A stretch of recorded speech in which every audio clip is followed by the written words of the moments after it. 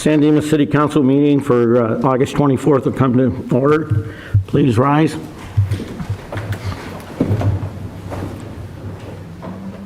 I pledge allegiance to the flag of the United States of America and to the republic for which it stands, one nation, under God, indivisible, with liberty and justice for all.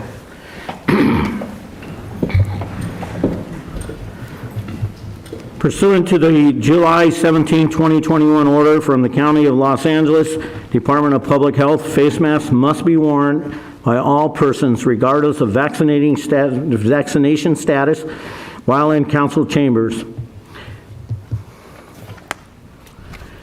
Temporary accommodation due to COVID. As a standing accommodation to ensure participation of those with sensitive and other risk conditions, the city will offer a nearby alternate location where individuals who desire to participate at the council meetings and would desire to wear a mask, maintain 6 feet in social distancing, and ensure that those around them are also similarly protected, regardless of vaccination status, may watch the meeting. Such individuals will be allowed to remain in this area only if they comply with these requirements. To participate in oral communication, such individuals will be called, can proceed to the public speaking podium to address the City Council, and are able to return to the fully masked and socially distanced location with minimal exposure to any unmasked individuals.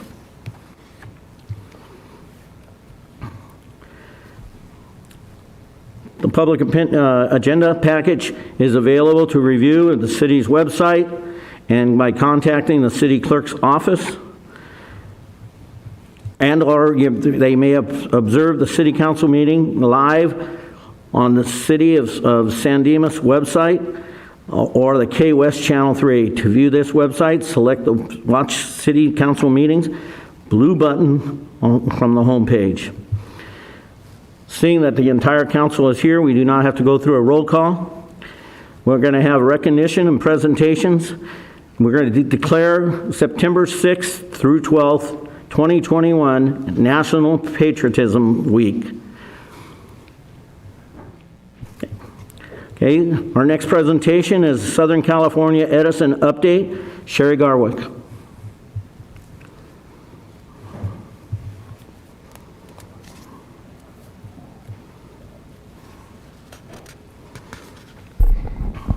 Good evening, Mr. Mayor, members of the City Council. Sherry Garwick, I'm the Director of Public Works. At its last meeting, Council expressed concern regarding the number of outages experienced by citizens of San Dimas. So staff invited Southern California Edison over to explain a little bit about their system, provide some of the outage data, and then give you an explanation of what they're doing to address some of the outages. With us tonight is Travis Parks. Yes. He's the Southern California Edison District Manager. I'll let you in, and here's your... Thank you. Mm-hmm. Good evening. So I don't know if you guys had any specific questions directly. I know I've met with you guys here in chambers to talk about our reliability, and this is kind of a high-level overview. There is an area in the western side of the city where you guys have experienced several outages, including the community center there by the high school, including one this morning. We dug through the data and did see that there has been 8 outages there since the beginning of June in an area that isn't used to having that type of outages. So peeling back the data, each time that we saw one of these outages, there was never a cause found as to why it was. Was there a car hitting a pole or Mylar balloons in the line? Every time it seems to be animal related. The circuit breaker that feeds that area is set what we call a fast curve setting, so it's very sensitive. It's something that we put in place for any area that is high fire area. And so with that being said, the circuit breaker will turn off to protect their ignition of a spark or a fire. And it will not retest until we actually patrol the whole line. So as we go through the reliability report here, you'll see that some of our numbers have been elevated because of our conservative approach that we're taking to the way that we protect our system and to prevent any future wildfires. I'm not going to go for too long, but basically, up here at on top here, SAIDI is an acronym that we use for our System Average Interruption Duration Index. And that is our main metric that we determine as to how long each customer has been out of power in minutes per year on average. Here's a list of the names of the circuits and the customers associated with the customers on your circuits within the city. And here's kind of what I want to start when I have the reliability report here with you guys, where we go. So in the blue is the data for San Dimas, and in the red is the Edison system-wide. If we go up here under our historical thing, you will see that last year we did perform very well compared to what the system for Edison, as a whole performed. However, last year we saw the introduction of a full year of COVID, which definitely reduced the amount of resources we had to respond to emergencies and those type of outages, as well as us putting in place what I said, these fast curve settings that will allow us to protect our system a little bit more and prevent there from being ignition of fire. So due to those things, our numbers were elevated, however, still much lower than the Edison average.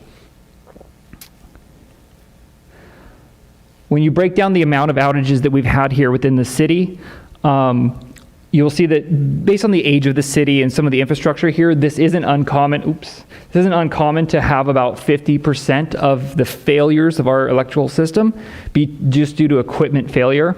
That comes to do with age, degradation, with weather, just things becoming overheated, or corrosion. Operation is just when we have to turn the power off for any random reason. This number here, vegetation and animal, is definitely lower than what we would typically think a city like San Dimas would have, with all the areas that you have, with all the big trees and the squirrels and rodents and those kind of things. And then other, down here, 9.3%, that is when we can't find a reason for their power outage. Most of the time it is animal related. We just didn't find the animal at the bottom of the pole as we're driving up and down the pole lines.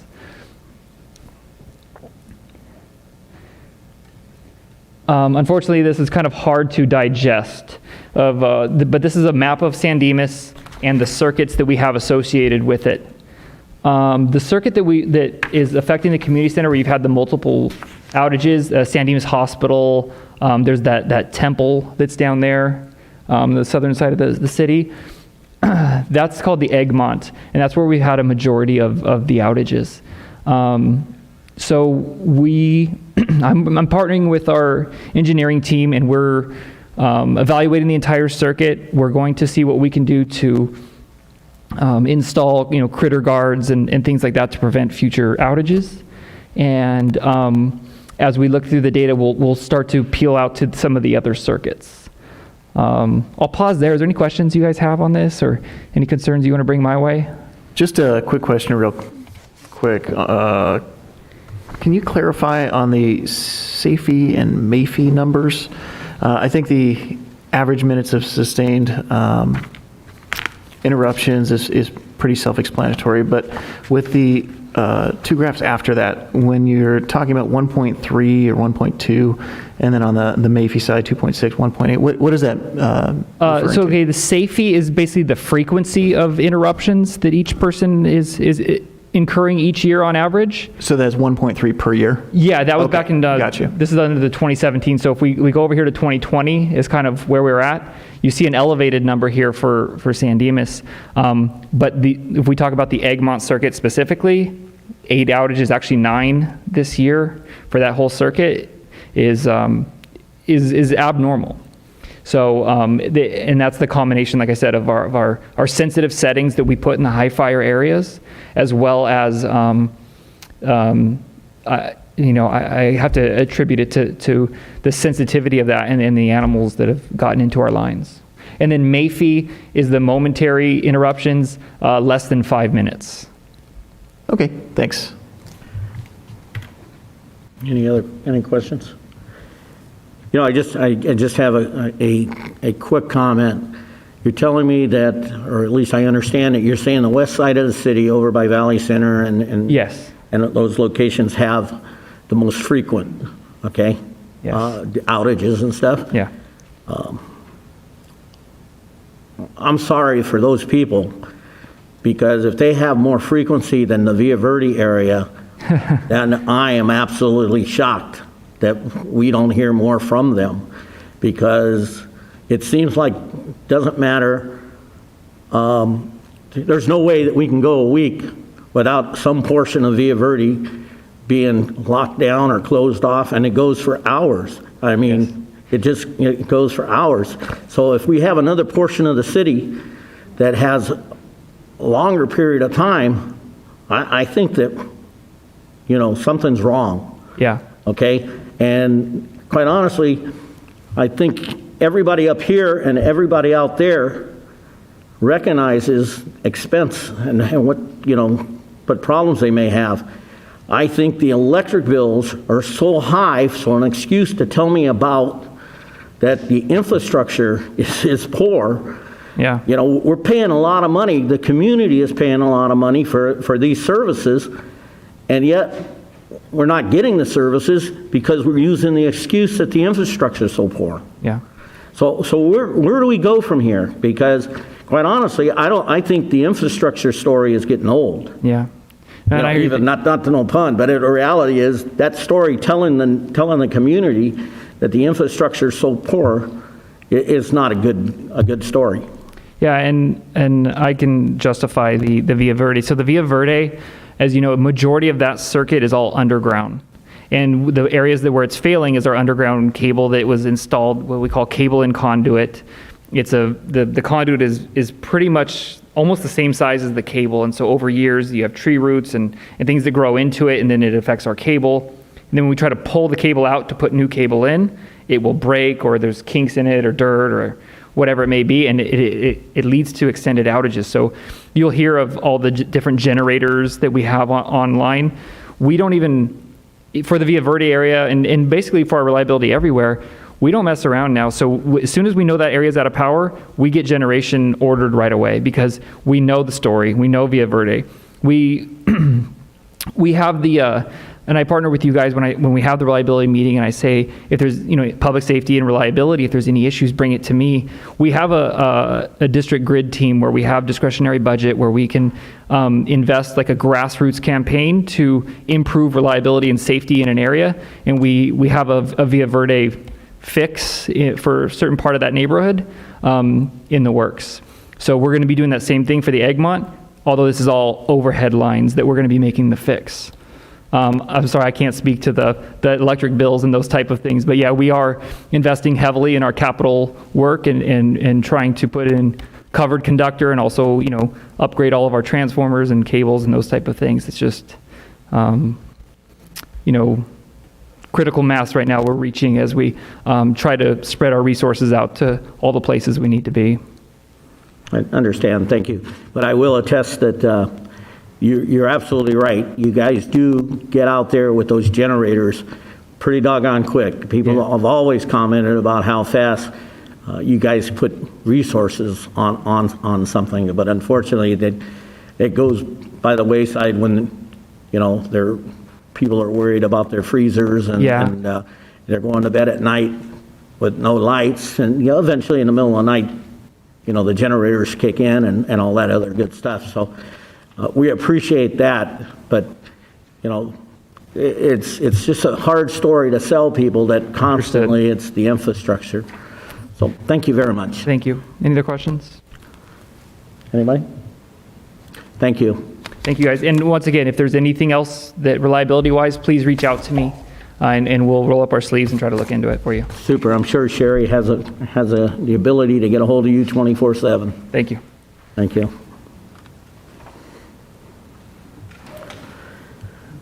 Oral communications. Members of the audience are invited to address the City Council on any item on this agenda or not on this agenda. Public comments will not be taken during each individual agenda item, except in public hearings. Comments on public hearing items will be heard when that item is scheduled for discussion. Under the provisions of the Brown Act, the legislative body is prohibited from engaging in discussions on any item not appearing on the posted agenda. However, your concerns may be referred to a staff to set up for a discussion at a later date. Each speaker will be limited to 3 minutes.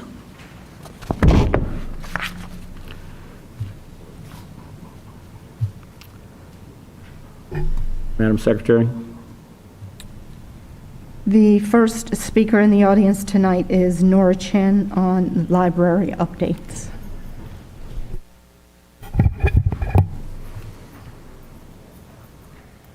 Good evening, mayors, council members. My name is Nora Chen, and I'm here to give you some update about the library.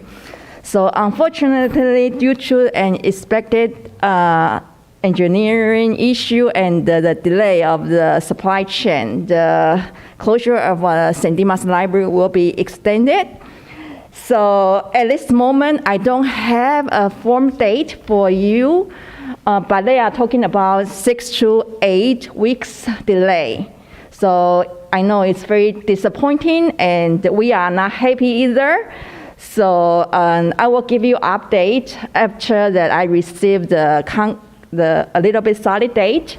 So at this moment, we apologize for this kind of the inconvenience it may have caused, and we thank you for your understanding and patience. Although the library is still closed, the vote by mail drop box in front of the library is still open 24 hours before the election, recall election day, September 14, 8 p.m. So I talked to the election worker. The ballots will be picked up every day, Monday to Friday. So if it's, I saw that a lot of the customers use that kind of service. It's very convenient for everyone. So I was encouraging everyone to take advantage of this kind of service. We do have a good news for you. The LA County Library is happy to be a new member of 5 free libraries. So all the past overdue or current overdue that in your family members' account, it will be all removed.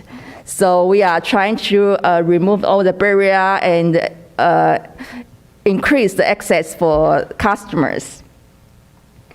So, and our outdoor program in front of the library every Monday is very successful. Overall, for the average, we see about 20 customers for each programs. And next week, next Monday, will be our last outdoor program, and it's for children and teens. So we would like to invite everyone to check our website and register those programs. And do you have any question for our closure? Thank you for any questions? your understanding. Thank you. Thank you. Thank you. We'll get this library back open. We will. Yeah, just I don't want to give you false hope, but we will try our best to communicate with the vendors and contractors Thank you very much. to reopen this library soon. Thank you Super. for your support. Thank you. The next speaker is Margie Green with the Historical Society.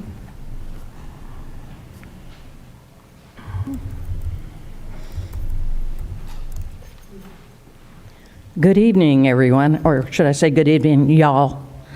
I'd like to say that the Historical Society, St. Dimas Historical Society, is open again the first Saturday of every month. And this coming September 4th will be the first Saturday of the month. We'll be open from 10 a.m. to 1 p.m. That's with the museum and the gift shop. We'd love for everybody to come. We're doing a walking tour. The walking tour will start at 10 o'clock in the morning. Dave Harbin will be giving the walking tour, and it's a historical walking tour of the downtown. I would like to say Mr. Weber, Councilman Weber, and his family joined us here a while back, and I understand his son was quite entertaining and also very interested in World War II history. Dave Harbin is a great guide. He's third generation here in San Dimas, and he would love to have people come. If you would like to join the tour, if you would call Dave, and the number is area code 951-990-3395, and leave him a message if he doesn't answer, or you can call the Historical Society. We're not there often, but we do check our messages at least once a week. We want to be sure Dave's wide awake and ready to go on Saturday morning at 10 o'clock on September 4th for the guided historical tour of downtown. And it really is worthwhile going to. You can never learn too much about your own town. And then come by and see the museum on the second floor of the Historical Society Walker House. The Walker House is at 121 North San Dimas Avenue, and we'd love to see you there. Meet on the veranda by the front door. Thank you. Thank you.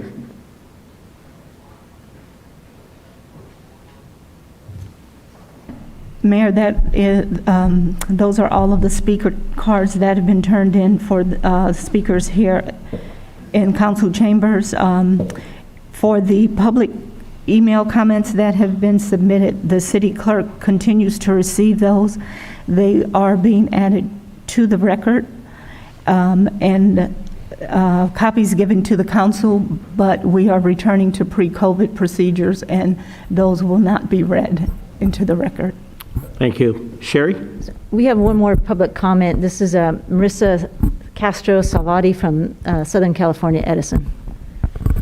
And I'm going to take the pleasure of taking this off so everybody can see for some of the newer council members who don't know me. And of course, Chris, the new city manager, since we've only seen each other on virtual. I'm Marissa Castro Salvati. I'm the government relations manager, and I see that you had met our district manager who has presented to you some of our reliability issues that we have here in the city of San Dimas. I do apologize for getting here. I had another council meeting that I was presenting, and by the time I got here, I said, oh my God, they're already up there. So I do apologize, but I wanted to at least make a point to introduce myself and let you know that I've been working closely with your new city manager, with Sherry, on any of the issues that's related to Southern California Edison.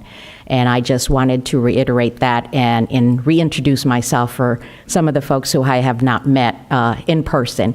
Now we can put a face and a voice for future issues that you may have. But again, thank you so much for allowing us earlier today to provide you with some of the information. Rest assured that we will be working closely with the city in trying to identify whatever problems we may have.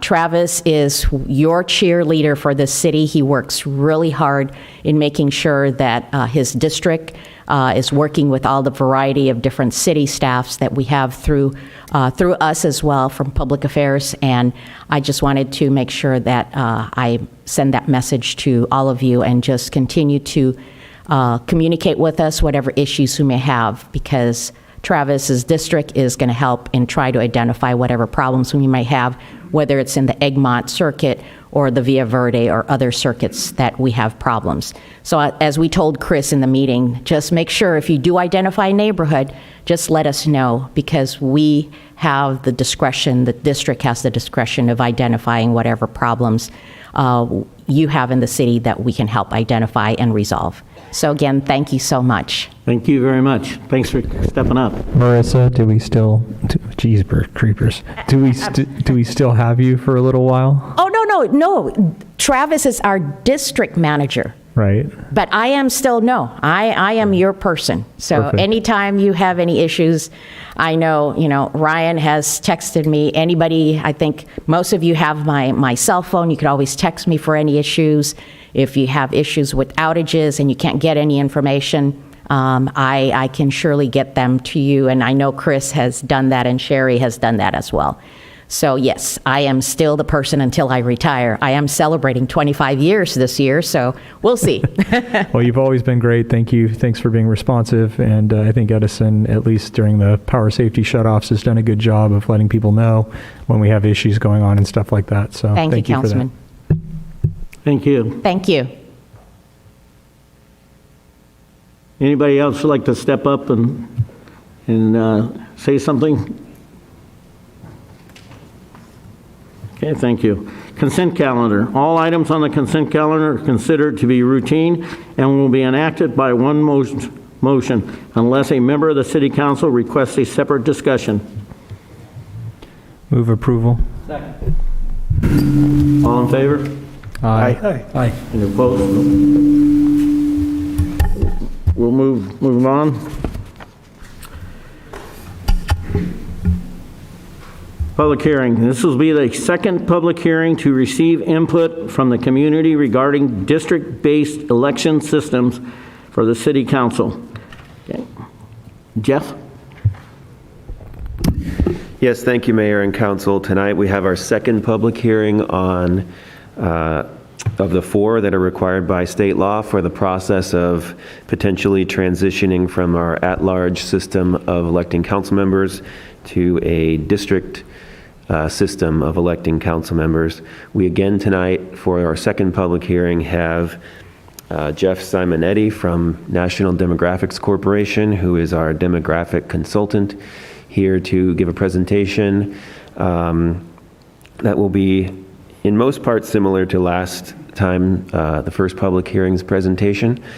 And we should then open up the public hearing, take comments from the public, and close it, and then any comments from the council. So I'll turn it over to Mr. Simonetti. Good evening, Mayor and members of the council. My name is Jeff Simonetti with National Demographics Corporation. Again, appreciate the opportunity to walk through some of the process of the 2021 districting process for the city of San Dimas. And as Jeff mentioned, there are some similar materials here, but wanted to clarify some of the questions and comments that you had from last council meeting. So again, the purpose of tonight's public hearing is to talk about the 2021 districting process and talk about why San Dimas is considering the transition from at-large elections to by-district elections. We'll talk a bit about the project timelines, key deadlines. We're going to talk more about the neighborhoods and communities of interest and get some of your feedback on that, as well as the public, and then talk about next steps, because we have a pretty quick turnaround here in terms of timing. So when we talk about election systems, as you know now, the mayor and council are at-large districts, at-large elections, meaning that everyone within the city votes for council members. The transition would be to district or by-district elections, whereby the city would be broken up into districts. And this is all driven by both the Federal Voting Rights Act and the California Voting Rights Act that was written specifically to encourage by-district elections. So what is the California Voting Rights Act? This was a change to an update related to the Federal Voting Rights Act, which was passed in 1965. And a jurisdiction must fail 4 factual tests that are in the beginning, that are in the middle here. The California Voting Rights Act makes it significantly easier for plaintiffs to force jurisdictions into by-district election systems by eliminating 2 of what we call the U.S. Supreme Court Gingell's tests. And we talked a little bit about this the last time, but the 2 that are removed in the California Voting Rights Act is, can the protected class constitute a majority of a district, so they don't have to constitute a majority of a district anymore, and do the totality of circumstances indicate that race is a factor in elections. Now, when we're talking about protected classes are those groups that have had a history of voter disenfranchisement in the past. So when it's related to this, the only 2 tests that have to be determined when we're talking about by-district election systems is, does the protected class vote as a block, and do the voters who are not in the protected class vote in a block to defeat the preferred candidates of the protected class? So we talked last time about the Santa Monica case that's moving forward right now and is in appeals. And remember that is not talking necessarily about should there be a majority district related to Latinos or not. They are still determining whether they should move forward with districts or not. And that is really what is, these two points on the Gingell's tests, and talking about removing the majority of the protected class, do they make up the majority of the district or not? That is what's driving the Santa Monica case. And it's something that should be considered here as well. When we talk about districting rules and goals, we put those into 3 buckets. And remember, too, that these are rank ordered. So on the left, we have the federal laws. And the federal laws specifically pertain to the Federal Voting Rights Act. Okay? And there's 2 main components of that. There's equal population in each one of the districts, relatively equal population in each one of the districts, and no racial gerrymandering. So we'll talk about a little bit more specifics in the next slide of what racial gerrymandering is and what to look for there. That is the first set of laws that has to be considered first. The second is the bucket here related to the California criteria for cities. And this specifically pertains to AB 849 that was passed back in 2019. There are 4 main criteria, and again, these are rank ordered. So the districts have to be geographically contiguous. We would look for undivided neighborhoods and communities of interest, and the new neighborhoods and communities of interest are socioeconomic geographic areas that should be held together. The districts have to have easily identifiable boundaries, and they have to be compact, meaning that they do not bypass one group of people to get to a more distant group of people. And there's a universal prohibition that districts shall not favor or discriminate against a political party. We have other traditional redistricting principles where we want to minimize the voters that are shifted to different election years. And we'd also look at potential future population growth. So if there's a city that has a particular area that is planned to be growing rapidly over the next 10 years, you can slightly underfill that to move forward on population growth. What if I could ask you a question? Sure. Can you go back to, under the federal law, it says no racial gerrymandering? Mm-hmm. Well, isn't the object in a city like San Dimas to get as many people of a minority class together so they could have a representation? Yeah, so I'm going to talk about this right now. So we'll talk about that? Yes. And before you do that, because on the other slide I had a question that you may not be going over. Sure. And that's in the third column. Yep. You didn't say anything about respecting voter choices, continuity. What does that mean? So basically, the top two bullet points there pertain to election sequencing, and so that's something that there are some city council members who will be voted for in 2022 and who will be voted for in 2024. Once we establish the districts, and let's say you redistrict again, there would be, what we want to try to do is minimize the folks who would be, let's say, voting in a district that would be in 2022, but say the lines get moved and then they get moved into a district in 2024. That's what we're trying to minimize, and that's what we're talking about there. I didn't understand what you said. You said somebody would be moved into would be in one district in 2022 and moved in 2024. Well, the lines of the district aren't changing in that interval. They wouldn't change till 2030, is my understanding. Yes. So this more pertains to redistricting, but I'm just giving this. This is just to show once the districts are in place and we redistrict, that we're trying to minimize that from taking place. In 2030, yes. Then, or after 2030? Yes. Okay, thank you. One other quick question. Sure. When it says that districting shouldn't favor or discriminate against a political party, how is that determined as far as, and how does it affect how boundaries are drawn? So, for example, if we're talking about criteria and, someone says, this area has a lot of people in X or Y political party, that can't be considered when you're drawing a district. So as an actual example, in San Dimas, the city's registration is virtually split evenly between Republicans and Democrats, with a certain percentage non nonpartisan or no party preference. But of those who chose, it's virtually even between Republicans and Democrats. So is a goal to make every district equally divided between Republicans and Democrats? No. Okay. No, what we mean is, like I said, if there's a point where someone might come up and say, for example, this area is heavily Republican or heavily Democrat, that can't be considered as a criteria as to why you should or should not draw the district in that manner. But you and those who are active in the city as far as political things go, which is everybody up here, probably know where there are more Republicans or more Democrats. So it's hard to not know that when you say, oh, well, here's the district, and oh, by the way, that's more Republican and that's more Democrat. So I'm trying to think of how you're going to not consider that, because that's something we're going to know. Well, I think if I understand what you're saying, or what he's saying, is that we just can't consider that when we vote on establishing those districts. It cannot be a factor. It doesn't mean that it's not there, perhaps, but is that right? Is that what you're getting at? Yes, it can't be a factor in a consideration as to a justification for why a district should be drawn in a certain manner.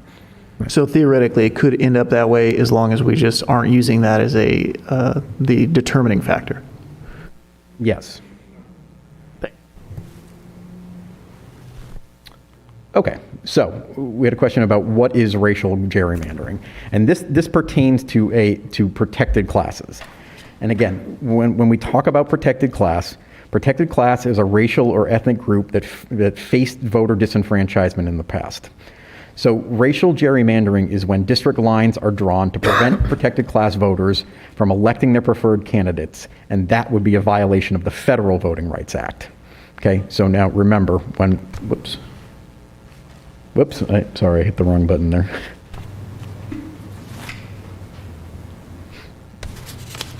Thank you. So when we talk about the districting rules and goals here, remember, the federal law, and particularly the Federal Voting Rights Act, is the primary and first consideration for how we are going to be drawing the districts. Okay? So when we're talking about that, you cannot draw district lines that would prevent protected class voters from electing their preferred candidates. The other thing that cannot be allowed is when race or ethnicity is the predominant factor when drawing lines. That would also constitute an illegally gerrymandered map. Are there questions pertaining to that?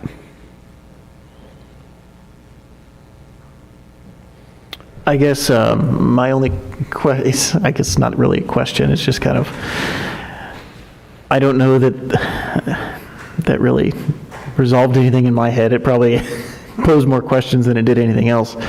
I just don't know how in the world we would ever determine or make those determinations that protected class voters would be prevented from electing their preferred candidates, whether we switch to districts or not. I don't know that data is even collected on the federal level, is it? So part of it would be looking, and we'll get into this in a second here, is looking at the protected classes within the city and determining are there particular, so the reason why we had the maps about the citizen voting age population and we have them again here is we're looking for areas of concentration of protected class voters, and those are the areas when we're talking about these considerations that we need to consider and make sure that those areas are not split up to ensure that that voter population isn't diluted.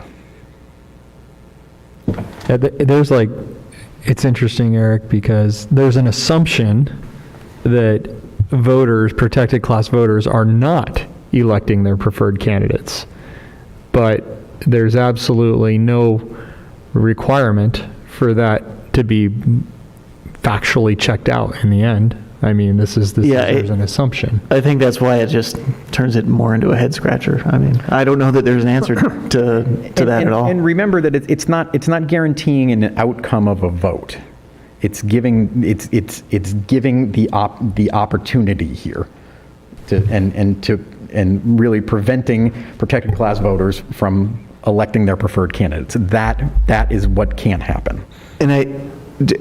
So if I get the drift as to where this is going, is it an assumption?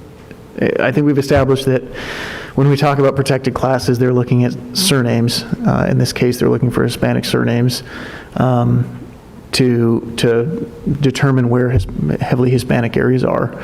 And then are they assuming that those protected class voters would then be voting for Hispanic people? Again, it's not pertaining to who they vote for or not. It's, in other words, setting up those districts, like I said, is not guaranteeing an outcome in the vote. It's giving them the opportunity and to make the determination of these two things. Do the protected class vote as a block? Okay, and if they do the voters who are not in the protected class vote in a block to defeat the preferred candidates of the protected class? So the point of that is, when we're talking about this, that those areas where there are potentials for that, and again, it doesn't, by removing the point of the majority of a district, they don't have to constitute the majority of the district. They just have to have those two characteristics. And if they have those two characteristics, that area cannot be split up to dilute their vote. Okay, I think that. If I could try to say it in maybe the simplest way that I can. When you're drawing district lines, you cannot draw them in such a way that would dilute the voting power of a protected class. I think that's the basic rule. So essentially, if you have a group of voters who are a protected class, and they live in a certain area, you can't split that area right down the middle with a district line, because then you're diluting the ability of those protected class voters to elect the candidate of their choice. That's all that the rule about racial gerrymandering is in its simplest terms. You know, this makes it difficult in San Dimas because we're a fairly integrated city as it is. It's not like there's one neighborhood that's 95% Hispanic or Black or Asian. And so when you're dealing with a city like San Dimas, you're going to want to get if your object is to get a minority representation, you want to get as many of those minority voters into the same district as possible. Well, anyways, I think it's very complicated. Yeah. I think it's virtually, when you look at the city of San Dimas, it'll be interesting to find out how you guys actually break this down. This has always been a nonpartisan race. And yes, we have move into that Republican, Democrat, independent situation, but the race itself, or the election itself, has always been at least sold as a nonpartisan race. But then when you look at the city as a whole, just like Dennis said, there is no real section of the city that's, a group of folks are there that are going to make this influence. So I'm not sure how you draw these lines to make it, because you could have, there is no real part of the city that's predominantly one race or the other, because we're such a diversified city. So how does that work? When you start counting bodies, I don't know where you start breaking these lines down. Yeah, so we'll get into that, and let's go through the map data here. And one of the questions was there. I believe the plaintiff's letter was driven partially by a question about Latino voting. So here is a graph of a chart of the demographic data within the city. you see you had a slight increase in your population between 2010 and 2020. But look at where your total population is here. And the two important categories here are your total population and then your citizen voting age population. The citizen voting age population doesn't mean registered voters, which is down at the bottom, but it's the percentage of people within the city that are over 18 and who would be eligible to vote. Within that, you can see that approximately 32% of the city is Hispanic. And then this is where you get to, and why these maps are important, is your question of, okay, well, where are there potential concentrations in the city of protected class voters? So when you're looking at Latino citizen voting age population, for example, the areas, the census blocks that are either in the yellow or the more reddish color are higher concentrations of Latino citizen voting age population. So you can see that census block, for example, that's just west of the 57 freeway there, has between 75 and 100% Latino citizen voting age population. And there are some other areas as well in the center part of the city here that have somewhere between 50 and 75% as well. So those, when we're talking about concentrations, those are the areas that you need to consider when we're talking about protected classes and how to deal with the issues of the Federal Voting Rights Act. Oh, sure. There we go. So, sorry, yes, right in here. This area. So see, this census block here indicates that we have between 75 and 100% Latino citizen voting age population. These areas here, this area, and as well as these areas, are between 50 and 75% concentration of Latino citizen voting age population. The interesting thing is that the one you point out just west of the 57 freeway doesn't really have that many residents compared to other parts of town. I mean, it may have a certain, I don't know what the percentage is, but I mean, the number of residents. But so percentage in a particular area doesn't necessarily equate to numbers, you know what I'm saying? Correct, yes. Census blocks usually range between 1,200 and 1,800 people within it. But each census block can have a different population amount. Okay. So it is about equal then. So those, I mean, that would equal approximately the same number of residents as some other little squares I see here and there. Okay. So then, Jeff, if you could leave this up for just a second. Sure. To demonstrate the issue or the point about racial gerrymandering that's illegal, we have the concentration of Latino residents there in the center part of the city. What the council has to keep in mind when drawing the district lines is that you don't want to draw the lines in a way that would dilute the voting power of that concentration of protected class voters. So just as a common sense way to say it, if you keep them all in the same, if you keep those voters in the same district, then you're not diluting their voting power. But if you split that area of concentration of voters right down the middle, then arguably that is diluting their voting power because half of them are in one district and half are in the other, and so their voting power is diluted. That is racial gerrymandering that's illegal. But considering race or protected class to concentrate their voting power is not illegal under the California Voting Rights Act and the Federal Voting Rights Act. Any other questions pertaining to this slide? Just, I'm looking at it again and I'm thinking, there literally, that one orange area, there literally might be 10 people living there. I mean, that's... It's more than 10 people. That census block is somewhere between 1,200 and 1,800 people. Because it's north of the railroad tracks. It's kind of by Target and across the street where there's an industrial park.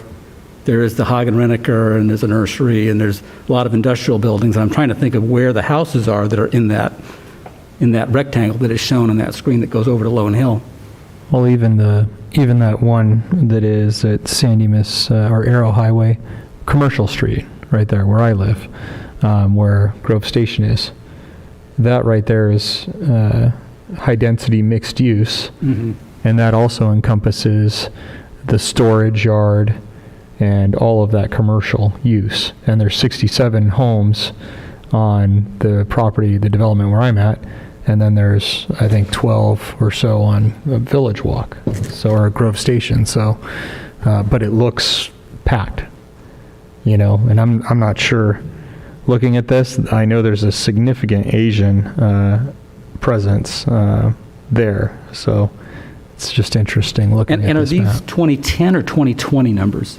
So these numbers are from the 2010 numbers. Okay, so yeah, so we'll obviously update those. And we'll get to that in a second. So the census data, the federal census data, just dropped on August 12th. And as we discussed last time, there needs to be the updates for the prison adjustments within California. We're anticipating that the full usable census data for drawing maps will be able to come out in either late September or early October. So, and will the tool, will it allow you to hover or click or something like that so that you can see how many people are, like Yes. say you're trying to make these districts with a certain number of people to make them equal. Yes. And you're out there, you're trying to do that, and you click on one, will you know before you click that, oh, this is going to have an effect or not on what my totals Yes, are? and that's a very good question. So yes, so when you draw your maps, they'll be essentially, it's almost like a paintbrush tool where you can, all right, let's say I keep pressing the wrong button. My apologies. Here we go. So let's say for example, I want to draw a district that encompasses this area. Okay, you'll be able to click on the census blocks, and it's essentially like a paintbrush tool that will add all those up, and you'll have a running tally of your population there. The other thing that it does too is that the software will give you a demographic breakdown too, so you can see exactly what you're talking about. What percentage Latino, and all the other items that we have in there, non-demographic data, things related to income, those types of things, so you can see that. All right, thanks. So when we're talking about Asian American citizen voting age population, again, this is from the 2010 data, but there are some concentrated areas here, particularly within the center part of the city. But for the most part, your Asian American citizen voting age population is pretty spread out throughout the city. And some of the other statistics too here that we can get, and this will also be a part of the public mapping tool, are your income statistics. Again, the coloration is the same. So your reds and orangish yellows are higher percentage, blue and purple are on the smaller percentages. And this is a percentage of within the census block of incomes of over 75,000. Here again is the percentage of the population that are renters. And we have a high percentage of renters within the center part of the district here. When you start bringing this back, with some more finite details of what you're showing here, these are, I understand what you're saying because I can see, but I think if people are looking, all they're looking here is seeing a general area. And like John said, there's this small section of town over there that you're showing that's only got X amount of people. Now you say there's 1,200 to 1,500, 1,800, but we know that there are only X amount of houses over there.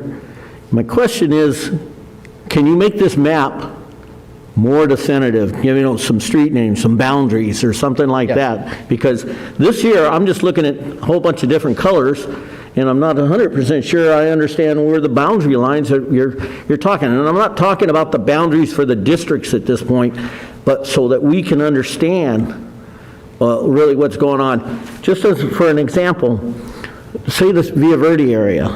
They have a Vaughn's Market up there, okay, and it's not that way now, but a few years back, everyone started noticing that the type of food had changed.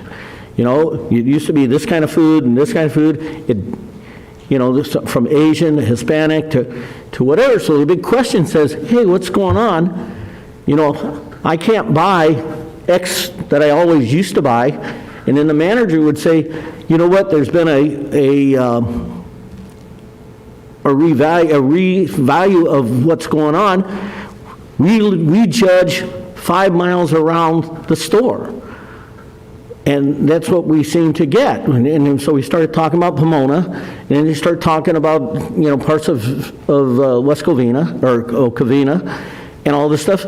But the greater percentage is, quite honestly, dead people, because that's the cemetery is all the way around, so that it skewed the numbers completely up. And here's what I'm seeing here is, I'm not sure that we're not skewing the numbers, not intentionally. I don't think we're doing it intentionally. I'm sorry, I phrased that wrong. But I think it becomes skewing because we're not sure where you're going with this. Or at least I'm not sure. Okay, yes, so the census data is the census data. I mean, we obviously get this from the state. So this is not something that, in terms of percentages or whatever, we have control over. What I can say is once the public mapping tool is in place, what you were talking about, to be able to zoom in and say, okay, yes, this particular street or this particular area, it's essentially like for lack of a better term, it's more of it's like Google Maps, where you can say, all right, I want to zoom in on X area, and I want to see within this particular neighborhood, what does it look like? And there are overlays there for all of these things. Not only your demographic data related to citizen voting age, population, but things like this, where you can zoom into a particular area and see. And there are streets, you can turn it on with the satellite. There's all different ways. So yes, that will be available.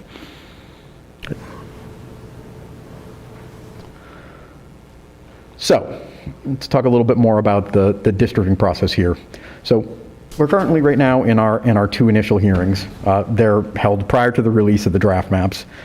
Right now, we're just going through the education phase and to solicit input on the composition of the districts. We'll also be talking more tonight, and we'll be asking you for your feedback on what we want to call our communities of interest. We've had the census data release, and now that was released on August 12th, so 2 days after our last hearing. The Census Bureau released the official 2020 census population data. Now, as I mentioned at the last hearing, there are 2 further steps that have to take place before we can use that data for draft maps. First, the state of California has to do what's called zeroing out the prison population. The prisoners within the state of California are, the census is taken at the prison, but they are counted at their last known residence. So the state of California takes that data and moves the prisoners from where they're counted to their last known residence.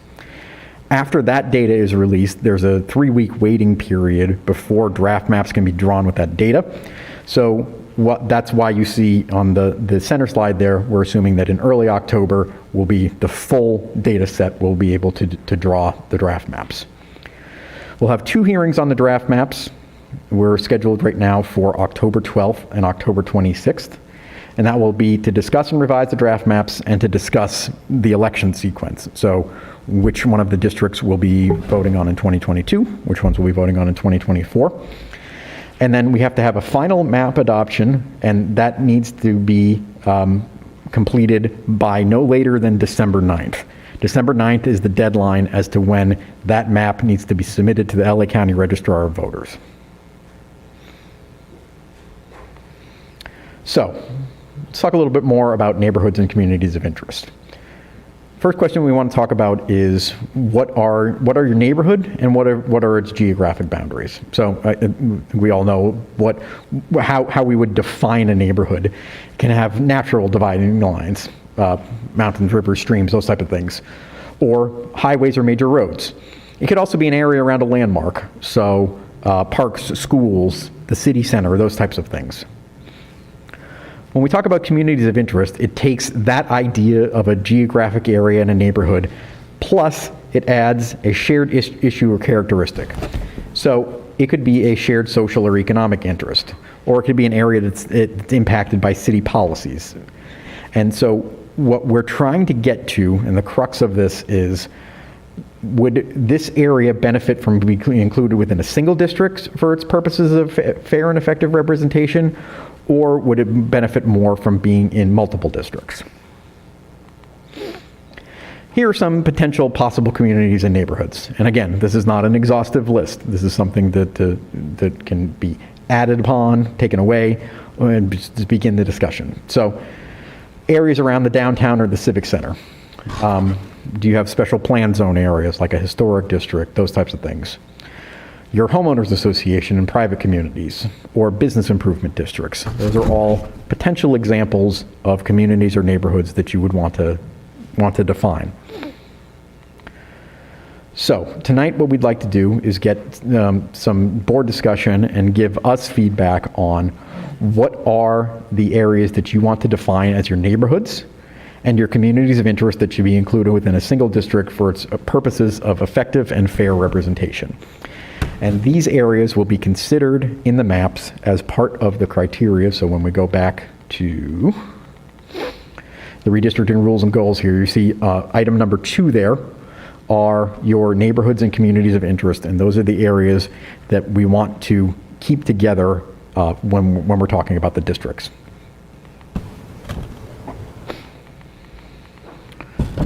So, last two slides here, we talked about the delays in the census data.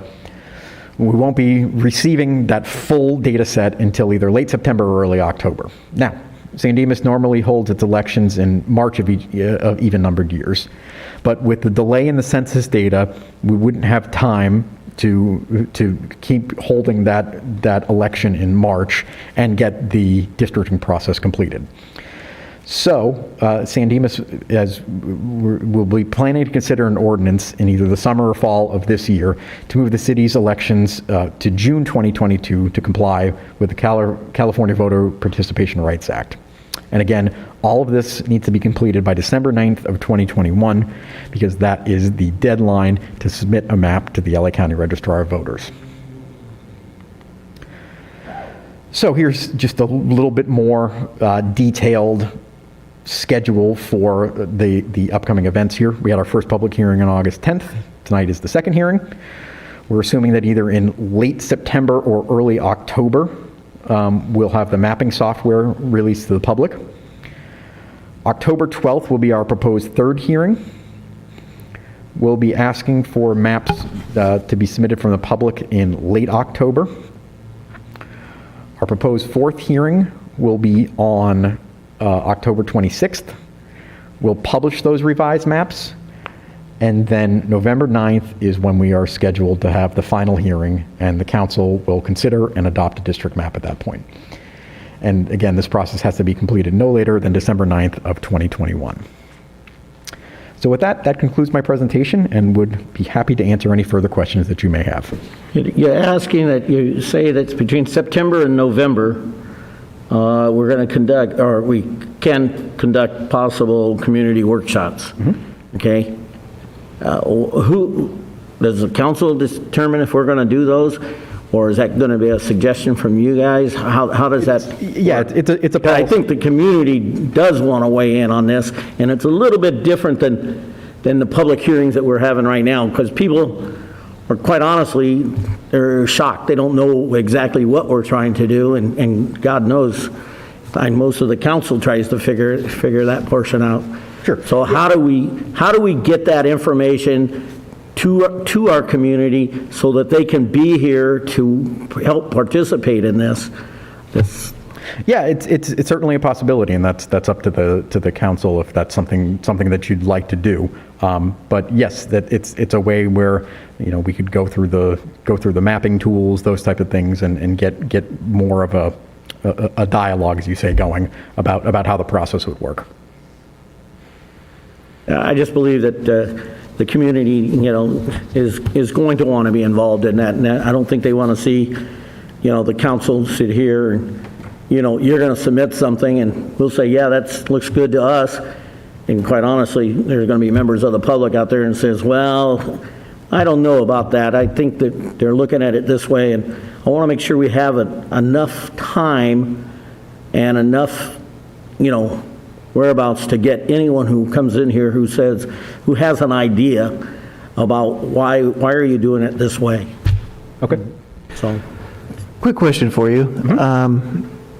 Doing some more research after what John was saying, I was pulling up a satellite view of that particular district that was that we highlighted earlier. And I was thinking that maybe it encompassed a mobile home park and a condo complex south of the tracks, but looking at it now, those are separated. And it's 100% commercial that's in that area. I think there are 2 houses, maybe 3, and so you may get 75% because there may be 4 people living there, and so they're all Latino or not. I mean, but yeah, it's interesting. There could be a couple of houses there, but they all look very, very industrial so it's basically the Cienega south to the railroad tracks, the 57 west to Lone Hill.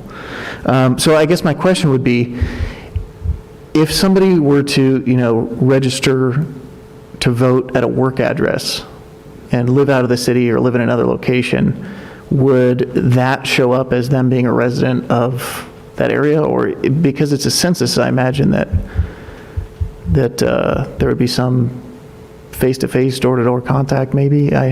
Not necessarily. They don't go door to door to everyone, but we can go back and look at that census block.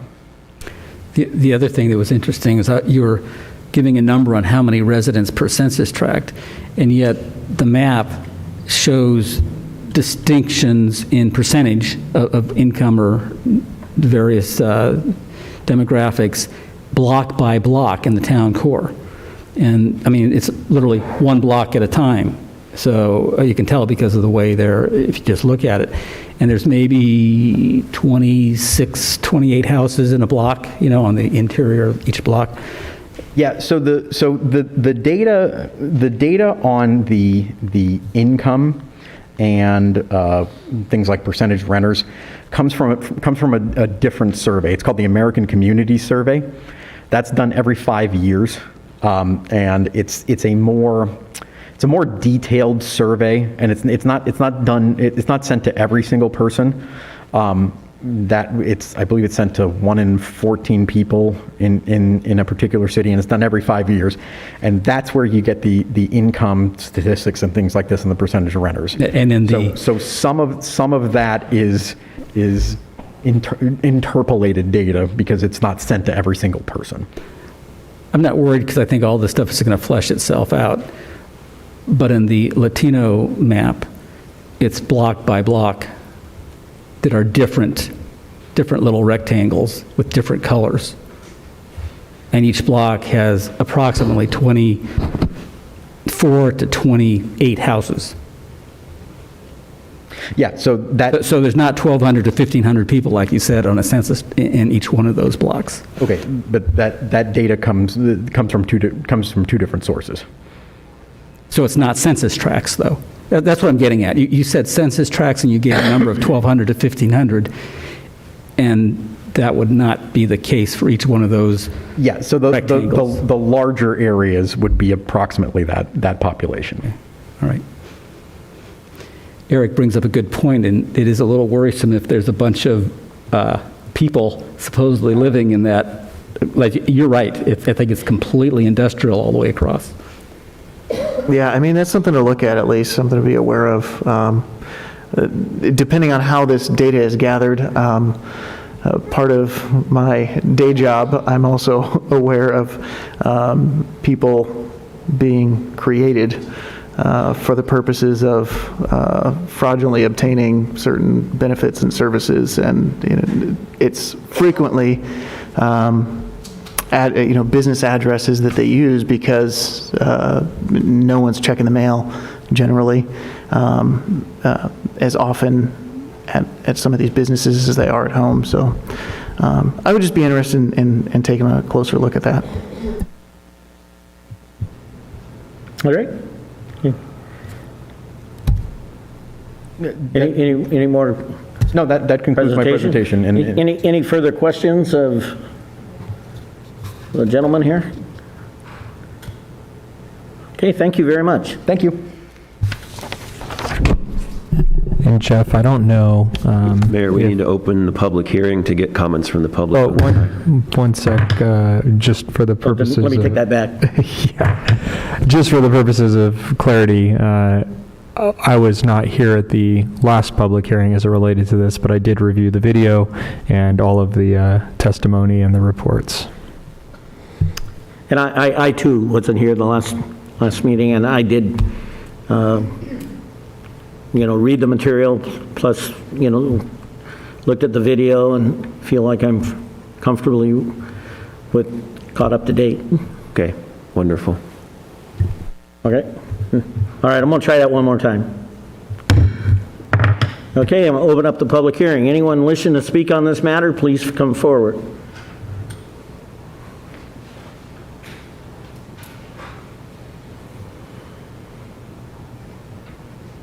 Good evening, Council and Mayor. I don't live in San Dimas, but I own property in San Dimas for my daughter. And I've spoken on this in the past regarding this particular item, including at the last Bonita Unified School District meeting, where this was brought up for that group, that they are moving to district voting. And for the record, I think that you guys are reading this right. As the saying goes, numbers lie and liars figure. I think you guys are doing the right thinking right now, the critical thinking about what do these numbers mean, what do they really represent, and who is really not being served. The last census data for this city shows that there's 31% Latino. Out of a city that has a population of approximately 35,000 people, that means there's 11,000 votes available to that community, and that community includes myself. I'm Latino, and I resent the idea that this racist measure by Mr. Schenkman, who's nothing more than a political ambulance chaser, for lack of a better description, is making good cities like San Dimas, Glendora, Laverne, all of the communities that we live around, force us to look at each other differently and act as if each one of you is a racist because you can't represent the entirety of the city. This city, on an at-large basis, allows every single citizen to hold each and every one of you accountable for the job that you do on behalf of everybody, not a district, not a voting block, nothing. And all this does, it will allow political hacks to get into this city and buy their way in one position at a time. That's all it's going to do, and it's going to fracture the city. It's going to ruin the cities that it's already in right now. Look at every city that's got it. You do the math. You tell me whether or not those cities are better off. This state is predominantly growing in Latino population. There's no doubt about it. We all get it. But I'm not a racist. I don't want people to give me any favoritism. I want to get up off my butt. I want to get in the election booth. I want to vote for the people I think are right for the job and not look at the color of your skin or your age or your financial status. We all have the opportunity in this great country, in this state, in this city, to do whatever we want. I look at the staff and I look at the color of their skin, and I'm going to take a presumption that they're Latino. Are they being, hindered from their opportunities in this city? Is anybody in here? We're all the Latinos. Where's everybody's outrage over their lack of representation? So I'm here as a member of the greater community to say, please look at this very hard, take it very seriously, do a good job. The city and the greater of our communities depends on it. Thank you very much. Thank you, sir.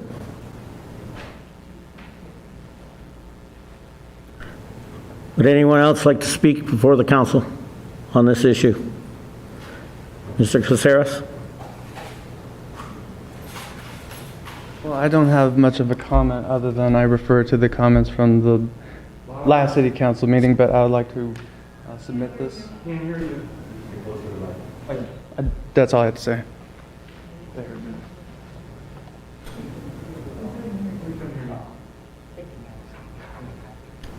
Thank you. Is there anyone else who'd like to speak?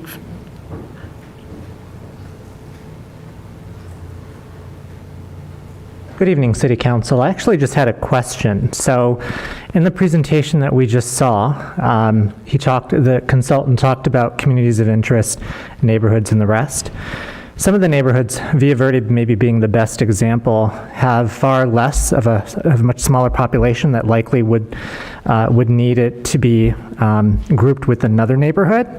And so I guess the question that I had is, does the City Council envision at all creating additional seats to represent districts that may look independent, like Villa Verde or other communities, instead of combining them? Is that at all a factor, or are they certain that they will stick with 4 districts and divide the city into 4 units, in some cases combining neighborhoods that may look very different from one another into a single council district? So that's my question for you. Thank you very much. Chris or Jeff, would you like to address that? It is possible for the council to increase the number of council members if that's what you decide to do. I would need to check to see whether an election would be required to do that, but it is possible under the law to do it. And at this point, there's no definitive conversation about we're only going to have 4 districts. We're waiting for that information to come back from the demographers, right? Well, right now we're working under the assumption that the council wants to stay with 5 council members, 4 council members, and 1 directly elected mayor. So that's the assumption. That could change. That could change if we get direction from the council to change that, but we would need to know that soon, maybe even tonight if the council wanted to consider that, so that we could, when when the census data comes out, we could provide options for additional numbers of districts over the number 4. And I would be able then to have time to look at whether an election would be required to add council members to the dais. So we were not operating under the assumption that those kind of changes would be made. But if the council would like us to look into that, then we can bring information back on that at the 3rd public hearing. Well, I personally had not given that much thought until the last speaker spoke.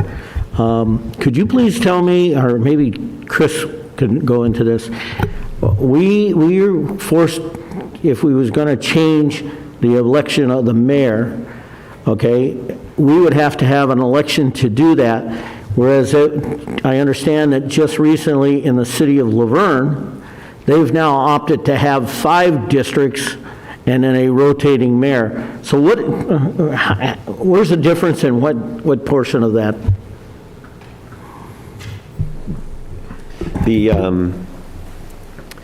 I don't know what... Currently, they have an elected mayor. Currently, they have an elected mayor. In San Dimas, we also currently have a directly elected mayor, and that was a voter proposition. So in the 70s, a member of the community got signatures to switch San Dimas from a rotating mayor, like you described, to a directly elected mayor. And that was passed by the voters in San Dimas back in the 70s. So in order to change that back to having a rotating mayor, where we'd have 5 council districts and a rotating mayor, that would require going back to the voters with a ballot measure to switch back. And the election to do that cannot be held in time to have that election be effective in June 2022. So we could have the election to do it in June 2022, but then it wouldn't take effect until the next election cycle, which would be in June of 2024. So for the years of June 2022 through June 2024, we would still have the directly elected mayor sitting, and then June 2024, that election would just have 5 council members on the ballot, and there would then be a rotating mayor. Okay, thank you. Well, I just got to tell you that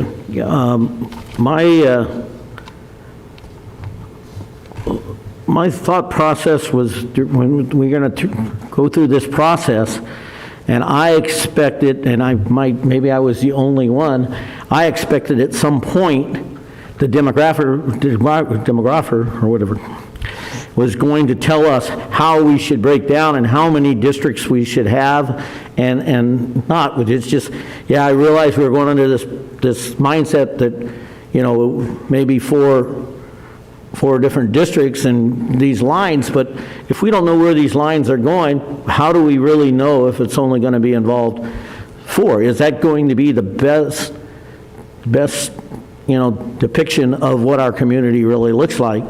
And I don't know if anybody else had that mindset, but... Well, first of all, is the public hearing... No, we're still in the middle of the public hearing, Okay. so we need to finish public comment, and then you can deliberate. I had a question about that, but I'll wait. Okay. All right, so you want to say something else? Thank you very much for entertaining my question, and it's based on the answer that we heard from, I believe, the city attorney. So my follow-up question is geared toward him. You said that it is up to the city council to determine how many seats are available or how many districts are drawn. Can you elaborate on what kind of procedures or governance determines that? So does the city council have the authority to determine at any meeting how many seats they have and how they're filled? Or are there certain restrictions, guidelines, rules, etc., that would determine when they can add seats, subtract seats, fill them, and the rest? And so I'll take my question again from my seat. Thank you very much for your time. Mayor, we should finish the public hearing, and then I can address questions afterwards. All right, any further questions? Okay, I'll close the public hearing, and I'll have city attorney respond to the gentleman. That was kind of what I was talking about. If the council's interested in increasing the number of city council members that San Dimas has, then I can take that direction, and I can bring back information at the next meeting or the next public hearing on this item about what the procedure would be for increasing the number of city council members. I know that in state law there are only certain numbers, like you can't have 27 council members. There's only a certain number of council members that are available as options. So, and then the process, like I said, I would have to look into whether it would require an election to increase the number of members on the council, or whether it can just be adopted by ordinance. So I don't have that information now, but if the council's interested in potentially going that direction, we can look into it and have that process back for you at the next hearing on this. Thank you. I'm just curious, I think, I'm looking at all the new staff who probably doesn't know. Didn't council entertain that idea at some point in history? I mean, isn't that why even the dais is configured the way it was? It may have been sort of to keep options open when the original dais, this is a replacement from the old one, had the 7. But it was, as we know, the city manager and the city attorney who were up here and filled those extra 2 spaces. But I always thought the same thing. Could that possibly be for 7 members up here as opposed to? But I never heard that that's what it was for. I think it was just being flexible. Yeah, I think I'm interested to see what the process is as it relates to the maps that come up and looking at it. As we proceed, we're under a pretty strict timeline, I think, to be able to achieve what needs to be achieved at this point. And I think out of some of the materials presented in closed session to council in the past by a firm, I don't know if it was the same firm, that, you know, there are ways to achieve the districts, so that I think the community will see, whether it's for an at-large mayor or more, you know, is to be seen. Thank you. Any additional questions? John, I thought you said you had a comment. You know, it's exactly that about whether you need an election or what the procedure is to increase the number. It was exactly that. I don't want to not give the direction or input or ideas that either Jeff or Chris or our staff or anybody needs.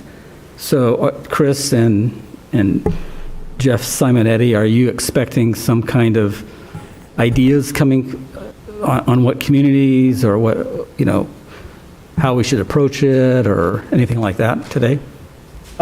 It doesn't have to be today, but at some point we need to get feedback from both the city council and the public if they're interested to define what your communities of interest are.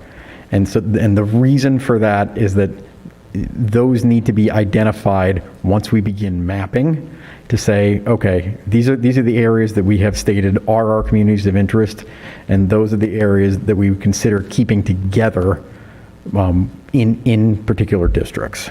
Well, ideally, and it's not going to be ideal, I'm sure, the entire community would be involved or representatives from all the neighborhoods.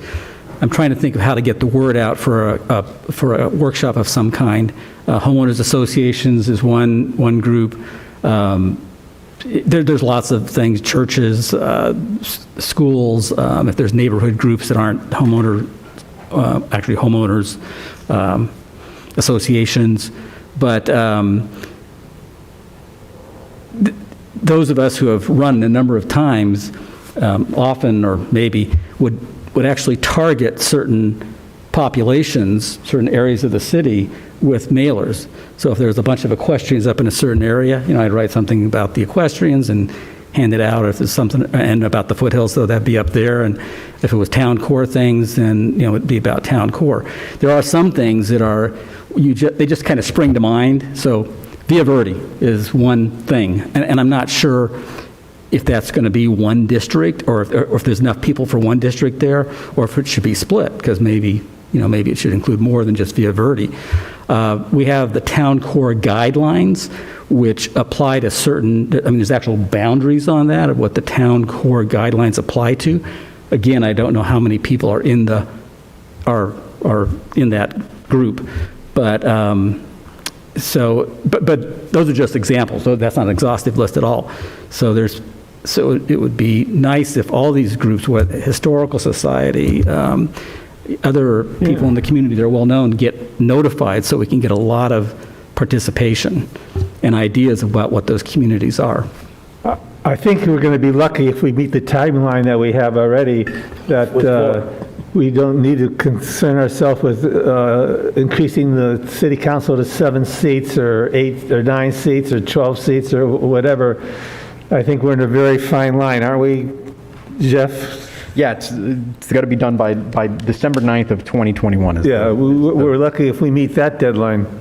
Or Jeff, is this the same consultant we used through litigation discussions? It's the same company, yes. Same company.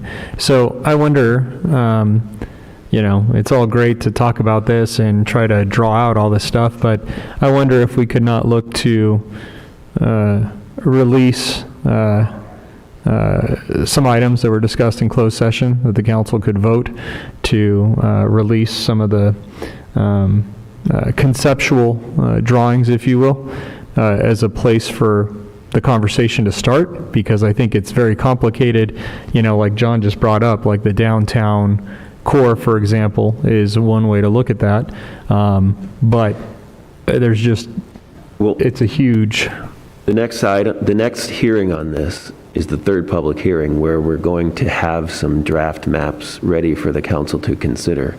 So that sounds great, and I look forward to it. If the demographer company is not already going to use ones that perhaps have been prepared before, then, I'd assume that's where they're starting with. Yeah, my only point in that is that conceptually looking at this is very complex, and there's a lot of intricacies to it, and it's very hard to go through. And to be honest, when you look at Glendora and how they did some of their districting. I just hope we don't end up in a space where there are some oddball districts, a pocket of that over here is part of that district there. I hope, we do our best to keep the continuity of the districts and whatever they form to be. Well, we don't have another city council meeting for 3 weeks, so in that time, I think the public, there's, what I know is that there's some members of the community who are really interested and are already drawing maps, and or they might be, I don't know if they are or not. And there's some people that are going to be really interested in that tool, they're going to want to submit maps and everything like that. So what I'm worried about is that there's a few hyper-interested individuals, and there might be a half a dozen, 3, 10, I don't know what, when there might be others who would like to submit maps. And so I'm trying to think of how we're going to get the word out. I didn't remember in the recreation guide if there was an article on I think there was an article on redistricting, right? And did it mention the public being able to draw maps? I think it might have. The article didn't have a lot of detail. What the article had was basically the calendar. Okay. That we've been sharing of when the different meetings are going to happen and what's going to happen at the meetings. That was all the information we could get in there, along with information about the recall. Oh, right, that was in there. So those okay. were the 2 pages. That's all I have to say for right now. I heard what you're saying, John, about people are, certain groups are going together and drawing, having a conceptual idea of how they want to draw these things. My question is, how can they possibly do that when they don't have this information that, our paid people are telling us about what percentages of how many people here and there, and how many gophers are here and squirrels and all kinds of things. So I think that's very difficult until this information is disseminated to have anyone draw, to start submitting lines. Once we have some basic idea and then submit it, that might be a starting point, but I don't think they have a starting point at this point unless you know something I don't know.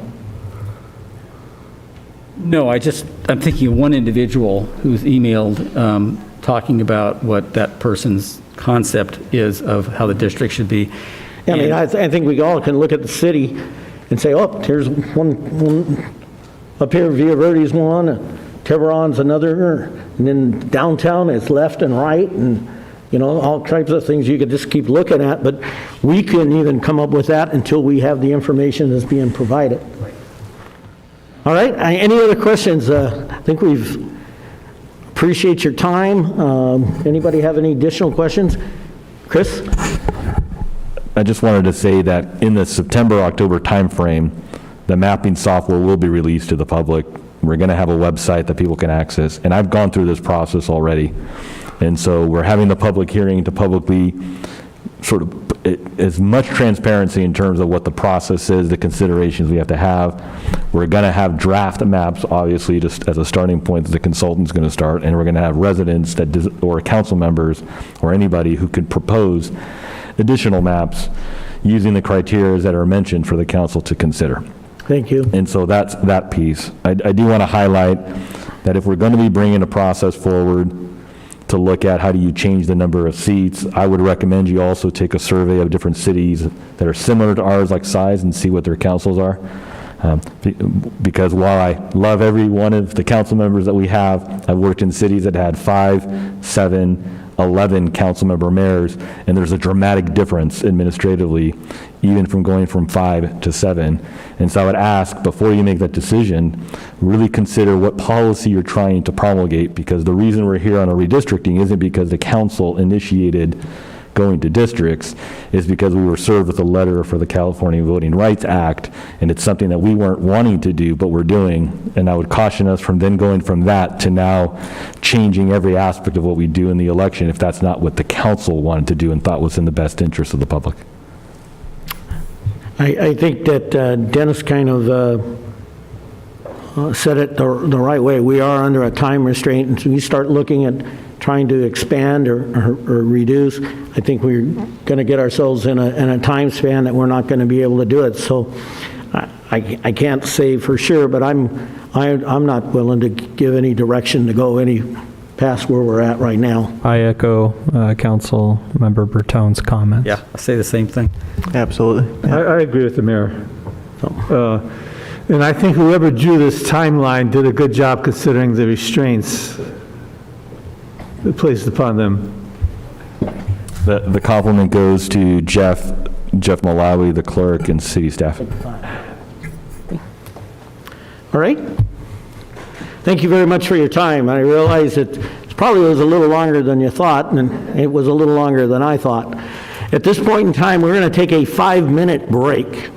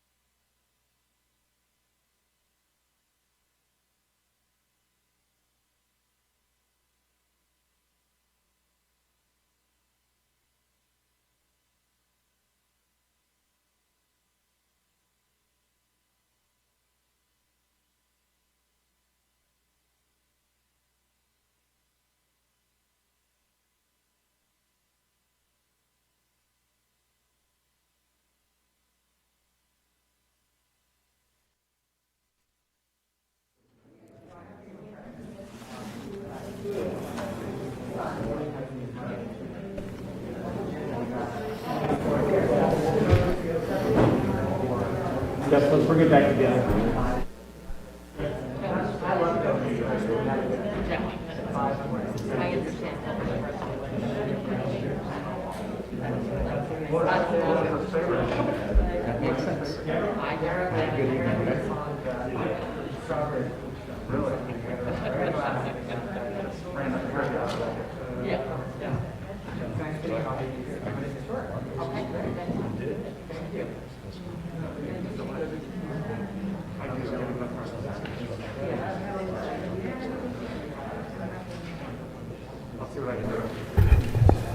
All right, we'll bring it back to open session. Okay, the next item is a discussion and consideration of approval of the following application request for the property located at 299 East Foothill. Marco? Thank you, Mayor. Let me start us off on this item with some housekeeping matters. The first one is, this is a continuation of the item that was held on August 10th. And so I want to state for the record that the staff report for the August 10th agenda item is incorporated into the materials for tonight's agenda item. And that staff report for August 10th has also been posted to the city's website. Secondly, Mayor Badar and Councilmember Vienna were not present for the August 10th public hearing on this item. That public hearing has now been closed, but we do, in order for the mayor and for Councilmember Vienna to participate tonight, you do need to state on the record that you reviewed the video of the public hearing from August 10th, and then you'll be able to participate in the item tonight. So have both of you reviewed that video? I have taken the time to review the material as well as view the video of the last council meeting, and am completely ready to hear any further conversation. I too reviewed the video as well as the reports and public comments, and am prepared to participate as well. Okay, thank you. Then I'll turn it over to Marco then. All right, before I turn to Marco, is this where Yeah, if I could would like to make a comment? Take a moment of personal privilege. As some of you may know, and as I am aware, there may be some who believe I should not participate or try to participate to influence the City Council's decision on this item because my parents' home is located in the adjacent neighborhood. I've discussed the legal issues with our city attorney, who has determined I have no financial conflict of interest on this item that would violate the Political Reform Act or the FPPC regulations. I have a duty to all those constituents I serve as a council member, which includes those who supported my candidacy, as well as those who did not, and all the businesses and property owners of and visitors to our city. That duty is to objectively participate in all city decisions unless I am legally prevented from doing so.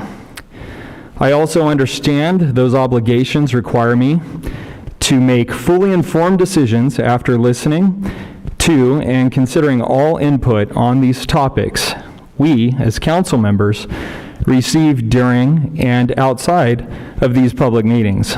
Based on that, in order to do my part to ensure the public's trust in your city council decisions, please know my parents' opinion, specifically my father, Sam Vienna, will have no bearing on any of my comments or decisions on this item than any other member of the community that lives or owns property near this project site. I stand committed to carry out my duties as a council member in an unbiased manner. I also commit to the community and my colleagues on the dais to stay ever alert to when issues may arise that might cause a conflict of interest, which would prohibit me from participating in or trying to influence future council decisions that come before this body. If they do, then I will again discuss those matters with the city attorney, as I have in the past, and abstain from participating when required. I want to thank my colleagues and the public for taking the time and giving me your attention in this particular moment. And one last thing to add. I grew up on that block. I know every single resident that lives there. In fact, those residents supported me and my candidacy. So I just want to make very clear to anyone as it relates to this specific matter, when you look at the evidence that was presented and all of the comments that have come in, that I intend to fully do my duty to represent the community and not my family. Thank you. Thank you. All right, Margot? Okay. Good evening, Mayor and council members. This item has been continued several times, and at the last City Council meeting of August 10th, 2021, during the hearing of this item, the applicant presented two alternative plans that could potentially handle the debris flow from the northern foothills in Horse Thief Canyon Park. The first alternative has two debris basins, one on the park at the toe of the slope of the foothills, and the other on the project site. The basin on site is about half the size of the current proposed basin. Both basins would be built to the Los Angeles County Public Works standards and would be maintained by the county. The second alternative is a berm diversion wall with a concrete channel and a small debris basin on the project site, which would also be built to the county standards. In this alternative, the county would not maintain the diversion berm wall, but would maintain the basin. The diversion berm wall would be maintained by the city. After hearing the applicant's presentation of the two alternative plans, the three council members present for the item discussed the importance of having all council members present to discuss the applicant's alternative plans, and to determine if the council should consider a vote on a potential continuance to allow the applicant time to revise the plans and for staff to prepare a staff report and revise all necessary documents associated with the project entitlement for the council's review and consideration. The council also requested that staff contact the Los Angeles County Public Works Department to understand the feasibility of the two alternative plans. The county met with staff and provided preliminary comments that both options are viable. At this time, staff recommends the council provide staff clear direction on one of the park debris basin alternatives, or make a decision on the proposed project. If the council wishes to allow the debris basin to be located on the park, then the council should direct staff on which of the alternative debris basin plans the council prefers, and to continue the hearing to a date uncertain to allow the applicant time to revise the plans and for staff to prepare staff reports and revise all necessary documents associated with the project entitlement. If the council wishes to choose this option, staff recommends the two basin option. Or if the council does not wish to allow the debris basin on the park, then the council should vote on the proposed entitlements that are currently presented within the staff report. That concludes staff's report. The applicant's here to answer any questions also you may have. Okay, the public hearing was closed. Okay, does that mean that the applicant can't speak? Well, it's been closed. If the council wants to reopen the public hearing and take testimony from anyone who would like to speak, then you can, but it's not necessary if the council doesn't want to reopen the public hearing. All right, I'm okay if we just move on. I think we all heard, and at least what I've, viewed and all the dialogue that's been going back and forth, I think I'm comfortable with just moving forward with a discussion. I'm comfortable. Anybody have any opposition to that? Okay. It's your poison, which way you want to go. Dennis, you have some things to say? No, I just think we have a plan before us that we didn't vote on. And I think we should vote on that plan, whether voted up or down. Now that we have all 5 council members present. I agree with Councilmember Berton. Any further? Would that be a motion then? No, not yet. John, anything? That would be a first step, and then we could go on from there. Unless you want to discuss first before we have that. Yeah, I think we'd have a little bit of discussion. Move to discussion and then go from there. Well, so I do have a question, and it's more for the city engineer or the Public Works Department, Sherry, Dave, whoever. And that's what additional benefit, or what benefit at all, let's put it that way, is the city getting from any construction in the park? So we have, at one point we had a big debris basin up there. Now we have a little debris basin, possibly. We have this berm and ditch idea. And I'm trying to think, what benefit are the property owners going to get? And is the city going to get in protecting the park against this, a lot of rain that comes and does water and debris? And specifically, or well, not specifically, but adding into the mix, there in the current plan, and I think in all the plans, there's a little bit of a encroachment into the park up along the swale that comes down, and it goes along the side and seems to protect the property owners a little bit on that side.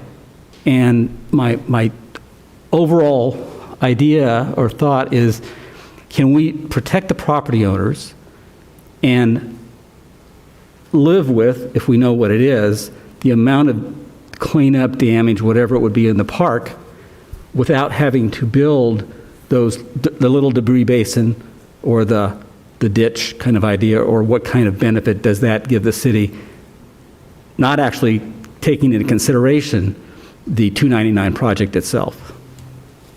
Okay, there's basically three scenarios before you. The current one, which is the tentative map, which came before you several meetings ago. Then this alternative, which was presented at the last meeting, and then one other alternative similar to this, which is instead of the brow ditch, Marka, would you call it the berm? It's a basin, so it's that one. All three of those protect the proposed development completely, and all three proposals protect the lower existing development to the west. And that is with that addition, a kind of a spillway that was proposed on the park property down at the southwest corner to direct any debris flow into that basin and away from those homes. And then it's collected in the basin and then settles out, and the clear water drains to the outlet structure. This alternative that's up before you on the screen, and the one showing the brow ditch, the two that were presented at the last meeting, they provide a benefit to the developed portion of the Horse Thief Canyon Park. It protects the parking lot, the restroom facility, the picnic area, the dog park. Those areas are protected from, if a catastrophic fire were to happen in a flood right after, it would protect those facilities from damage, because it would collect that runoff and that debris before it got there. So that's the benefit to the city. It was these two alternatives, the two most recent. What kind of damage are you talking about to the dog park and the roads and restroom buildings and everything else? Depends on what's contained in the debris. It could be mud, it could be ash, it could be tree limbs. It could be just, cleanup of mud and that, but if it's tree limbs, it could be damaging the restroom facilities, or, maybe there's vehicles in the parking lot at that time. It's hard to say. And that's in that catastrophic sequence of events which we may never see, actually. Yes. Or could happen tomorrow. Mm-hmm. Exactly. It could be the once in 500 years, and that could be tomorrow, of course. What about, and almost more importantly, about the property owners to the west of Horse Thief Canyon Park and the 299 property? What additional benefit, in addition to the spillway you're talking about, what additional benefit is given to those homeowners and properties by the debris basin or the berm and ditch? If if we're talking about the current tentative map design, which is a single basin on the development, that would be, it would be the lesser two evils, because the debris would have to flow through the park before it hit that spillway that's proposed and then enter that basin. So there's potential that with this alternative, or say the last two recent alternatives from last meeting, the amount of debris that potentially get to that southwest corner would be less, because it would be collected in that basin or routed around with the brow ditch. So, but let me understand. So are you saying that the debris in this catastrophic event that would come down the swale or the little, our natural drainage course, whatever you want to call it, are you saying that that debris would be damaging the property to the west of the park if we had the swale, just the swale, not the swale, the spillway at the bottom there, and even possibly extend the spillway up a little bit? Are you saying that there's damage possible to the property owners to the west? It's, we're trying to turn water and mud and debris with the use of that spillway. It's hard to do that. So the larger the amount of material and the volume, if it's greater, it's going to be more difficult for that to happen.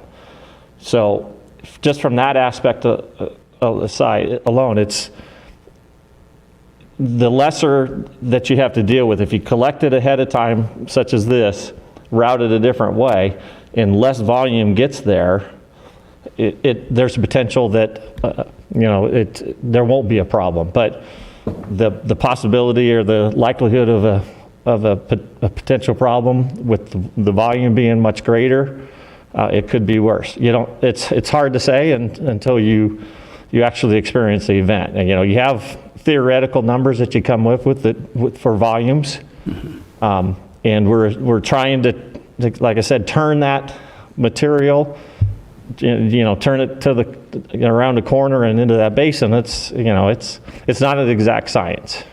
So at the debris basin of the smaller one, let's say, or the Berman ditch, not very much debris would reach that spillway? It basically, if the engineer's here, but I believe it's basically 1/3 of the debris. If this scenario was constructed, or I keep saying the last two from last meeting, but approximately 2/3 of that volume is collected and diverted. Okay. And 1/3 makes it to the southwest corner. Got it. Okay. Thanks a lot. Mm-hmm. If you were going to, following up on John's questions, if you were going to solve that problem most effectively for everyone, the 299 community as well as the neighborhoods to the west, would you say the previous discussions through the history of this project would be the more effective way to do that? Or would you say this is more effective than the previously discussed concepts? As staff has said repeatedly, if you collect the debris at the bottom of the steep hillside, that's the best scenario. It really is. Thank you. That's the best community benefit. Yes. For everybody, for the neighbors, for that community at 299, for the park. Yeah, because then this proposed development and the existing development only has to worry about the debris that's created from the developed portion, the flatter portion of the park. Thank you. Okay. Dennis? No question, I guess just a comment. Thinking back about, the once every 100-year type of scenario. Next door, because that's my hometown, and I know working there, we had the Colby fire in 2014 and mud and debris flows after that. Thinking back, my dad telling me, and back when he was a kid growing up in Glendora, in 1968, they had a fire there, and in 1969, several feet of mud and rocks came down, destroyed a lot of the residential developments on the north end of that city. So I don't think that, thinking of it as a once in 100-year thing is really the right way to frame it. I mean, this is happening very locally, very much more frequently than, the once every 100-year catastrophic scenario. I think perhaps we've just gotten lucky. I think the Colby fire started right on the border of, close to the border of San Dimas and Glendora, and it just happened to travel west instead of traveling east. And if it came east, we would have been right in the middle of it. So. Yeah, and to follow up on your point, I've hiked up there, hiked those trails, and you can see the erosion that's happening on those trails, the horse trails and all of that stuff, and you can see some of the sandbags that are up there and stuff trying to help mitigate some of the erosion and do what it can up in the hillside. But the bottom line is you're right, that it'll only take a fire and a mud flow event to cause that whole thing to slip, and that's usually takes tractors and all the other stuff to be able to get it back up. I was working in Glendora at the time when the mud and debris flows happened in 2015 or 16 or whatever it was, and got caught in a couple of very, very minor mud and debris flows, and even an inch or two, and my car was getting swept away. So I think you're 100% on point when you say that diverting mud and debris that's coming down that hillside is not an easy thing to do. All right.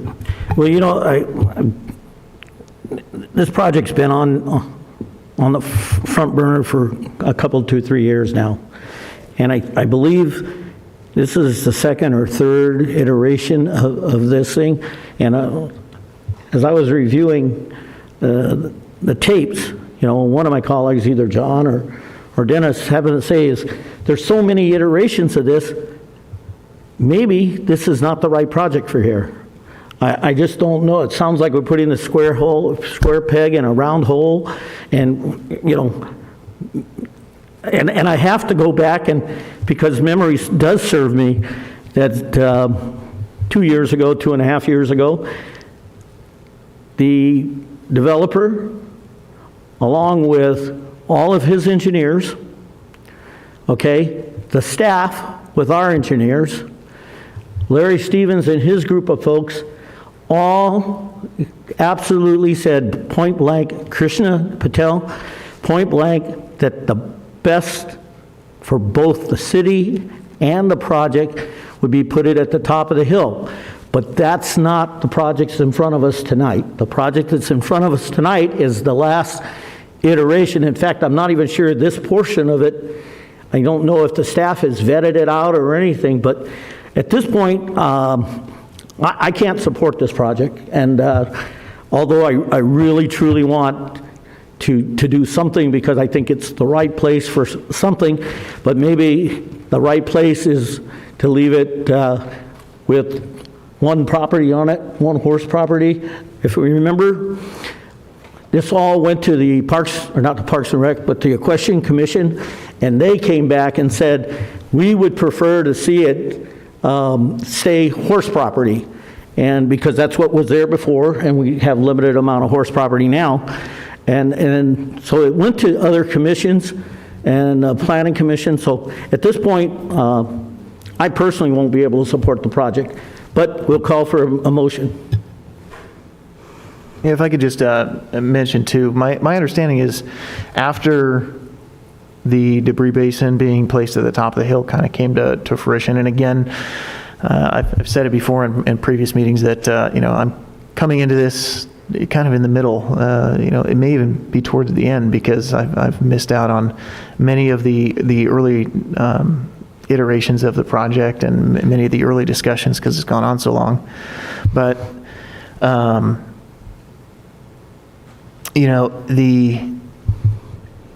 the understanding that I have is that the hesitation at putting the debris basin at the top of the hill, like the mayor was just talking about, may come down to a timeline from the county. And I just don't know. It seems like if the engineers were in agreement before and looking at what we've got on the tables now, if we're agreeing to a less ideal scenario for dang near everybody involved, just for the sake of moving up the timeline, I don't know that that's, something that I'm really willing to compromise on for the sake of the city. By changing the zoning on this, we're significantly changing the use of that piece of property. And as of right now, it's not an issue, any debris flow, because it would flow through an empty property. But, I think that's my mindset going into this is, previously everyone was in agreement that it would go up the top of the hill. Now, potentially just a timeline from the county, not even a timeline from us, is what's getting in the way of that. And we're looking at stuff that's a compromise that I don't think we need to make. What's that, the timeline you're talking about from the county? It's just my understanding that initially there was on the council there wasn't a temperature for putting it at the top of the hill. And then, the election happens, things change. I think since I've been on the council, we had a discussion and it went back with direction to explore putting it at the top of the hill. And then we get the project back. And I was a little surprised when the project that's in front of us to be voted on came to us that it wasn't there, because that was the last conversation I remember having was, let's explore putting it up there. That's where everybody says it should go. Right, there was if I recall correctly, staff was directed to enter into negotiations with the developer. Right. Specifically related to And I think, if I'm not mistaken, maybe staff can shed some light on that. What came out of that was the timeline to put it, for the county to review the plans to put it at the top of the hill is what was the sticking point.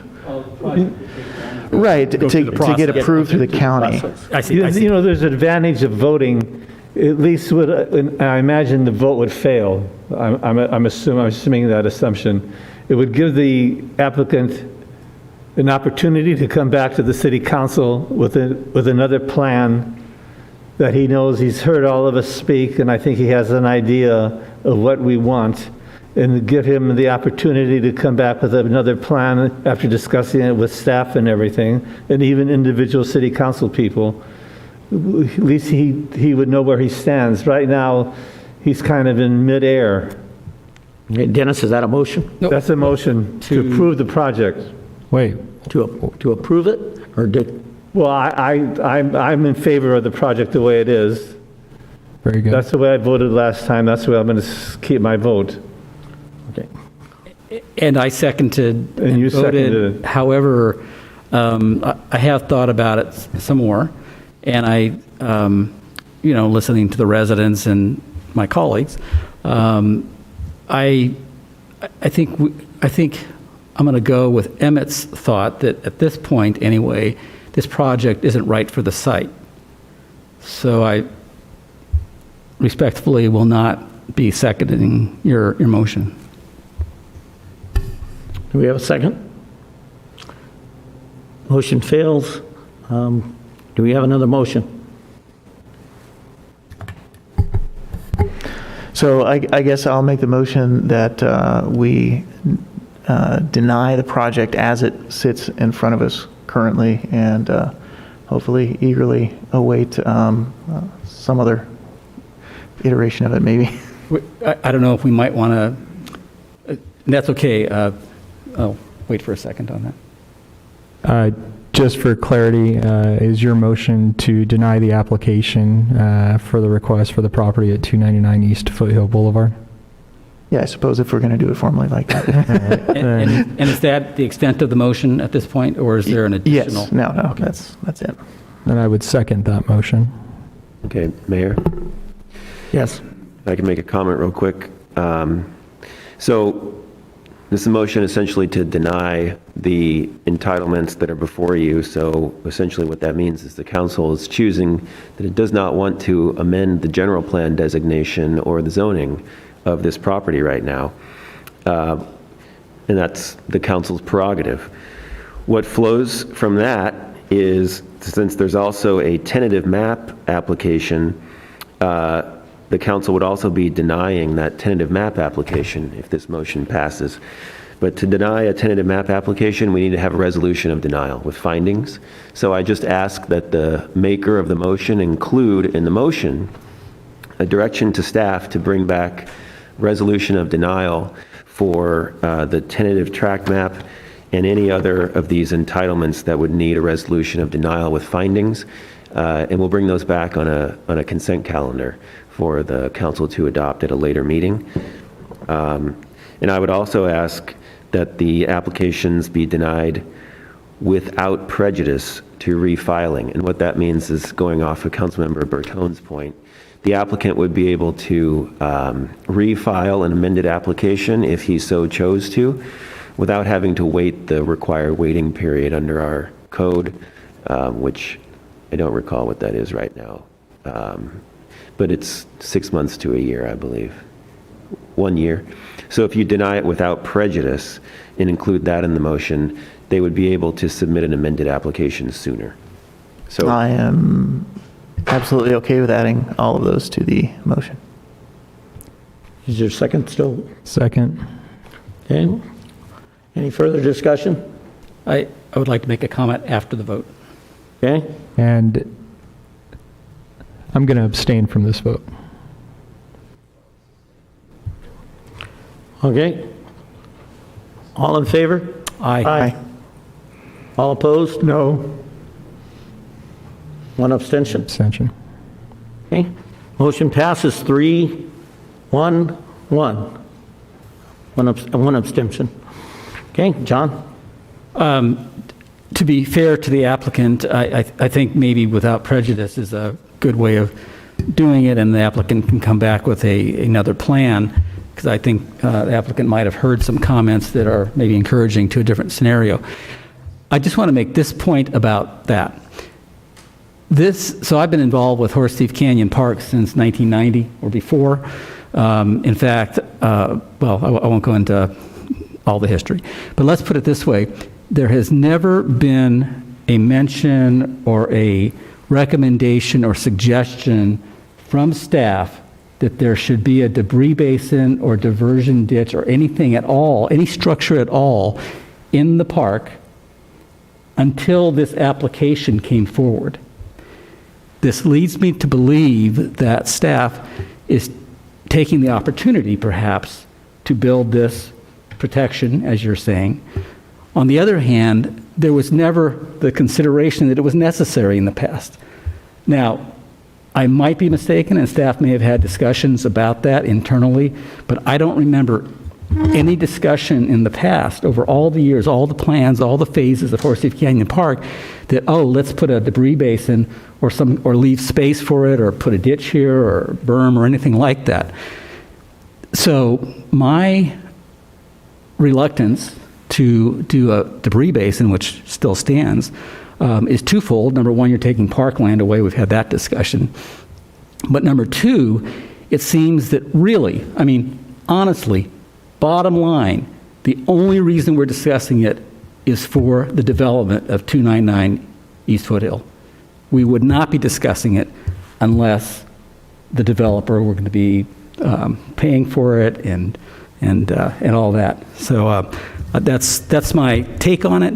And so my direction is that we not entertain debris basin in the park. I would possibly be interested in the berm ditch kind of idea, but not the debris basin. And just to follow up then on those comments, I think that if you go up there and you walk it, you look at it, you can see after the mud or after the rain, you can see the erosion pushing dirt into the streets, and you can see how the dirt's crept over onto the walkways, and see the dog park closed because it's saturated with water for days on end while it thaws out. And I have no intention of dropping this issue regardless of this development. I think that looking at what has been learned from the hydrology, from the consultants, from the experts that have been brought here, I think we need to address it at some point. And so whether that's this project, the next project, for the good of the people that are going to live there in the future, if that's what the council so decides to do at some future time. But I do think now that we have some level of consciousness and awareness of it, that we should do something about it. So that's my take on it. And I think we would both agree that I think staff has photos of what that mud flow has looked like in the past with, big but not the catastrophic kind of rain flow we're talking about. I understand the debris. But that we're imagine talking if it about. was. And so I need a little more what if, what would it really look like? I mean, we've heard, well, it's going to be catastrophic, but what is the actual hydrology there from our engineer or somebody else, but not the applicant's engineer, on exactly why are we doing, and what is the minimum we could do and still protect both the property owners and the park. Understood. John, I agree, no problem with that. I have a hard time wrapping myself around the fact that when this project first came 2.5 years ago, the applicant's engineers were absolutely adamant that this was the best way to protect downline. Our staff was completely, on board with that. Our city, like you said, our city engineer, he was completely on board with it. But the project has just changed completely, okay? And at this point, I think we have to recognize that the project has changed. And so subsequently, I believe we voted on a project that we had to vote on tonight was this project and not any other project in the past. So that's how I felt about it. All right, we're going to move on.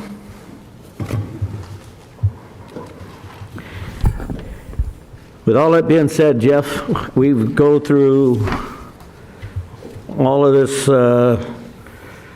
resolution. Now we're going to other business. Mr. Mayor, if I may make a request, I'd like to take an item out of order, if that's possible.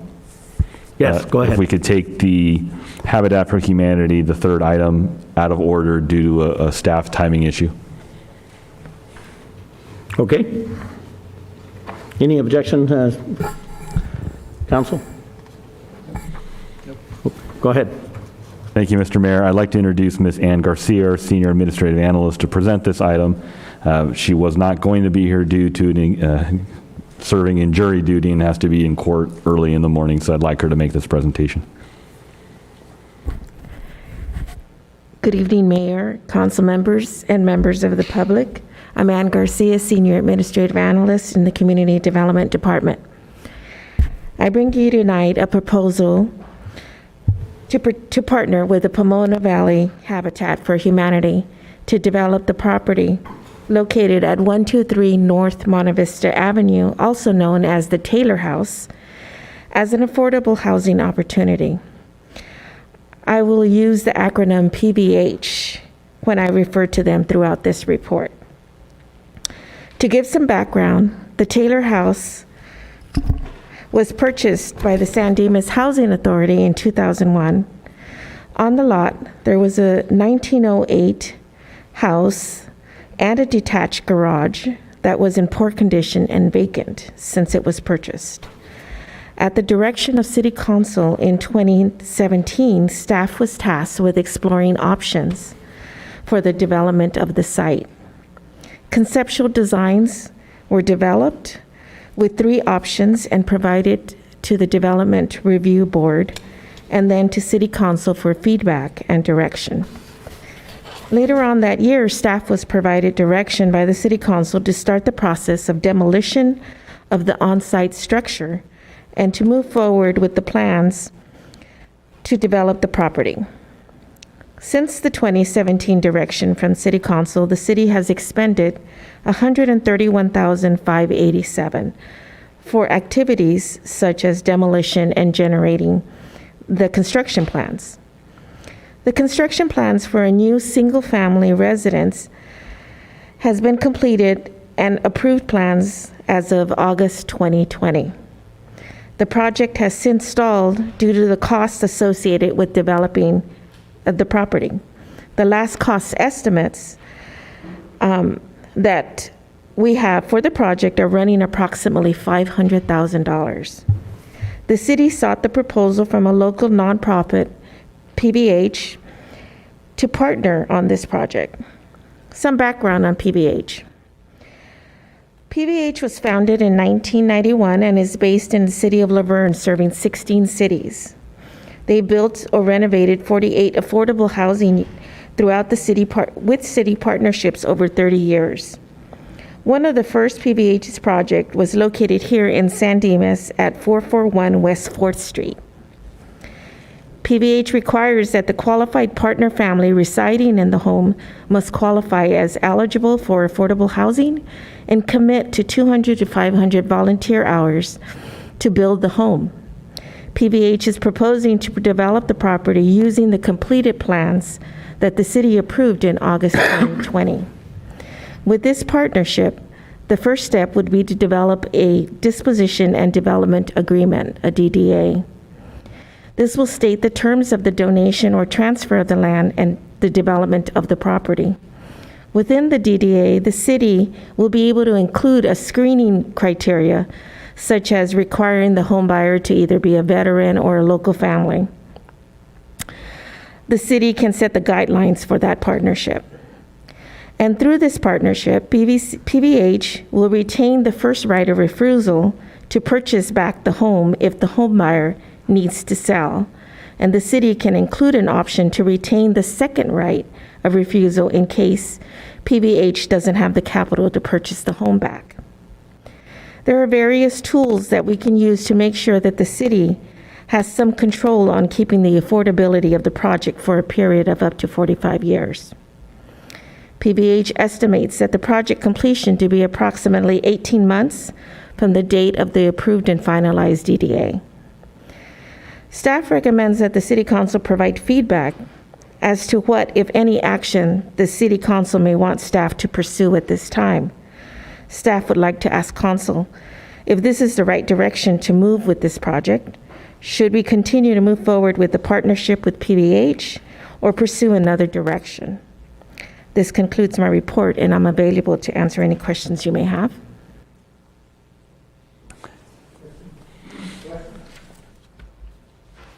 If I may, this came up early on when I arrived in the city, and I know there was plans. It wasn't unanimous by the council on the direction that we should take, but plans were put into place. We demolished a building, and we engineered specific plans for a single-family home with a single garage. So our choices were to try to develop that land on our own at a cost at the time that was estimated about $650,000. Which is another about $500,000 from where we are today. But today we're sitting in one of the most expensive per square foot development cost times ever, with the cost of materials being exponentially higher than it was before. So even at $650,000, I think that we're not gonna make it at $650. You could pretty much add $200,000 or $300,000 to that. And so when you do an analysis to determine kind of an efficient use of your resources, $800,000, $900,000 for one affordable housing unit is a very inefficient cost to build a housing unit if you didn't have to build it. And so my presumption was, since the council acted in 2017 to head in this direction, this is the direction we're going to go. And although tonight you could give us some direction to change that, I presume that this is the direction we're going to go. And I started to work with Ann to find a far cheaper alternative to accomplish the goal, so that we're not spending $600,000, $700,000, $800,000 for a single door, that we would be walking out of this for the current $130,000 plus whatever housing costs would incur to do a development agreement and transact the property. So we would get out with getting that door for our community effectively at a fraction of the cost, but still accomplish the goal the council put in place in 2017. But we needed to make sure that you were okay heading in that direction, or if you wanted to take a completely different direction, that's something we can do. And if that different direction involves a different use of that property doesn't qualify for the underlying resources that purchased that property, housing funds, that the city would then have to purchase that property from the housing authority to use it for some alternate use. But that is still an option the city council has if they want to give that direction. So with that, I'll turn it back to you, Mr. Mayor. Do you have any idea what that purchase price would be?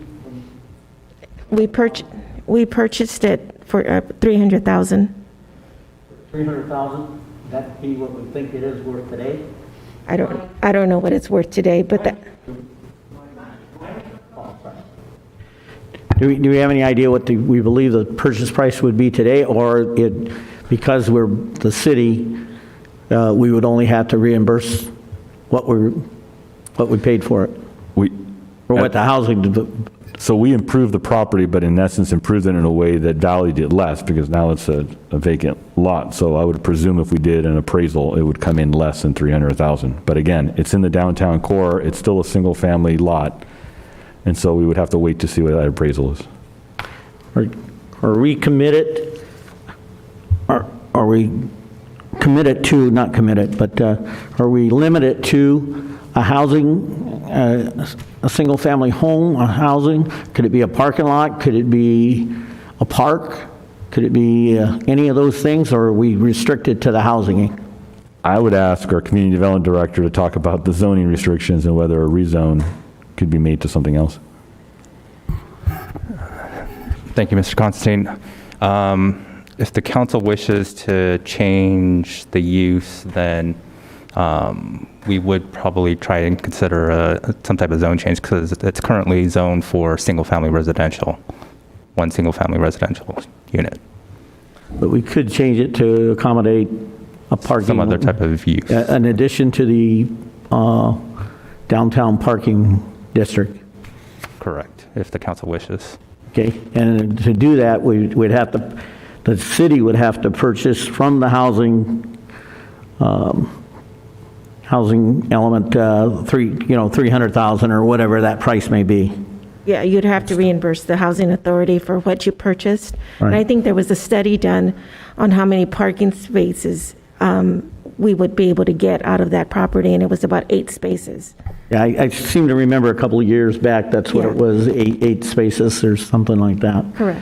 Okay, and did we ever discuss, I'm sorry, guys, did we ever discuss a small type community park there?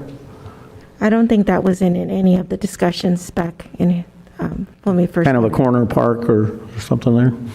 Okay, thank you, I'm sorry. I am, one, obviously I didn't support the motion back then. I'm not going to support this either. I'm very disappointed that this has gone way over budget and didn't get done, unfortunately. But it also, the timing, we couldn't know what's going to happen with timing and market and so on and so forth. I understand that. To that end, it doesn't sound like it's the right time in general to build this project. Nevertheless, I do like some of the ideas the mayor is throwing out for that particular piece of property. One is anybody that has, and I'm not one of these people, but I guess I can look at the mayor, these folks that have the electric vehicles, we don't have enough charging stations throughout the city. And, 8 spaces might not seem like a lot, but I'll tell you right now, every electric car owner is counting every single car charger we have in this city. And, perhaps that's something that could be considered for that, which could be, or a park. I think a park could be a good use too, as it abuts to residences, residential neighborhood there, as well as a faith center adjacent to that. But, in summary, I think looking at this and the money that's been spent and the time, and I think we're also having a rather robust discussion around the RENA numbers and other things that play into this that I just don't know that this is the right thing for that space. And I just wanted to get clear in my mind how this is all working. So we would, sell the property or give the property to Habitat for Humanity? What's the scenario there? Yeah, it would be either a sale or transfer. We can decide how we want to move forward with that and how we want to develop that disposition agreement. Does Habitat generally look for donations, though, as opposed, so Correct. they're looking for donations? Yes. So we're in it for $300,000, and that $300,000 came from the housing fund. It was probably redevelopment agency at one point, and now it's the housing fund. How much money do we have in that fund? I don't know what the amount is Just right now. ballpark, does anybody know? Michael? Michael knows all the numbers. I'm thinking about 4. I believe it's roughly 3.5 million. What's that? I believe it's roughly 3.5 million. 3.5 million. That money is restricted in that we have to spend it on housing of some kind. And as people up here have said, there are probably going to be many opportunities to subsidize or spend that money somehow in the days to come, days, months, years to come. But the money that we used was used for exactly what that money is supposed to be used for, which is to develop housing, or it could be to preserve low-income housing or affordable housing. So in this case, when we designed, there were several different options, and some were a little bit bigger, some are 2 stories. We ended up doing the 844 square feet with one single-car garage, simply to make that a home that is affordable, that is actually in line in size with many homes in the town core area that are still that size if they haven't been added on to, and that completes that is zoned for that, for housing, and that it completes or maintains First Street between Monte Vista and Cataract as residential on both sides. I think it would, a park is not necessarily a bad idea, but a parking lot or some other facility there would not be in keeping and would be kind of odd to be in that residential neighborhood, in my opinion. So I think we should look at this as an opportunity to have the project built without us spending any more money, as you're saying, would probably cost another $650,000. I don't know how much or was it a couple $100,000? I can't remember. No, we're already in it for the purchase of the land with Housing Authority funds. We're already in it for the additional funds to get to where we are today. Right. So the question, one pathway was you'll be in it for at least $650 to fully develop it as originally planned, or what we're proposing, develop it with the same plans, but transfer it over to Habitat for Humanity under a DA where they would develop it. So our outlay would be staff time to execute the DA and then transfer the property. We wouldn't be incurring another $300,000 in cost. So we'd be saving $300,000, and in that savings for $300,000, and I'm going to say and change, it's not a small number, obviously not just $10 or something, but it's $3,000, $4,000, $5,000, whatever it is, staff time and all those kind of things. We're getting a deal with a small, affordable house that somebody else is going to build, taking the $300,000 off of our plate, $300,000, $350,000, whatever it would be, off of our plate, being able to retain that $350,000 for future housing needs. And as I was reading, Habitat is going to take responsibility for ensuring that the affordable covenant is enforced. They'll be screening the tenants.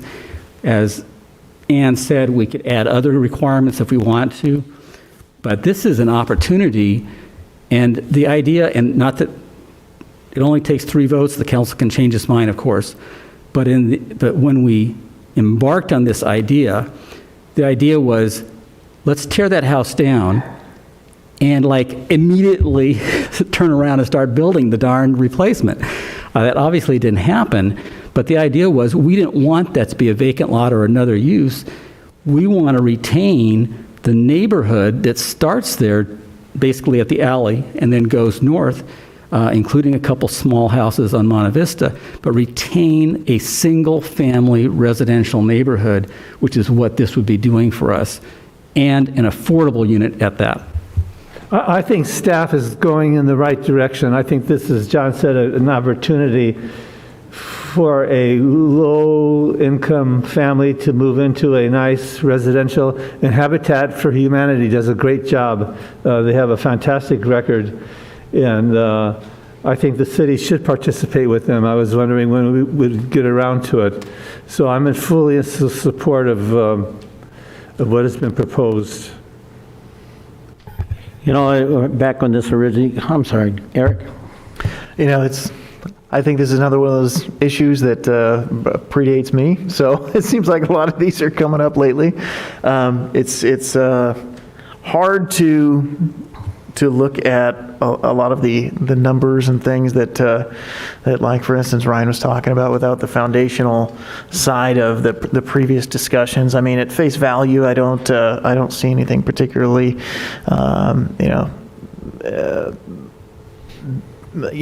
just overtly bad about developing it with the help of Habitat for Humanity. I agree with Dennis that they do a pretty good job. But it's a difficult one to be averse to without a lot of the foundational stuff. Well, perhaps we table this to the next meeting. You can go out and get some background, perhaps watch that council meeting where we talked about it and go look at the site. I do think of, one thing that sticks to mind to me is the whole concept was they were going to preserve the historic Taylor House, and there was a big deal about preserving it, and we tore the bloody thing down. And so we took it all the way down, not even a stud. It is just a lot. I walked it on the weekend, and there was this discussion, as John brought up, maintaining the continuity of that block that goes east-west. But you could look at the north-south block and look at it completely differently with a municipal parking district adjacent to it, a faith center to the north, and you could look at that completely differently. And one of the issues that came out about that goes to the point that in some of these places and spaces, if it was to be parking, for example, taking the electronic vehicle issue out of it, everyone knows there's no parking on Bonita at certain times of the day. So people stash their cars all over the place. One might argue 8 spots isn't worth it. I don't know. Go talk to those business owners that are pretty ticked that there's no parking for people to get to their businesses. And on the flip side, nothing's wrong with open space and a park. So, and putting in some trees, which I think we're going to talk about anyway. So here's another place and space for some trees. So who knows? Got to think openly. But I would almost suggest we table it, let you look at it, get the history, and then come back and talk about it. I think we need to move forward on this, and I'll make a motion in a minute. But obviously, I like trees, I like parks, and we need more of them, and I'm not against pocket parks. The house was old, and you know me, I love trying to preserve houses, and it could possibly have been done. But I mean, the foundation, well, there wasn't a foundation to speak of. It was wood on dirt. And so the house was in need of replacement. Could it have been repaired? It probably could have been repaired about at the same cost as building a new one, I would probably say. And so I was sad to see it go because it did have some historic, just being there, and the people who lived in it had a historic flavor to it. However, it was gone. Now it's a vacant lot, and we would be missing an opportunity to build an affordable unit. And I'm just wondering when, we got the housing element coming, and we're going to, I guess, zone things so that we have these big, giant complexes. And what I like seeing is some affordable housing that people can live in with a yard and everything else. And Habitat for Humanity, I mean, they make the people who are going to live in there actually put the 250 to 500 hours sweat equity into the house, actually helping to build it or landscape it or whatever, before they can live there. They have a great track record, and I just can't imagine turning this. I just don't know why we would turn it down. I mean, I really don't don't see that. Well, they have to put in several hundred hours of sweat equity into the project, Right. the people that are going to buy it. I'd move that we move forward with with crafting a DDA, which would be coming before the city council, so we can see what it would say, and with Habitat for Humanity, and I'm not sure whatever the other things you need in the motion, but it's basically moving forward to work with Habitat for Humanity to make this small, affordable house a reality.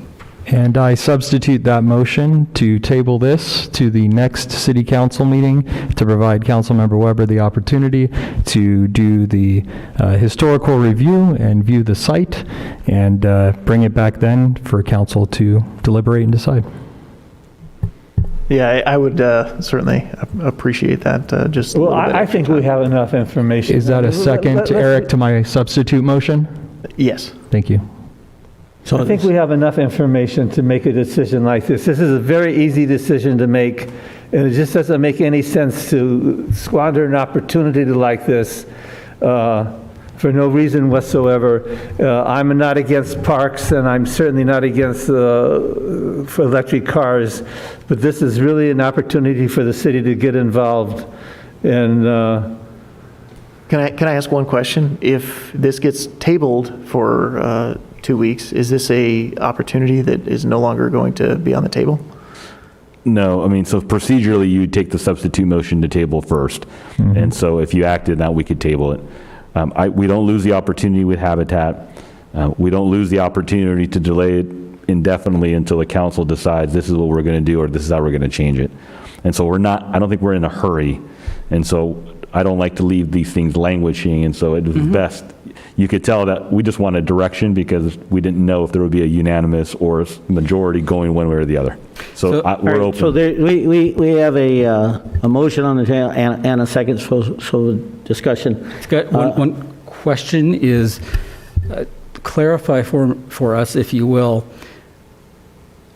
if we did not build a housing unit on the property, what would that $300,000 that the housing fund paid back in whenever it was, a long time ago, what would happen? Would that have to come out of the general fund or someplace else, or how would we do that? So when we invested housing funds to purchase it, the restriction on the funds restrict the purpose for which you can use the property. And so what typically you do is we buy property, we enhance the property's value to be used for a restricted purpose, and if you want to change it, there's a high value that the general fund or some other source will have to pay to do something else. In this case, we took a property and effectively removed the blight off the property and brought it down to just straight land value for single-family home in the downtown core. And so we may have devalued it in today's market, but I won't know exactly what that would be unless we did an appraisal. But what would happen would be if we decided to say we have a vacant lot that was purchased 100% by housing funds, any sale proceeds of that property, in this case sale to the city proper in the general fund, must go back into the housing funds, and then the city can use it for whatever which it wants to. And now the question is, well, what's the price we sell it from housing authority to the city? And that would be an appraised value of that property. Got it. So the general fund doesn't have to use money to buy the property back, like the city doesn't have to buy it from the housing fund. The housing fund will sell the property, and that money will go into the housing fund, whatever that amount of money is. No. So I may not state it clearly enough. The housing authority treated it as a separate entity. It owns the land, and it could sell it to the city, in which case the general fund's buying it, or it could sell it to a private developer, in which case that money, either way, the money coming in goes to the housing funds. So the way I'm hearing you, excuse me, John, the way I'm hearing you is if we was to decide to go forward with this, we got to sell the property to Habitat for Humanity and or donate it to them or give them, say give us $1 for it. So that $1 is going to go back to the housing fund? Correct. Okay. The question is, if we looked at the park scenario, the little park, Do we have to buy that? The housing, or the general fund would have to buy that from the housing fund for the 300,000, or does they, whatever the appraised value at that time? How do we get there to, if we decided we wanted a small pocket community park? Because the one thing I wanted to say is that we've invested $300,000 of housing money. So we went on through this process 2 or 3 years ago. I'll remind everybody that several years ago, we spent $550,000 on a building called the Walker House. We let it sit there, we let it deteriorate, it fell apart, and the reality is we then spent $11.5 to $12 million to put it all back together again. So I guess what I'm saying is we have a tendency, for whatever reasons, to procrastinate and not get things done and let it cost us more and more money. So I got to be honest, and John's going to be a little surprised at me. I'm actually more in favor of looking at the little pocket park, because when I talked to the people out in that community, that's what they were suggesting. They weren't suggesting a parking lot, and they weren't suggesting building one home. They were saying, hey, why don't we make this a little park, where we can sit around and we can take our kids there and kind of run in the grass. To me, I just think that kind of works, we do have a motion on the table to table it. I have no problem with tabling it, but I got to tell you, my thought more is to move towards some other alternative. The motion is to table it to the next council meeting and bring it back then to further discuss. But hearing the mayor, I too have heard some of those comments, and I'll bet dollars to donuts if I go down there right now and I go to that block just like the mayor's describing, and I say you could have a park or you can have this affordable housing unit. I can tell you the park is going to be what people want. And so I look forward to taking some time to go down and chat with more folks in between this table time. So. All right. And any further discussion? The park, so is somebody looking, so unless you can make the argument that the park is somehow contributing to affordable housing, which maybe that argument can be made, I don't know.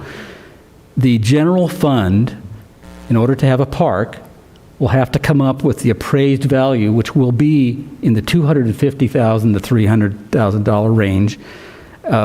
I'm pretty sure about that because there's a lot a few blocks away that's a vacant lot with approved plans that's a full-size lot, but it's on the market for like $445,000. So you're going to get around $250,000 that the general fund will have to pay for that park.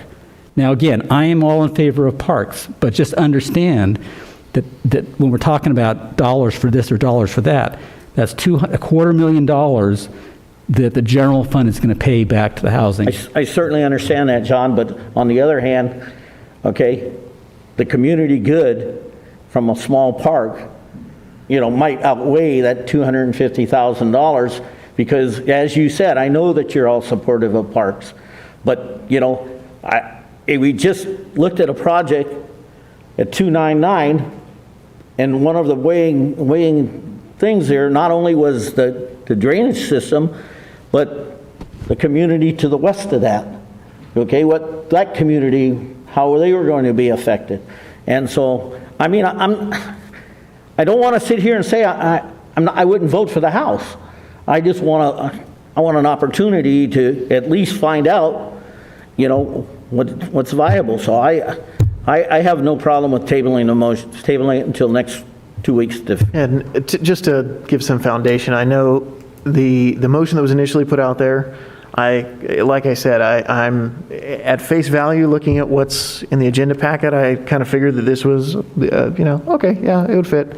But it sounds like there's maybe a little bit more that I wasn't able to pick up just in the text here. So if we were to have voted on the original motion, I would have abstained anyways. I just don't know that foundationally speaking, that I had enough to make an educated decision. And that's under the, under the basis of me being supportive of putting a house there before, walking in the doors tonight. So, yeah, I would certainly appreciate a little time to take a quick look over there, get an idea of what, what we're looking at and what the community benefit might be, Okay. All right, let's take a vote. We have a motion and a second? Yes. All in favor? Aye. All opposed? No. No.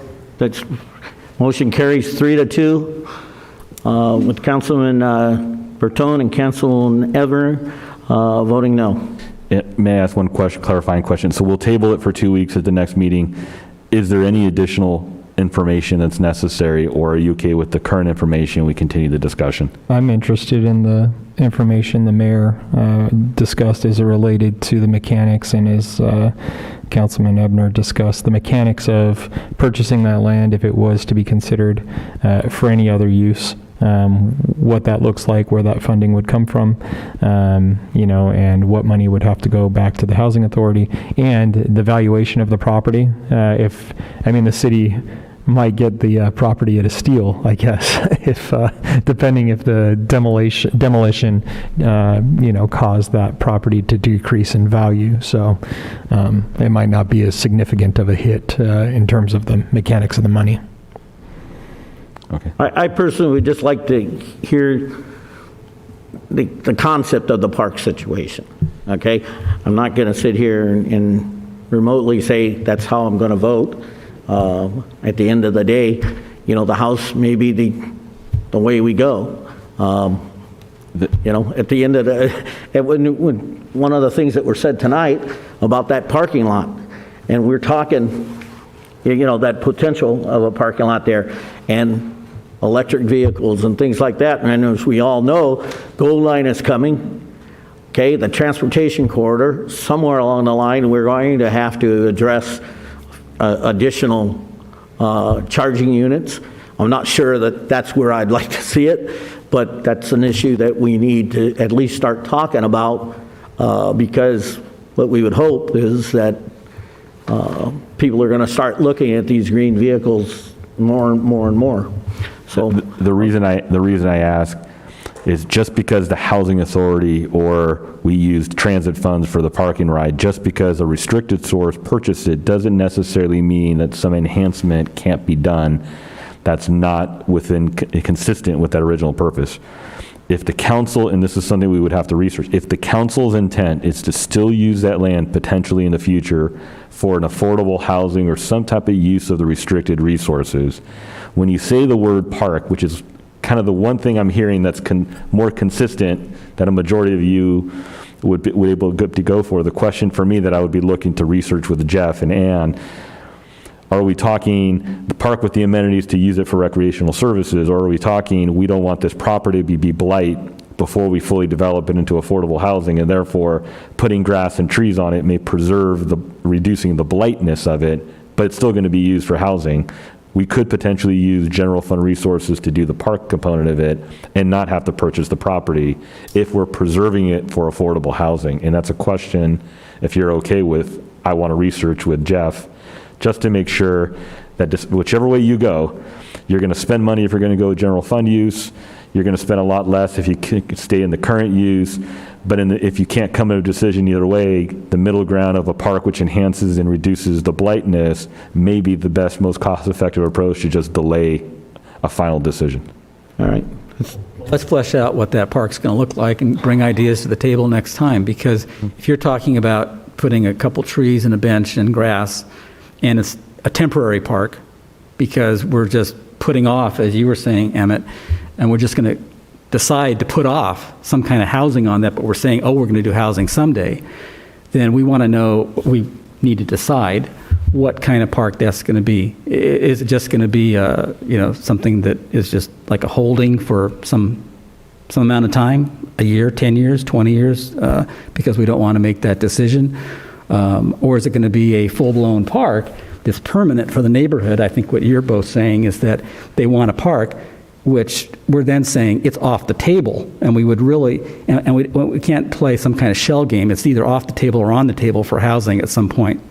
I also think I'm not locked into the park concept. I mean, a temporary use, whether it's for the foreseeable future or not, I'm not inclined to agree on such a hard stance because many communities are bringing community gardens where they're growing vegetables and food, and that plot of land is a good opportunity to be able to till that soil and be able to put a nice community garden there to grow tomatoes and vegetables and all the other things to be able to benefit people and feed people that are hungry or those that may roam the streets. So I think there's lots of creative uses throughout the county and other places that we could look to for innovative ideas that could still achieve the goal and not necessarily cost us a significant amount of money.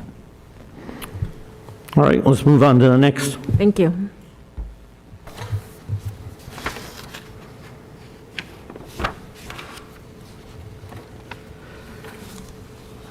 All right, we'll move back to item 1 under other business. Consider introduction of ordinance 1290, changing the date of the city's general and municipal election from the first Tuesday after the first Monday in March of even-numbered years to the date of the statewide primary election and even-numbered years, and response to Senate Bill 970 and adjusting terms in office accordingly. Jeff? Thank you, Mayor and Council. Senate Bill 415 took effect in 2018, and that state law says that cities that are not charter cities have to have their general municipal elections on a statewide election date.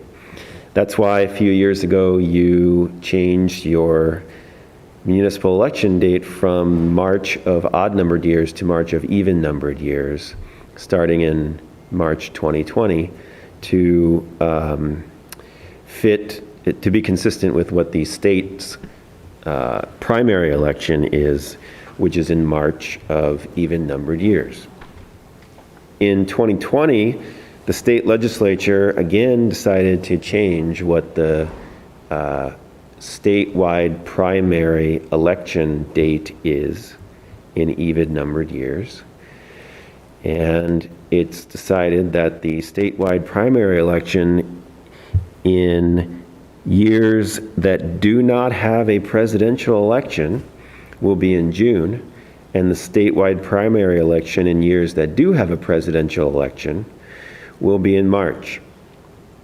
And so because we have to keep our municipal election on statewide election dates, that means that we have to move our municipal election date again to be on the statewide election dates, which, as I just said, are in June in years that do not have a presidential election, and March in years that do have a presidential election.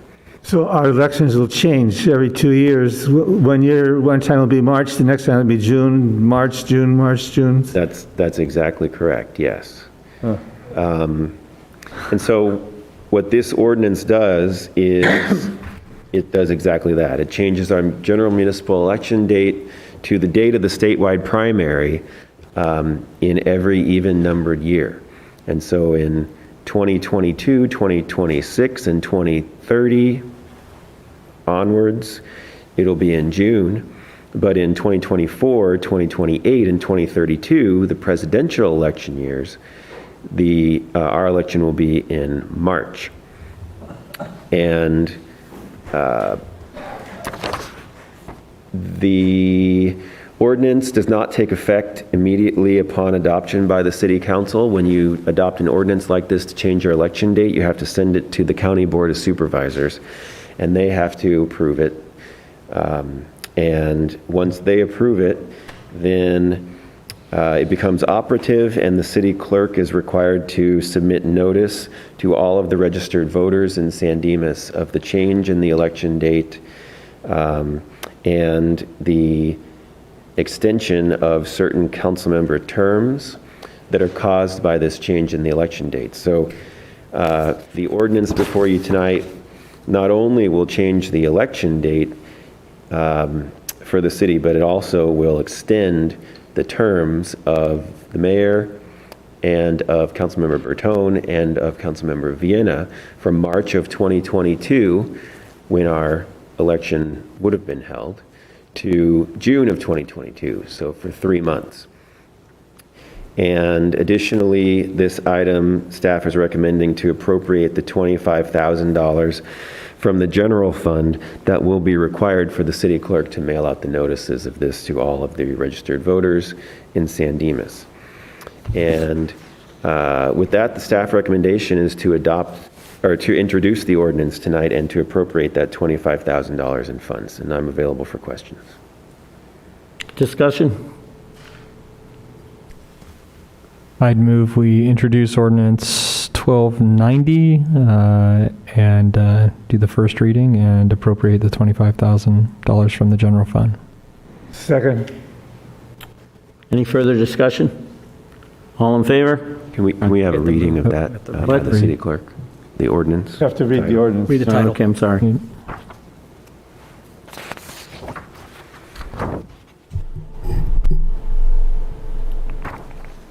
Ordinance 1290, an ordinance of the City Council of the City of San Dimas, California, changing the date of the city's general municipal election from the first Tuesday after the first Monday in March of even-numbered years to the date of the statewide primary election in even-numbered years, in response to Senate Bill 970, and adjusting terms in office accordingly. Move we waive further reading and adopt. Second. All in favor? Aye. Opposed? And that includes the $25,000, right? That's right, yes. Okay. We're going to move on to the discussion on future of the San Dimas Rec Center. Scott? Mr. Wesselman?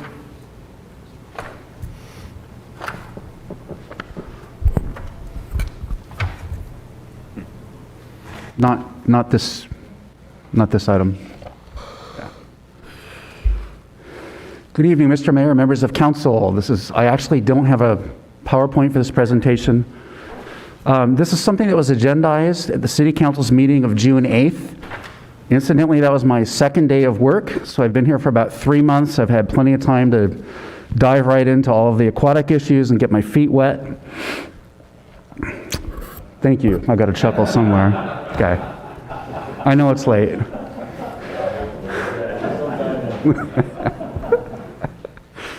What I'd like to do tonight, I would prefer that council I'm not asking you to really select one of the options tonight. What I'd like to do is initiate a broader discussion about how we provide recreation services to the community. And what I mean by that is we have a really maintenance-intensive facility. It's a very old facility. It's about 40 years old. And because it's an aquatic facility with lots of water, it tends to deteriorate at a faster rate, in my opinion, than other facilities that don't have water. So the question becomes, yes, I can give you several options to continue operating the facility if you'd like to do that. What I actually would like council to consider this evening, respectfully, is authorizing staff to pursue, or at least discuss, the potential of developing a partnership model of operating the facility jointly with another entity, and I'll explain that as I go through the report. And the second consideration for the City Council would be authorizing staff to consider an entirely different model altogether of making these types of facilities or these services available to San Dimas residents in a way that reduces the reliance on the general fund. And so that's how I'd like to sort of provide the context to tonight's conversation. The last 3 years, of course, the City Council is aware, we've anticipated using general fund reserves to support operations and capital funding. What I'm looking for is really a more sustainable model moving forward of providing these types of services, specifically aquatic services and fitness services, and there are some options. Looking overall at our funding or at our service delivery model for recreation programs, we offer a lot of programs and services that are heavily dependent on the city's general fund. We're doing things to mitigate that. For example, we have a fee study that we've initiated that we're hoping is going to lead to increased cost recovery. The fee study is going to figure out the true cost of providing programs and services to the community, the actual cost of making facilities available to the community. It could potentially recommend adjustments in user fees that more closely correspond to the actual cost of providing those services. That's one way that we, in the long term, we're going to increase cost recovery. Decreasing the city's, our reliance on the general fund also means exploring different ways of providing services, programs and services that are more cost effective. And that's sort of the context for what I'm asking you to consider tonight, is authorizing staff to move forward, explore the potential for a joint operation of the facility and also a different model. And I'll elaborate that as I get to the end of the report here. As far as the amenities, I think council's probably all familiar with the facility. This is our aquatic facility. It's the only facility that we operate like this in the city of San Dimas. We have a competition pool, we have a warm-up pool, 3 racquetball courts, a weight room, aerobics equipment, a jacuzzi, locker rooms, and sauna. And tucked away right in the middle there is the Student Union, which is a youth facility. As far as the services, we have a membership model. So we operate this as if it's a health club. So we sell memberships. Generally, we sell between 1,000 to 1,100 per year. We also have other programs and services that we offer on a fee basis. So when you purchase a membership, it enables you to use all of the amenities in the facility without paying additional fees. If you choose to do so, you could also enroll for other programs that are offered at the facility on a fee basis. And an example would be swimming lessons. We provide swimming lessons to your kids. You can sign up for that. You could pay for a water aerobics class. There are other examples, but those are just a couple. The main user of the facility is the Bonita Unified School District. And they will be spending, it's anticipated they'll spend about $57,000 using that facility this year. That's up from about $38,000. What has changed is that the city manager renegotiated a different hourly rate that is still, doesn't capture everything, all of our cost recovery, 100%, but it's much better than what we had. The school district uses the facility for its aquatic sports teams, which would be its water polo teams and its swim teams. They also use it for their PE classes. We have the student union. There is no revenue at all associated with the operation of the student union. We don't charge for any of those programs currently.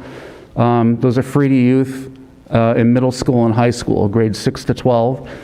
And then we have 3 racquetball courts that I consider dead space because nobody uses them.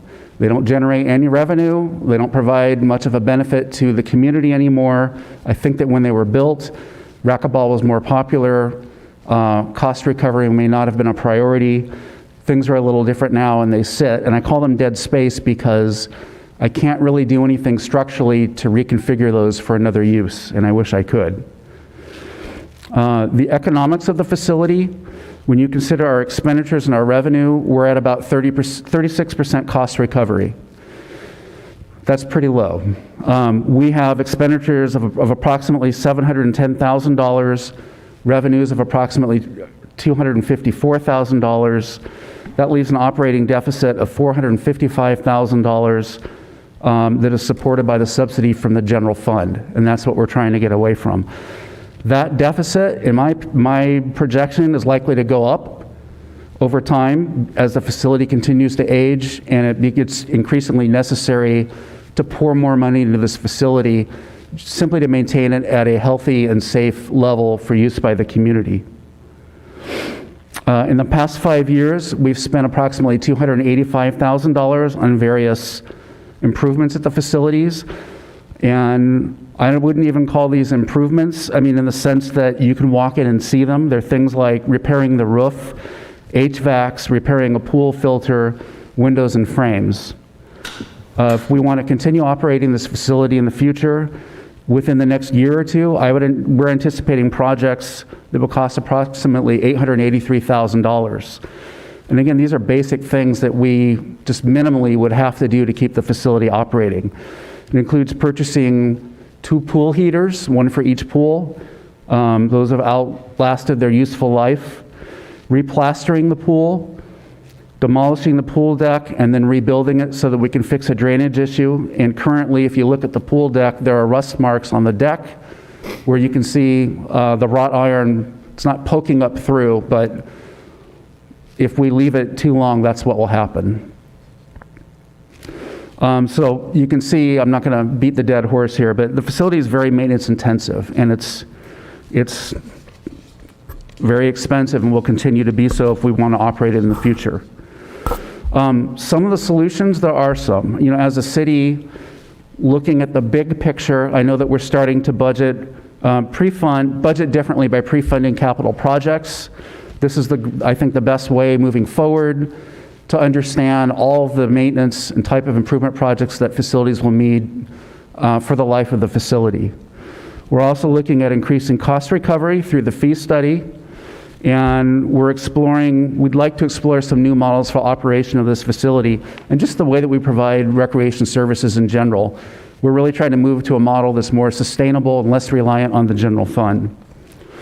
That being said, I'd like to roll through the options that I provided. And there are a couple that I'll emphasize more. I'm really going to look more closely at options 3 and 5. But of course, I'll start with option 1. Option 1 might be the option you would select if you really want to commit to the facility and you want to operate the facility for another 10 years. Our estimated cost to make that happen would be $5 million. We would have to spend the $883,000 that I previously mentioned. In addition, there are some other structural issues that we would have to address at the facility that are estimated to cost $5 million. The costs would potentially, you could fund it from the general fund. You could potentially look at a new source of revenue, which could be a voter-approved sales tax increase or bonded indebtedness. So option 1 is if you wanted to operate the facility for approximately 10 more years. Option 2 is something that I don't recommend, but it is nevertheless an option. Closing the facility at the end of the year and just shutting the door. And that means that we would save potentially $883,000 we wouldn't need to spend. It would have an immediate impact on staff and also on the community, and we would be eliminating pretty much all aquatic programming that we offer. The city would still need to address the derelict building. We would have to decommission the building. There would likely be some expense there. Option 3, which is something that I would ask the council to support this evening, exploring a partnership to operate the facility jointly. And I would probably, if council authorizes this, I think I'd probably start with the school district and have that discussion, because the school district is the biggest user of the facility. School district owns the parking lot in front, the performing arts facility next door. I believe they own some of the land behind the facility. It makes sense to start that discussion with the school district to see if they're interested. And what we would be looking for would be some kind of model where we jointly operate the facility in a way where they get what they need, which is use of the facility for their sports teams and their classes. And we're still able to, in a cost-effective way, offer some services to San Dimas residents. A really well-thought-out version of what that could look like that makes a lot of assumptions would be something like this. The city and the school district could operate the aquatic portion of the facility jointly, and the rest of the facility could potentially be demolished. We could rebuild it, and instead of things like racquetball courts, we could have an open space that's flexible that could accommodate a whole range of activities. And the best example I could give, it is not the only example, but would be something like a gymnasium. You can configure a gymnasium for basketball leagues, volleyball leagues, futsal. I've run pickleball in a gym. I mean, there are a lot of opportunities and activities that you could have in a gym. They tend to be cost effective, and they tend to be, you can charge reasonable fees to recover a higher percentage of our cost that people are generally willing to pay. So that's option 3. Option 4 is the option where you might be asking me, why are we having this conversation? If you're happy with what we're doing with the facility, we don't need to do anything differently. We would continue to operate the facility at a loss, continue to rely on the subsidy from the general fund to complete all of the maintenance projects. Option 5 is something entirely different. Option 5 is exploring a brand new model for offering these services. And what that might look like would be, instead of operating this really maintenance-intensive facility that's aging, that is going to continue to be more expensive and just draw money out of the general fund, we could potentially do something like approach a local fitness facility or an aquatic facility. And we could see if we can negotiate some kind of a deal where residents of San Dimas could get a reasonably priced membership at this facility. The city could then provide some level of subsidies for residents to get this membership. And the subsidy that I would be looking at would be something like for lower income residents or for seniors who might have more difficulty paying. But that's a vision of how that might look. And under that scenario, it's sort of win-win because the city would save a lot of money. Whatever subsidy we provide would be far less than what we're spending now just to keep that building standing. We wouldn't have the responsibility and the burden of maintaining an expensive facility. Residents would have access potentially to a much more modern facility that's going to meet their fitness needs in the water, also in the weight room, and with respect to aerobics and classes. It's going to meet those needs, I think, much better than our current facility can. So that concludes my presentation. I'll take any questions you might have. And again, when I am looking, if council respectfully, if you would authorize us to proceed on options 3 and 5, which are basically exploring the potential of some kind of a joint use, joint operation of the facility with the school district. It's just a discussion at this point. And then option 5, which is let's go out and talk to some local gyms and fitness facilities and see if there's some potential for a different model to make these services available to San Dimas residents in a way that's a little bit more sustainable than what we're doing now. Okay, discussion? I have a question, a couple of questions. Option number 3, where it says consider partnership, and you mentioned the school district or other entity. What's another entity that could do a partnership with it?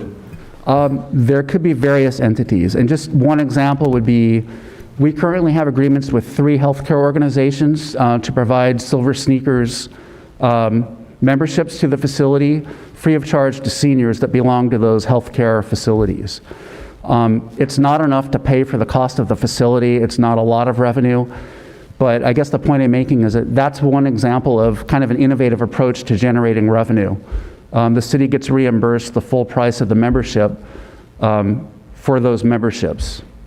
And is it your position that the recreation center should pay for itself?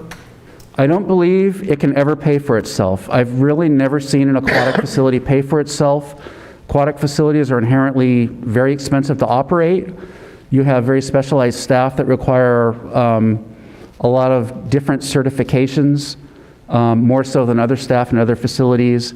And then just the nature of swimming pools, you're dealing with a water environment and locker rooms, you're dealing with pool equipment. There's always something to spend money on with an aquatic facility. I don't believe we can get to 100% cost recovery. Thank you. And Councilmember Bertone, to that question, it also goes to what segment of the population you have and what you want to subsidize. Because if you're a senior on a fixed income, the council may decide that their subsidy is reasonable to encourage active activity. Or if you're on a lower socioeconomic, so you can bifurcate it. But overall, it's very hard to get full cost recovery on a very capital intensive resource like a pool. I do think I'm supportive of your option 3 and 5. During some of this discussion last time, I had gone and spent some time talking with past President Adams at Life Pacific University, and I think President Ritchie now also they expressed interest then in looking at partnering with the city for that facility for their expanding athletics programs. So I do like the idea of public-private partnerships to be able to help keep that facility running and facilitate the need of the community and the school district and perhaps even the university there. So. Thank you, Councilor. So the recreation center has problems, and I applaud you for bringing forward some ideas and starting to talk about what's a difficult conversation, actually. So I'm not for privatizing, and sometimes public-private ends up being privatizing, actually, even though the public is still able to get some benefits out of it and, determine what the subsidies and all that kind of stuff and have a lot of requirements. But it ends up being, in some cases, for some gyms, as you said, or other fitness facilities, just an adjunct facility for their own operations and not so much for the cities, or at least there's a big part of it in their mind.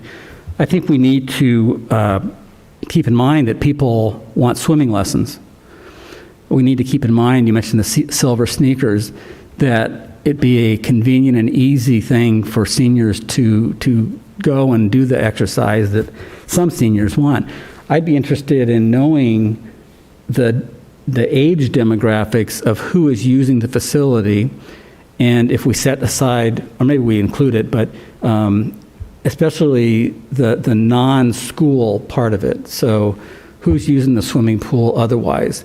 This past summer might not have been the best indication, nor last year, but swimming lessons and the private swims and that kind of thing are one thing that many of our residents like, and in many, many cities, pools are that kind of a facility that's I'm not sure what the cost recovery should be. You mentioned 36%, I think, for the whole facility is not industry standards, but what is industry standards? What do other cities that have pools recover from their pool operations, for example? But in my mind, it's important that we serve the residents of San Dimas and not just focus, for example, I would not at all be in favor of turning it into a gym type of a situation where we would be able to service many people, all of whom would be paying fees to participate in whatever sports or team activities or whatever. That would be great if we had what I would think we should do is just demolish the whole thing and rebuild it up from the ground up, pools and building. Is that a motion? Well, I would certainly, in the ideal pie in the sky world, that's what I would do. I would also suggest that we keep the pool, whatever we do with the pool, whether we repair the pool or rebuild new pools, keep that as one entity, if you want to call it that. And obviously there's locker rooms associated with that. And then the rest of the recreation center or whatever it is to be a separate thing. And I would look around to different models. I know Laverne has a nice building that has variety of activities in it, in their civic center. And they're not generally sports related, but they are fitness, youth, or club, or that kind of thing. So I'm not in favor at this time of going toward let's try to make it as much money off of it as possible, and the idea is that others are going to help us do that. Sometimes I fear losing control and the ability to service our residents in the way we want to. So I would also say that this seems to be the kind of thing that should go to the Parks and Recreation Commission. It can be. We're having a discussion tonight because the City Council requested the discussion. As a department, we're developing a strategic plan for all of our programs and services and facilities. I've been here 3 months, so it's not done yet. We're still working on that. But eventually that plan and a discussion about these services in this facility would go to the Parks and Recreation Commission. And I guess last question, I skipped over it, but I think there was some mention about the youth center somehow having cost recovery on, what's that going to be like? Cost center, are you going to charge the teenagers for going to the youth center? Is that the idea, or what's that all about? You know what? I don't have a specific plan for that. It's something to look at. I think that what we look at is the fee study. We look at the cost of providing the services, and it's in the middle of a facility that's very expensive to maintain. But we also want to look at what would be a reasonable fee. What I usually do is I look at the fee that would be based on 100% cost recovery, and then I look at what I call the market study, which is what do the cities around us charge for the same type of service in a comparable facility. And then it's really a policy decision of the city council to decide where would you like to be in that range. You know, we have certain thing in this country called taxes, and people pay taxes and they expect certain services. And I think that's one of the services they expect is recreational facilities like parks and whatever. And I would, for instance, like we have a student union there, and I would be 100% against charging students to be member of the student union or the student facility. It just doesn't seem right. And I agree number 3 would work if it wouldn't affect the services too much. I'm opposed to number 5. I think we do need this facility. I think it serves a good purpose in the community. But I agree with you, something has to be done, and I appreciate you giving us examples. But, you know, turn it into a private facility, I'm purely opposed to that. I think that's one of the things people expect. Understood. Can I ask one thing? And, well, I've got a couple of things, I suppose. I guess first comment, I absolutely agree about the student union. I think that's a really important thing for kids to be able to utilize, and it sounds like it actually does get utilized quite a bit. So I think that's important. I've heard in the past that the pool itself is not, as far as depth goes, it's competition size, but it's not competition depth, and that for that reason they can't have like swim competitions there. Is that correct? I would have to check on that. My understanding is that the pool is 25 meters by 25 meters. I don't know if the issue is the depth. That is, I believe, Olympic size for swimming, but not for water polo. Okay. So I'm not exactly sure what that was in regards to. Maybe it was water polo, I'm not sure. But I did get that comment that it's potentially not utilized to its fullest extent because it's, you know, they're unable to hold, maybe it was CIF meets there. It's a non-standard size for those competitions. Yeah, so I would be interested if we're going to sink some money into this facility, into making it so that it is competition size so that it can be fully utilized. And then maybe ask you, based on your experience at other places, I know where I currently work right now, there's a lot of aquatic facilities. Every single one of them is packed every weekend and has swim meets going on dang near constantly.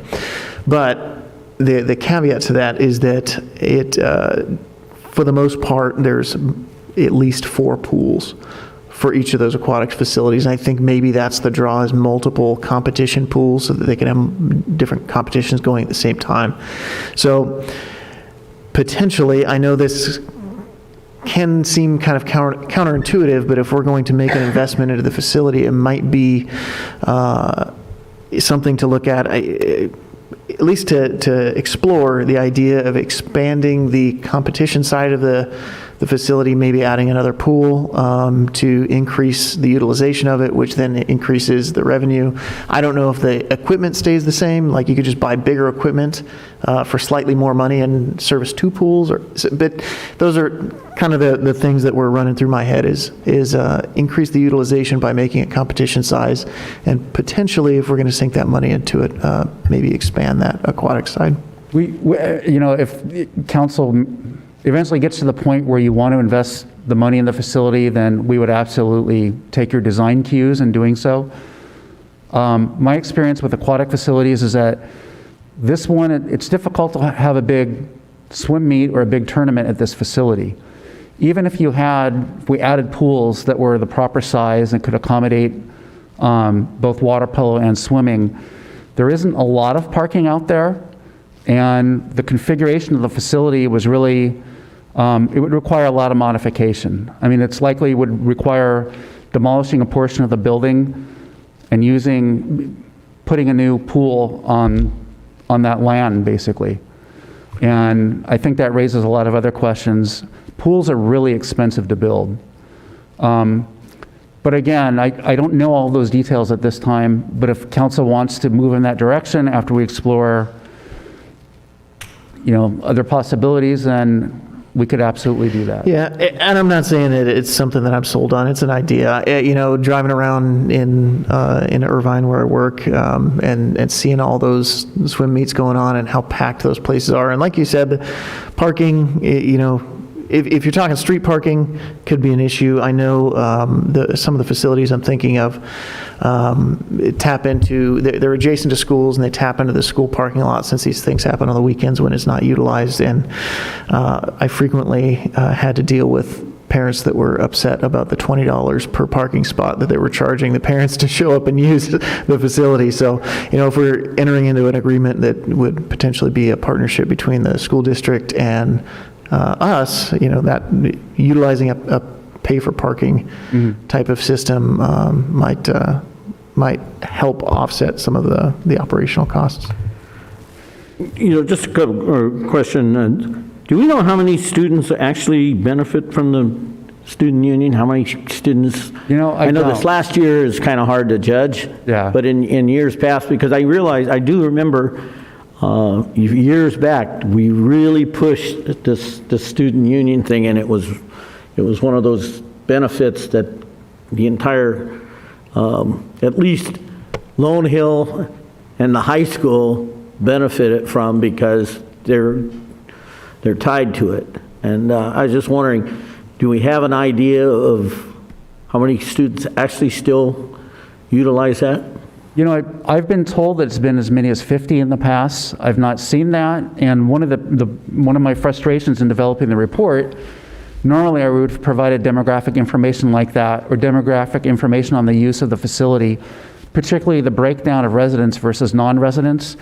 But because we switched computer programs a year ago, and we didn't retain the data, I don't have that data. But your questions are all very good. Normally, I would provide. The one that's all printed out someplace. So yeah, one of the years and years. One of the things I believe that's kind of unfair at this point is you have been here for 3 months. Okay, should have had the whole thing worked out, but that's neither here nor there. Okay, actually, you've said it a couple of times, and I've been hearing it for a few weeks. You are working on a strategic plan that covers all of Parks and Recreation, where we're going with it, the park area. I can remember as if it was yesterday listening to Mayor Morris say, city buildings, city recreational facilities don't pay for themselves. We're doing this as a service to the community. So this pool area is just that. It's a service to our community. Our seniors go there. They play swimming, Zumba, and all kinds of stuff. And they all pay a fee. It's not much of a fee, but they do contribute. And I've seen as many as 50 women participating in that. So there is a use. And yet I think it's unfair to ask you these questions until you have an opportunity to sit down and present back to your boss a strategic plan that will eventually filter its way back to us. When Teresa Browns was our Parks and Rec lady, she showed up here and she said, Council, it's going to cost us $10 million to put a Band-Aid on the rec center. If you want to do it right, it's going to cost us $20 million. Okay? Those numbers were staggering. Nobody's, it's in back of people's minds, but it's not realistic at this point. So then we started thinking about maybe we could partnership with the school district. Okay? And maybe we could pass a bond. And then we could do this and we can do that. But quite honestly, hopefully that down the line your strategic plan will throw out some of these ideas and benefits. It's very difficult to run city money and school bond and school money. It just doesn't happen. So there is that. I'm not going to give anything at all on this until I see your strategic plan, and anything related to Parks and Rec, I'm going to wait and see your strategic plan.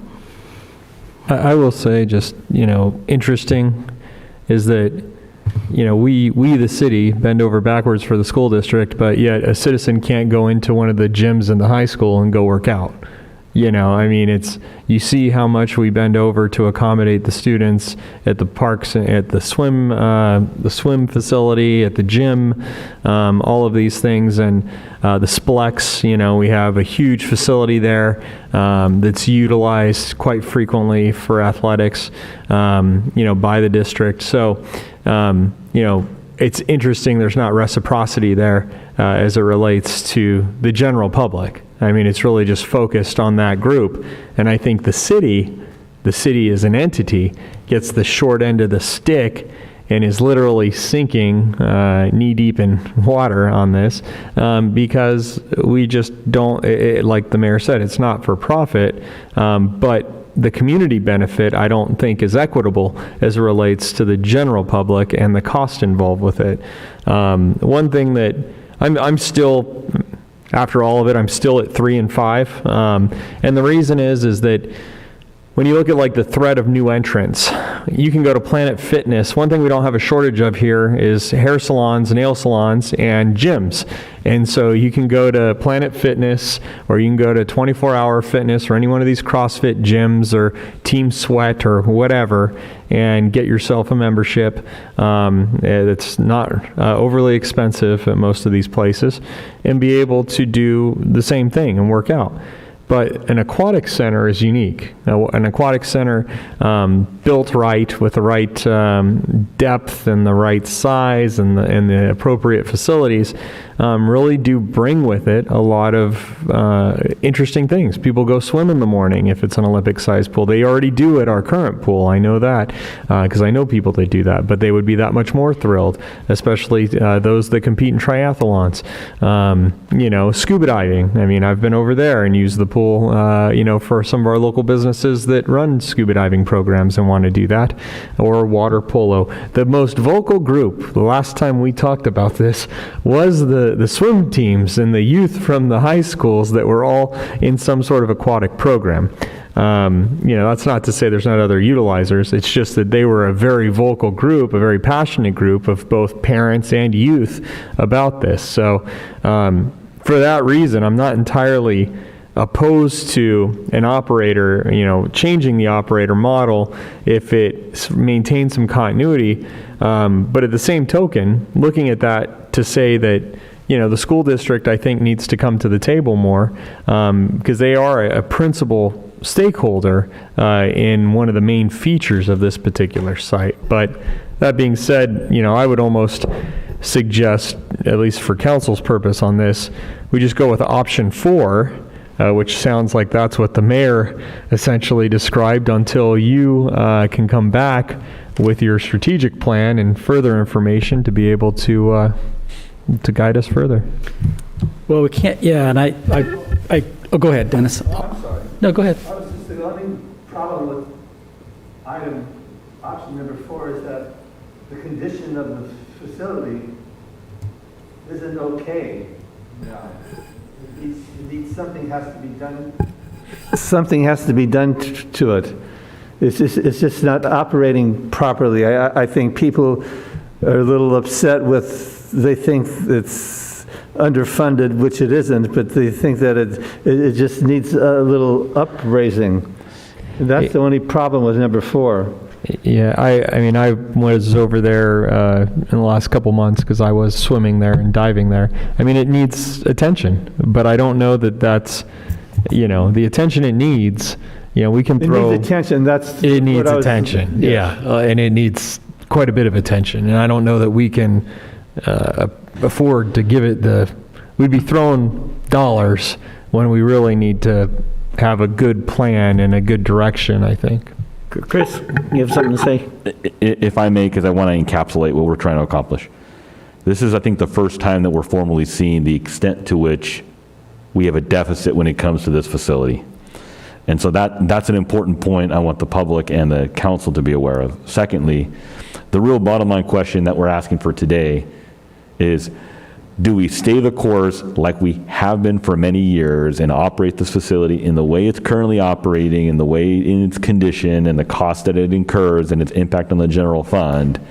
Or are we open to considering anything else? And I know we're talking about what that anything else may look like, but this may not be necessarily the time to engage in that extent of the conversation. Because there's other pieces to it that, I've asked Scott to develop a strategic plan for Parks and Recreation because of the different facilities that they have and the extent to which the capital investment is involved in the maintenance of that. We've also asked, and through the council's new policy on Fund 100, the capital asset reserve, that our remaining buildings and all of them also be assessed to know what the true cost is of ownership and what it costs us annually. That when we take all of that and combine it with the operating budget, it subsumes the entire revenue that comes in and way more than that. So the message for you right now is, we can talk about, is the pool important? Absolutely it is, if that's a priority of the council. But all that's going to have to be weighed across how much money is coming in, how much money is coming from fees, what other priorities the city wants to take on. Because if we level set ourselves to, let's say, Laverne, and say, well, Laverne charges this and has this and has this, and we finally get to and say, we're about the same population and we're about the same numbers as it comes to the pool, the fees, what we recover. And then I ask you the question, now that we're at that, if we take $3 million out of our revenue for the whole city, are we okay anymore? And the obvious answer is, well, no, we're not. And so that presumes that the revenue coming in is a factor in how you decide what services you provide. And it's something what we haven't talked about. It's what I call revenue capacity. Our revenue capacity is not equal to Laverne's or other cities. And their expenditure need, because of police and fire, is different than ours too. So for us to compare ourselves to Laverne or any other city, we will not be able to do a dollars to dollars comparison to say, we charge $70 an hour for our pool, they charge $70 an hour for the pool, so we should be all fine. The reality is, they may charge $70 to the pool and we can't do anything under 120. And if that's the case, and we look at the numbers and say, it may be good for our community, but in fact, only 50 residents from our city, if you take out the students, use that pool on a consistent basis monthly, and not, I have a membership, but I've used it 4 times in the whole year. Would we still be saying the pool is the best investment for the community, or a pool that we own? Or do I turn around and say, if only 50 people are using it, do I subsidize 100 people to use a private gym's pool somewhere else, and now it costs me less to service twice as many people in our community, which is a better bang for the buck for the city? And those are the questions that eventually we need to get to. I'm just hoping we're starting that conversation about all the different pieces that have to eventually come together to help you decide on what do we want to do. Maybe I'm looking at it wrong, but that's what I believe that Scott's strategic plan is going to at least give us a clue where we're at. So I suggest that we just hold off. I mean, he's done a lot of work in 3 months, and we all know that, and I do recognize it, and I know that the entire council recognize it. But I think the opportunity there for me is that give you an opportunity to show us, what your unit thinks about what we can do for all of these facilities. Not, yes, it's huge, the rec center. But I mean, you got Marjan Park, and you've got the Little League fields, and you've got a lot of things that are all moving parts to the Parks and Rec, the tree issue. There's lots of things. And I think that I personally believe we should give you the opportunity. I don't know what the rest of the council thinks, but I think we should give you an opportunity to come back to us and say, this is what I see the orbit of the parks rec system here in San Dimas. I think you're recognizing certain things have been, obviously the rec center is in dire need of more than a Band-Aid. But I want to know where you see this money's going to come. You're going to get a scump of money. How are you going to utilize that to make, in 5 years or whatever the time frame, to make us, up to par? That's just my belief. I think the one thing council probably could all agree on is that we don't want you to close the facility. I think everybody's agreeable to that. Am I wrong? You are not wrong. All right. So if nothing else, don't close the facility out of any of the discussion we're all having here today. But, looking at your options, it's difficult when you present something like this because each one of your options are substantial proposals. Each one of these is a direction. So that's why I'm going to get that off the table. Don't close the facility, at least, as far as I'm concerned. I'm not opposed to you exploring. If your purpose or thought here is to get feedback about this, I have no problem. If you want to go reach out to Life Pacific University, if you want to reach out to the school district, and you come back to us at some point in the future and say, hey, they're willing to partner with us and we think we could make this work, salvage the facility and find a mutual benefit for both the district, the university, or the community, I have no issue with that. Same thing if you wanted to go talk to, whoever, talk to Planet Fitness and they tell you, yeah, hey, we'd really love to have a pool, but let's talk turkey here and see how you figure it out. And it relinquishes the liability of the maintenance and all the other pieces of the puzzle, and it still benefits the community. I'm okay with those ideas. I'm not saying I'm committed to any of it.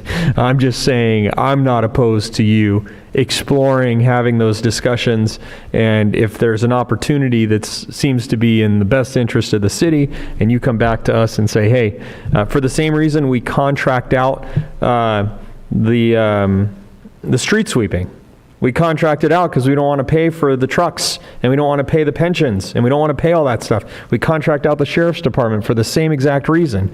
So it's not foreign to think that we could contract out something such as this or subsidize it in a way that benefits the city and alleviate the liability in that way. So I have no issue with those ideas being explored, understanding that I'm not committed to them. But I will tell you, council went through this, number one, update the facility. That happened shortly after I got here. Somewhere there's a very attractive Parks and Rec Center. $10 million repair. Oh, it is beautiful. And I don't know where it is, but it's probably in somebody's rolled up somewhere. But, we went through that exercise. And as the mayor alluded to, the school district, has gone out for money, and put their bond measures out. It's very difficult for the city to compete with that. And there were some very specific things about whether or not we were going to go specific to a specific project and the voter threshold and all the other stuff that goes into that. So I don't really see number one as being, I don't know that as Eric would say, the temperature, I don't know there's a hot temperature on that at the moment, at least for me. But I think the other ones, knock your socks off, find out what you can and bring back your strategic plan. Oh, my final comments are that, Scott, thanks for the options. So it's great, and they're night and day between them, which is great. So there's like a lot of different options, and there are probably more options out there. I'm pretty sure. So you'll get some maybe from the council tonight. I really think the Parks and Recreation Commission could have a discussion and throw out some more. If they're given the opportunity for input as opposed to just being told what the report is, I think they could come up with some good ideas. So with the pool, I almost consider the pool and the rest of the rec center two separate things. And the pool, So number 3, I'm in favor of that, working with the Bonita Unified School District and maybe the college if they want to do the pool and somehow form a partnership.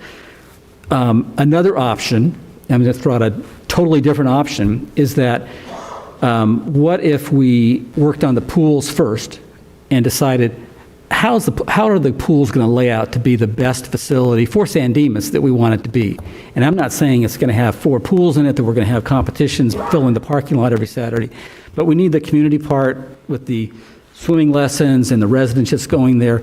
The high school, I mean, it's mostly San Dimas residents anyway, so they get a benefit, and we're pleased to do that, but we do need that partnership.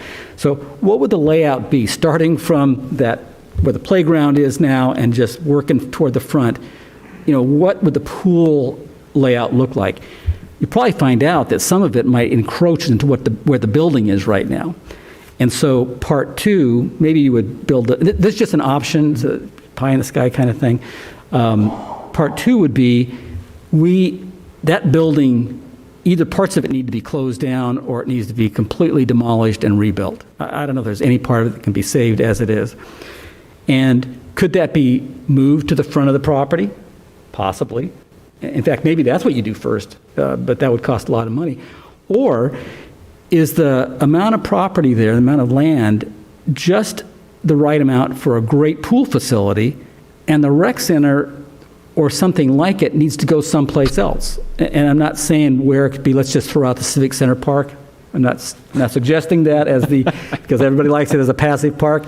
However, we do have some land there, and there might be other places that we would want to do a rec center. And what does that look like? I don't know. If it doesn't have a gym component, then it's a lot different than if it does have a gym component. And we used to use the gym at San Dimas High School, by the way. I'm not sure, somebody on staff probably remembers how we had leagues and stuff there. I don't know if we still have those anymore, but we certainly used to use that in that kind of partnership with them as our, the San Dimas gyms, so to speak. So there's those 2 different things, the pools and the rest of it, and there might be some other options on what we can do, and we need to look forward. At some point it's going to come down, whether it's in 10 years, 5 years, or whatever, and we're going to have to figure out, are we going to build a new building? And that's where sales tax revenue, additional sales tax revenue, a bond, or something that the community gets behind and really pushes, with a community-based organization pushing it as opposed to the city council. That's where that would come in, because to do these kind of great things, we actually do need some more money. You're right about that. But I think that one thing you have to remember is that all functions of the city don't have to pay for themselves. Right. Example would be the planning department, which would be very interesting to know how much we subsidize the planning department. You charge fees, right? And I wonder if you took all the salaries of the people in the planning department and you added all those up, and then you took the fees that they collected. I have an idea that the salaries would be more than the fees collected. So we're subsidizing you, Henry. If you don't realize it or not, you better be careful. And no one complains about that. John hit something pretty right on the head, and that was an aquatic center. Okay, as we started talking at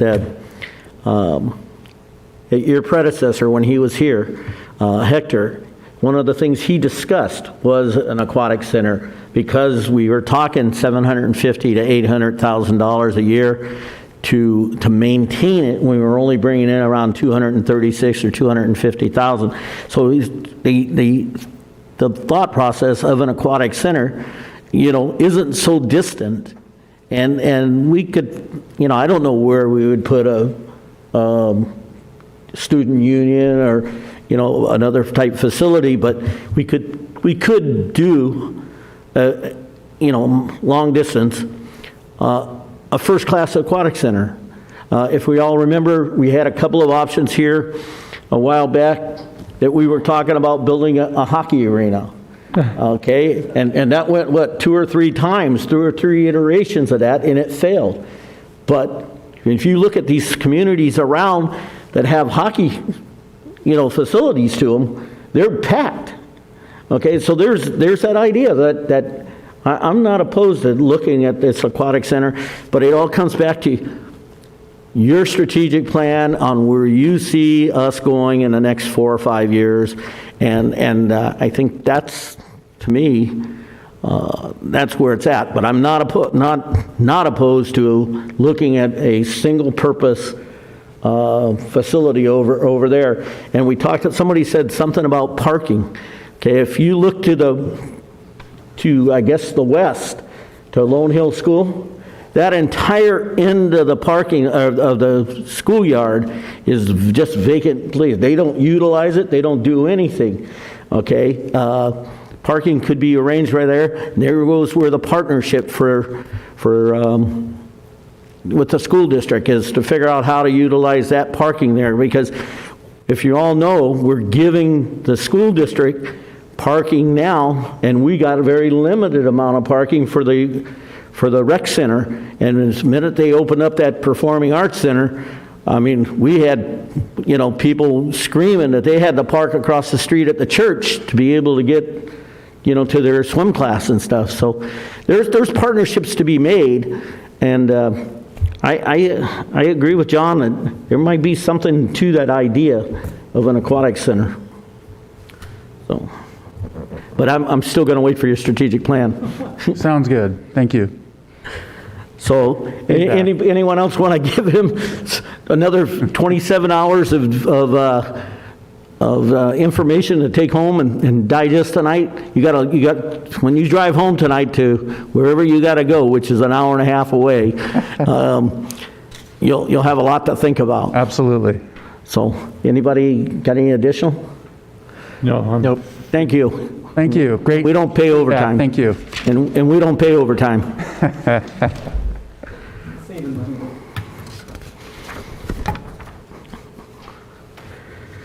Okay, we've already handled number 4. We took care of Pomona Habitat. Okay, I guess the discussion and direction on urban forestry and the management of city urban forests and its budget impact. Oh, I guess you can't leave. Appropriation of funds for urban forestry management activities. Okay. Scott? Yep, thank you so much. Scott Wasserman, Director of Parks and Recreation. So this is something, I think this was originally agendized for the last meeting, and it was moved to this meeting.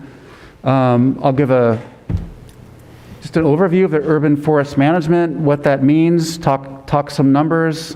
Joining me this evening, we have our park maintenance manager, Steve Farmer, in the back here, if you have any more technical questions.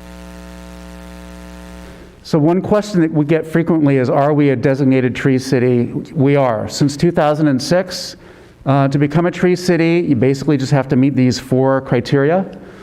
We have a designated department to oversee the urban forests, it's Parks and Recreation. We have a tree care ordinance, Chapter 13 of the Municipal Code. Urban forest program funding of at least $2 per capita, we exceed that. And we have an Arbor Day observance and proclamation. We embrace Arbor Day. So maintenance costs. The city budgets $225,000 for maintenance of the city's urban forest. The bulk of that, or $215,000, is for annual grid pruning. $10,000 is to plant new trees each year. If I could go back to grid pruning, the city is basically divided. We have 9,000 trees in our inventory. The city is divided into 4 grids. Every year, all of the trees in a single grid get inspected and they get pruned as necessary. So that's a little bit about grid pruning. The $10,000 to plant new trees, that's not really intended to grow the forest. That's really just replacing, with 9,000 trees, there are always trees that we have to remove, trees die. That's our fund that we use to replace the trees. The idea is to maintain sort of a net balance. We don't lose trees, we don't gain trees. Additional expenditures, we have mitigation, sidewalk repair. Last year it was approximately $80,000. Sidewalk repair related to mostly tree roots that bulge up the sidewalk, and we have to repair that. And then we have tree-related claims that are paid by the city's insurance carrier. Those were $24,000 last year. So we are at approximately a total of $329,000 to manage a forest of about 9,000 trees. Most trees, I got ahead of myself here, most trees are on a 4-year grid pruning schedule. So the vast majority of those 9,000 trees are trimmed at a cost of $70.20 per tree. The exception would be the palm trees that the city has. We manage 381 palm trees. Those have to be trimmed annually to mitigate risk at a cost of $109 per tree. The cost is more simply because it's higher up and it uses different equipment. In past years, what we've done to trim the palm trees is we've used the money that was set aside for grid trimming to trim the palm trees. That's worked in years past, but because we've grown the forest a bit by a few hundred trees over the last couple of years, I think 312 trees? No, I think we've grown the forest by, we planted about 312 trees in the last 2 years. It didn't work this year. This is the year, last year was the year that we borrowed money, from Peter to pay Paul, and we were able to trim the palm trees, but then we didn't have enough to finish the grid trimming. One of the issues that I found as kind of a new person diving into this, tree trimming costs increase annually. It's tied to the consumer price index. If you look at the chart at the bottom, the top column shows the percentage increase in past years. The bottom shows you what that translates to in increases in the cost to trim a single tree. It averages out to about 2.5% per year. If you look in 2016, it cost $61.48 to trim a tree. Now that same tree costs $70.20. As the cost to trim trees increases annually, proper funds haven't been budgeted to care for new trees. Now this is tricky. In the last 2 years, we've planted 312 new trees. We didn't budget any funds to maintain those trees. As the trees grow, they'll eventually need more care. We can't really say when we would need to request that funding. I don't request it now because I know we don't need it now. But it's something to keep in mind that as we plant hundreds of trees, eventually there's an increase in our maintenance expenses. If we did nothing at all, the result would be a gradual decline in the capacity to care for trees. That's if we did nothing at all, but we are taking very good care of the forest. We do have cost-effective strategies to expand the forest. Here's an example. This year we're anticipating planting 121 trees at a cost of about $10,000. 50 of those trees are coming from a grant, the Upper San Gabriel River Watershed Urban Greening Project. That is a mouthful. The grant was secured by our contractor, West Coast Arborist, to plant 50 trees in the city. These will be added to the city's inventory. The catch is that moving forward, the city will have to pay to maintain the trees. The Gold Line project, they're removing 53 trees. They're going to replace 26 of those trees. For the balance, we're asking that they compensate the city at fair market value. And then the average tree planting that I talked about before, that's the $10,000. That gets us approximately 45 15-gallon trees. So that's an example of how we would plant 121 trees this year at a cost of $10,000. What we're requesting tonight is something I think we need just to maintain what we have. It's the funding, $41,529 to trim all of the city's palm trees annually. This is something we've never budgeted this before. I think because we know we need to do it every year, it would make sense to budget the funding. If the city council chooses to make this budget appropriation, this would be an ongoing budget item. You would see this in recurring year after year. This would be in the budget. At its meeting of July 20th, the Parks and Recreation Commission established an urban forest subcommittee to identify specific policy outcomes for the city's urban forest. They actually met. Our first meeting was last week. The first meeting was mostly information sharing and just giving them background on how we manage the city's forest. Subcommittee will be meeting about every 2 weeks. I think there's a maximum of 6 months for the existence of a subcommittee, but I would expect we'll finish our task well before that. And what they're doing is they're looking at ways that they can support city staff in managing the city's urban forests. So we have, for example, an urban forest management plan. 95% of it is probably just standards, it's science, it's information that's provided by the International Society of Arborists, but that 5% is really important. The 5% would be the policy. For example, do you want us to just maintain what we have? Would you like it to grow the forest? If you'd like us to grow the forest, at what rate should we grow it? Where should we grow it? Where we grow the forest and how we grow the forest will likely determine what that would cost. So we function best if the commission or if the council provides specific outcomes for staff, and then we can come back and say, this is what it would look like to implement that, and this is the resources we think it would take to make that happen. With that, I will take any questions that the council may have. I had a question about the urban greening project and the Gold Line tree replacement. Are those going to be street trees, or where are we planting those? Will that supplement, in other words, what we're not doing with adding new street trees? You're asking specifically about the 50 trees, the urban greening project? Yes. Grant-funded. And the Gold Line, 76 altogether. The urban greening project trees are targeted to Horse Canyon Park and Passaic-Willandra. We removed 15 trees on Passaic-Willandra this past year due to them being hazardous. This project will replace those trees that we did remove. The rest are going to be going into Horse Canyon Park. And is that the Gold Line trees also? The Gold Line trees on that grid are what's designed to go in on the Bonita Cataract intersection where the bridge flyover is at. That's part of their design, to put 26 trees back in place where they removed the trees on the Bonita Cataract lot. So those are replacement trees, basically. Okay, thanks. Any other? I might have another one. Then I'm going to ask a question while you're looking. Go ahead. Yeah. Okay. First off, I had no problem at all personally with trimming the palm trees. Okay.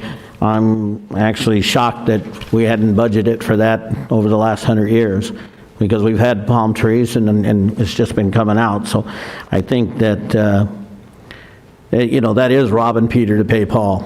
So no, I would totally support that $41,529. And that to me is beside the strategic plan. I'm not going to support anything to do with trees until I see your strategic plan. Okay, I noticed that you mentioned here that to expand the forest, staff recommends increasing the city's tree replacement fund by $20,000 over the next 3 years, which would be $30,000 a year, and that would supply 215 trees per year. Okay, and which would mean for the next 3 years would be 645 trees. And then the last sign is what I think is very important. This would fill nearly all remaining viable planting locations readily available to plant trees. And that's the staff's opinion about what, where we stand in the tree world. That's just, okay. So that's where I'm at. I could be persuaded to discuss, a portion of this, but I'd like to see your strategic plan myself. And it seems like there's a lot for you to get done, but I don't know. We're a silver city tree city, which would mean exactly what? It's just the designation is determined by time. So we're currently a silver city tree. We become a gold city tree, I think, in 2026. And then I think in 2031, we would become a platinum tree city. 2021? 2031, I'm 2031. sorry. 2031, Okay. yeah, platinum. All right, yeah, well, like I said, I have no problem giving you the 41,000. I could talk with and see where we go if you feel that we need this extra money before, but I think the 3 years at the $20,000 extra and stuff, I'd like to personally wait until you come up with a strategic plan and talk about it. It looks like to me you're laying it out right here, but I'd like to see your whole plan. Okay. That's me. I'm on board with the mayor. I support the appropriation of the 41,529. But to that end, I think, I'll feel a lot better when we get to the next budget exercise, and just looking at all revenues, realized post-pandemic in recovery, and have a better idea of what we can do as it relates to expanding funding, perhaps for this particular initiative. I'm not opposed to expanding the urban forest, but I do think that it needs to be an intelligent decision as it relates to what we can afford to do against other priorities in the city. So, thank you. I did have one more question, Scott, and that's on the tree maintenance. I'm calling it tree maintenance. You have the number for claims, and is that $24,000 something that comes out of our budget every year, or is it under the umbrella of our general liability insurance? It's under the general liability insurance, so we don't actually pay that out. That's paid by the city's. My little spreadsheet here that I made for myself is not going to be correct on numbers, and I'm not going to really talk about it anyway, but that's just good to know for future reference, because what it boils down to is there's some average cost to maintain a tree. And to everybody's point about we've got to understand the cost of these things and how much the city's paying. And at 9,000 trees out there in the city-owned trees in the urban forest, it's around $40 a tree every single year on the average. And it's something we just have to understand and weigh that cost with the benefits of the trees. Now, I'm not going to go into my litany of why trees are good. I will point out two things that I know everybody likes to know about. Where did you get that information?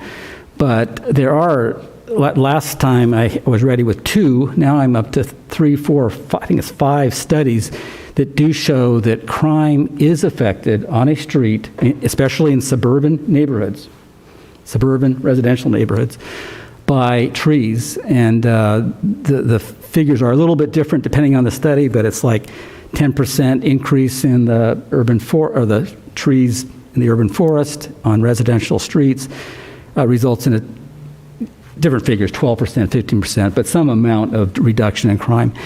The other one is there's been a number of studies on residential streets especially, but this applies to other streets too, but I've got a couple handy if we need to talk about them. Trees on residential streets slow traffic down, and there's been a number of studies that have shown that.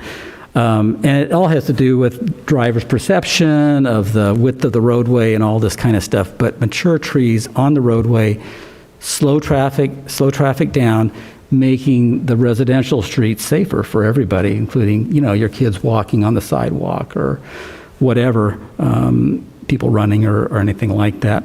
So again, I'm not going to go over the entire list. I will say that I'll take that $10,000 number, which is the tree replacement, and take that out of the maintenance, because that's not really maintenance. I'm going to call that planting. And last year, that $10,000 plus the $100,000 we allocated $110,000 the past couple years to plant trees. This year, we're going from $110,000 to $10,000. I think that number should be larger. I'm willing to come off the $100,000 substantially, but I certainly think that the idea of planting some new trees at $20,000 more, so a total of $30,000 for tree planting, would be reasonable. And as I mentioned to Scott today, that $20,000 for the 215 trees, I think that's what it was, whatever the number was, is for easy spots. There are plenty of places in residential neighborhoods, and gave Scott some examples where, for example, a resident has cemented over the parkway. And so that's going to cost more than just digging a hole and plopping a tree in there. So what I'd say is, yeah, we want to have a goal of that 215 trees, but I'd up the allocation a little bit to maybe 30,000 or 25,000 for those additional trees, making the tree planting either $35,000 or $40,000 for the tree planting part of the budget. And I'm certainly in favor of the additional money for the palm trees. I do think one thing I can agree.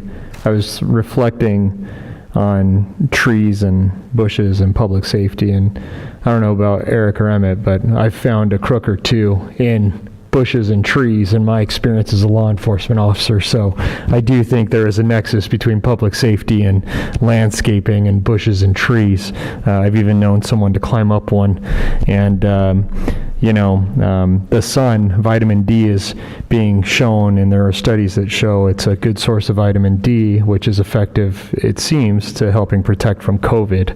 So my only point in bringing those things up is there's a lot of perspective on this particular issue. That is true. All right, the one thing that we was kind of alluded to is that the Parks and Rec Commission met recently, and they created a subcommittee dealing with the urban forest. Correct. So I would like to, before I allocate any money, I'd like to hear what they have to say and what I'm certainly willing to listen to it. Like I said, these numbers, the 10,000 and then throw in the 20,000 extra, I might be able to get to, but I'd like to hear from the subcommittee, give them an opportunity to do their work, what they've been asked to do, and hear how it goes. And I think we're going to get there. I think, I think we all respect and understand, the good worth of trees and stuff like that. And there's a lot of reasons. I understand John's done a lot of research on this. I have to be honest with you. I've caught a crook or two in a tree. So, but I mean, I'm not going to blame all trees for that. But it just comes back to, I just personally believe we got to give you an opportunity to do what you've been tasked to do, and that's do a strategic plan that's going to cover the entire, what's going to cost you for Parks and Rec, a whole sum.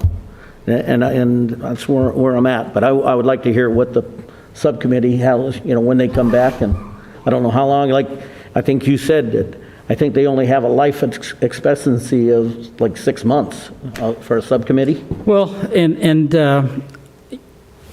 I'm not exactly happy with doing that, because I think we know enough just on the city council here, just from experiences of being people out there on the streets with trees or not trees, to allocate money or not allocate money. However, I'm willing to go along with that, and because I do want to empower the Urban Forest Subcommittee to actually have some input in the process. What I would like to finish up with, and that's fine. I mean, that's not the best outcome in my opinion. I think we should at least allocate the 20,000 so that we could start another part of the city and do the 215 trees that Steve has talked about. Kicking that can down the road just means the trees are going to take that much longer to form any kind of canopy. Well, hey, John, I'll tell you what. I'll meet you halfway. I'll give you 10,000. Sold. Okay, I'll give you 10,000. I mean, I don't. Yeah. To increase the budget by 10,000. Yeah, and so the staff is looking for a policy decision that says we have 10,000, they'd like to boost it up to 30. I'll go to 20. Can we make a motion to that effect? Oh, I'm not going to make the motion. So, well, let's bifurcate it just so we can. I'll make a motion that we increase the tree maintenance budget by the 41,500 and whatever it was to catch up on the palm tree trimming out of this year's budget. Second. Any further discussion? All in favor? Aye. Opposed? You got $41,000 to cut down the tree, to do the palm trees. Thank you, council. Thank you. Only if there's a crook in them. No, I haven't seen too many crooks climb a palm tree. Well, then I'll make a further motion that we allocate an additional $10,000 for planting as many trees as you can do, Steve, in whatever part of the city you can do it in for street trees. I'll second that motion. I think if you go through certain communities and you see high-end housing and whatever, there's lots of trees. There's lots of trees. And I think it does nothing but increase the value of your property, so I would second that motion. Two things about the motion. One is, this is a one-time appropriation. It is. For 21, 22, yep. And I'm going to assume, in light of this discussion, we're going to back in the maintenance cost for whatever is planted out of this 10,000 from this appropriation. Those particular trees won't need much maintenance for another few years, but yes, eventually they will need that $40 or $50 in a few years, probably, amount of money. So does the motion include the maintenance within it? This motion just includes $10,000 for additional trees. Okay, so you're excluding maintenance, so we end up in the same position. I just want to make sure I understand. This is a one-time maintenance. Until we hear, or at least until I hear from the subcommittee and talk with Parks and their strategic plan. And if it makes a difference, this will plant maybe 100 trees, okay? At $40 a tree, that's $4,000. So if you want to make the allocation, I don't believe it needs that extra $4,000, but if you want to give them that cushion for maintenance and appropriate $14,000, I'm okay with that too. Mm-hmm. But it's the $10,000 for planting new trees, and if you want to add something more, then I'm fine with Don, you'll take every dime you can get. Maybe. If I may, Mr. Merritt, if we can have staff speak to maintenance, because there's maintenance, I believe, built into the initial planting of any tree when we do it. Our contract with West Coast Arborists, when they plant a tree, they maintain it for the next 6 months. If that tree fails, they do replace it. So there is a little bit of a guarantee when we do put it in the ground. So we don't lose very many trees in the last 2 years. I think we'll just stick to that $10,000. The original motion is $10,000 additional dollars for additional street tree planting. Correct. And so what my understanding is, it's a one-year appropriation. We want to make it clear that if it doesn't show up in the budget, it's that we should be asking for that money at that time as a priority, or when we discuss our priorities in the October-November timeframe, we should be talking about whatever appropriation you One-time appropriation of an additional $10,000. Okay, that's the way That's right. That's it. One time. Good time. Okay. Scott, you have any other concerns? We're going to vote on that? As soon as we get Scott off the... You're going to blame him for it? I'm going to blame him for it. No. Good to go. Okay. Mr. Farmer, before you leave, I just want to say something before we take this vote, because I'm afraid you're going to escape. I received at least 2 phone calls in the last week concerning the trees on Bonita in front of Roadies and the barber shop and several other places. There are people are walking and they're getting stabbed in the eyes from the branches holding over. I suggested maybe to the barber that he had some scissors, but he said, hey, I'll wait till the staff comes out and do it. So, but you have several. I went out and I took some pictures today. If you could have somebody take a look at them, because they are right there. As people are going into Roadies, they're walking into the trees, the branches. So if you could take care of that, I'd appreciate it. Or take a look at it. Okay, do I have a motion? I have a second. Any further discussion? All in favor? Aye. All opposed? Motion carries 5-0. Thank you. And I had one more additional comment because Scott asked for thoughts on policy direction. And I have a very simple policy objective for planting street trees, or let's limit it to street trees. And this is what it is. Our objective is to have a tree canopy for every residential street and at least a partial canopy on all other streets. And I just will point out a nice example of a partial canopy, and I think it'll be full pretty soon, is north of Gladstone on San Dimas Avenue when you go down the hill there.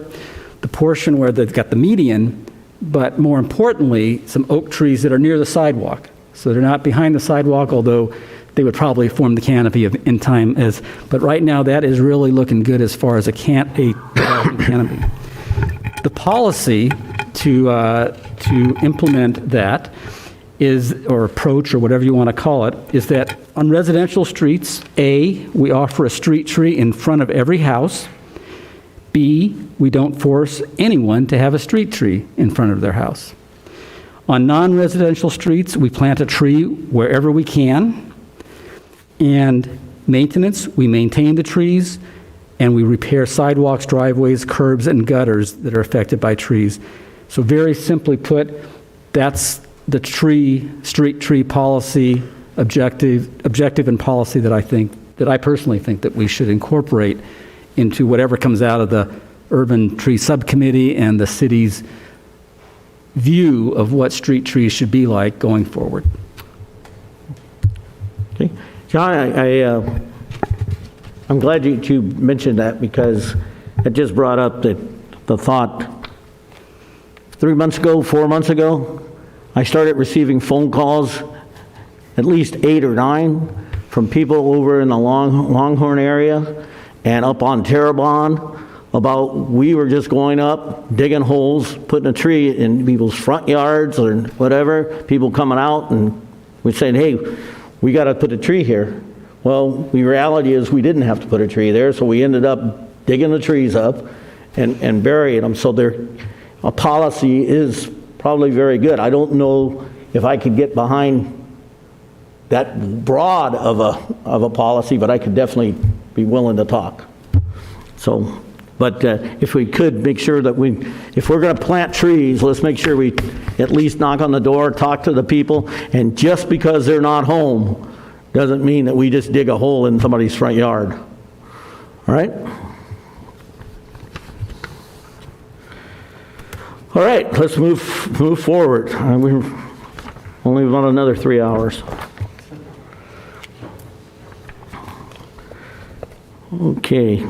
Oral communications. Member of the audience, our speakers are limited to 3 minutes and may be determined by the chair. You can talk about anything you want.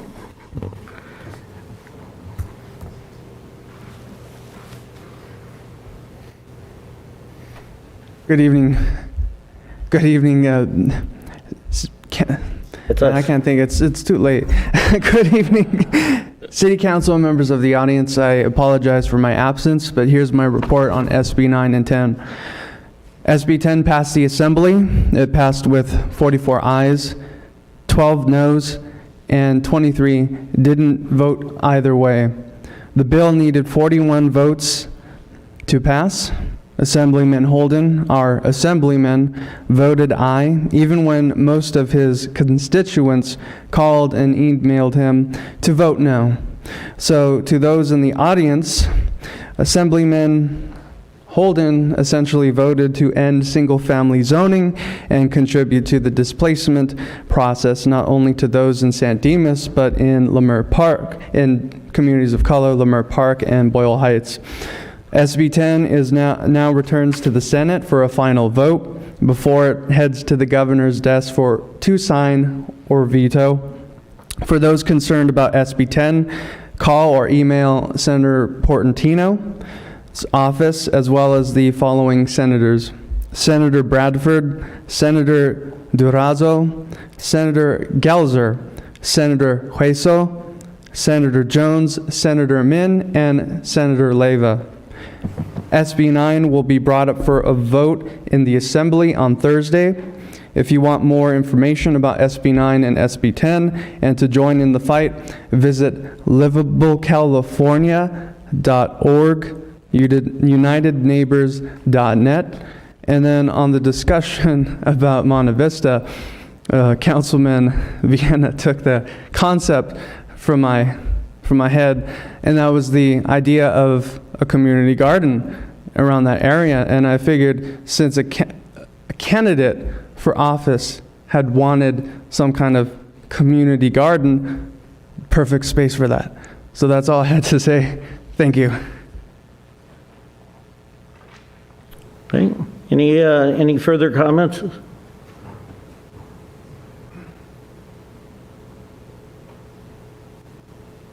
Might be too short. I wanted to make a couple of comments. One was on the Monte Vista project.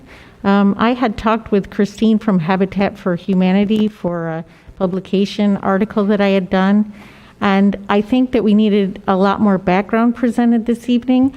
And Anne is such an amazing person to speak with and such a supportive person for the city that I'm kind of sorry that she didn't bring up some more background and reasoning behind the project and how great it is for our city. I think you missed the point about the affordable housing project that not only may, most likely, have a family that's a veteran that would move into this home. The one in Laverne did. It's kind of like their target group that gets to work on these homes, and they're very deserving. And for us to be so nonchalant about not putting this home in the city was kind of upsetting to me, because it kind of checks all the boxes of what we used to be about. But it's a faith-based group that is so amazing for the community. And not only that, but they bring recognition to the city and bring a lot of good to the city as far as our city is their current project. So not only is that worldwide, but it's just such a great opportunity that I think we're missing. It's great that you want another park or you want to plug in electric cars, that's great, but we have other opportunities maybe for those. And in this location, you not only get the whole community involved, you get Habitat involved. And Habitat is such a positive force, such a great look for the city, such a wonderful project that our whole community can get involved in. And to dismiss it as simply as you did, I'm not sure what you need to go out into the community and look into, or I don't know how many people you need to speak to, but if you just know the history of Habitat for Humanity, there should be no question about this project. This is such an amazing opportunity for us. And I know that Christine and the group has been trying to get into San Dimas for years. And when I talked with her, she said, we're very excited because our next opportunity is probably going to be San Dimas. And tonight, when I watched the discussion, it made me heartsick, because I really feel that we're losing such a great opportunity here. And to have maybe a veteran who's not able to afford a house any other way in San Dimas, and to have him work on his own project or her on her own project and bring their family here and become part of our community, it's much more important than what I think you gave them credit for. Thanks. Do you need extra time? No, I really feel, I was really saddened that it wasn't given the respect that it should have been given.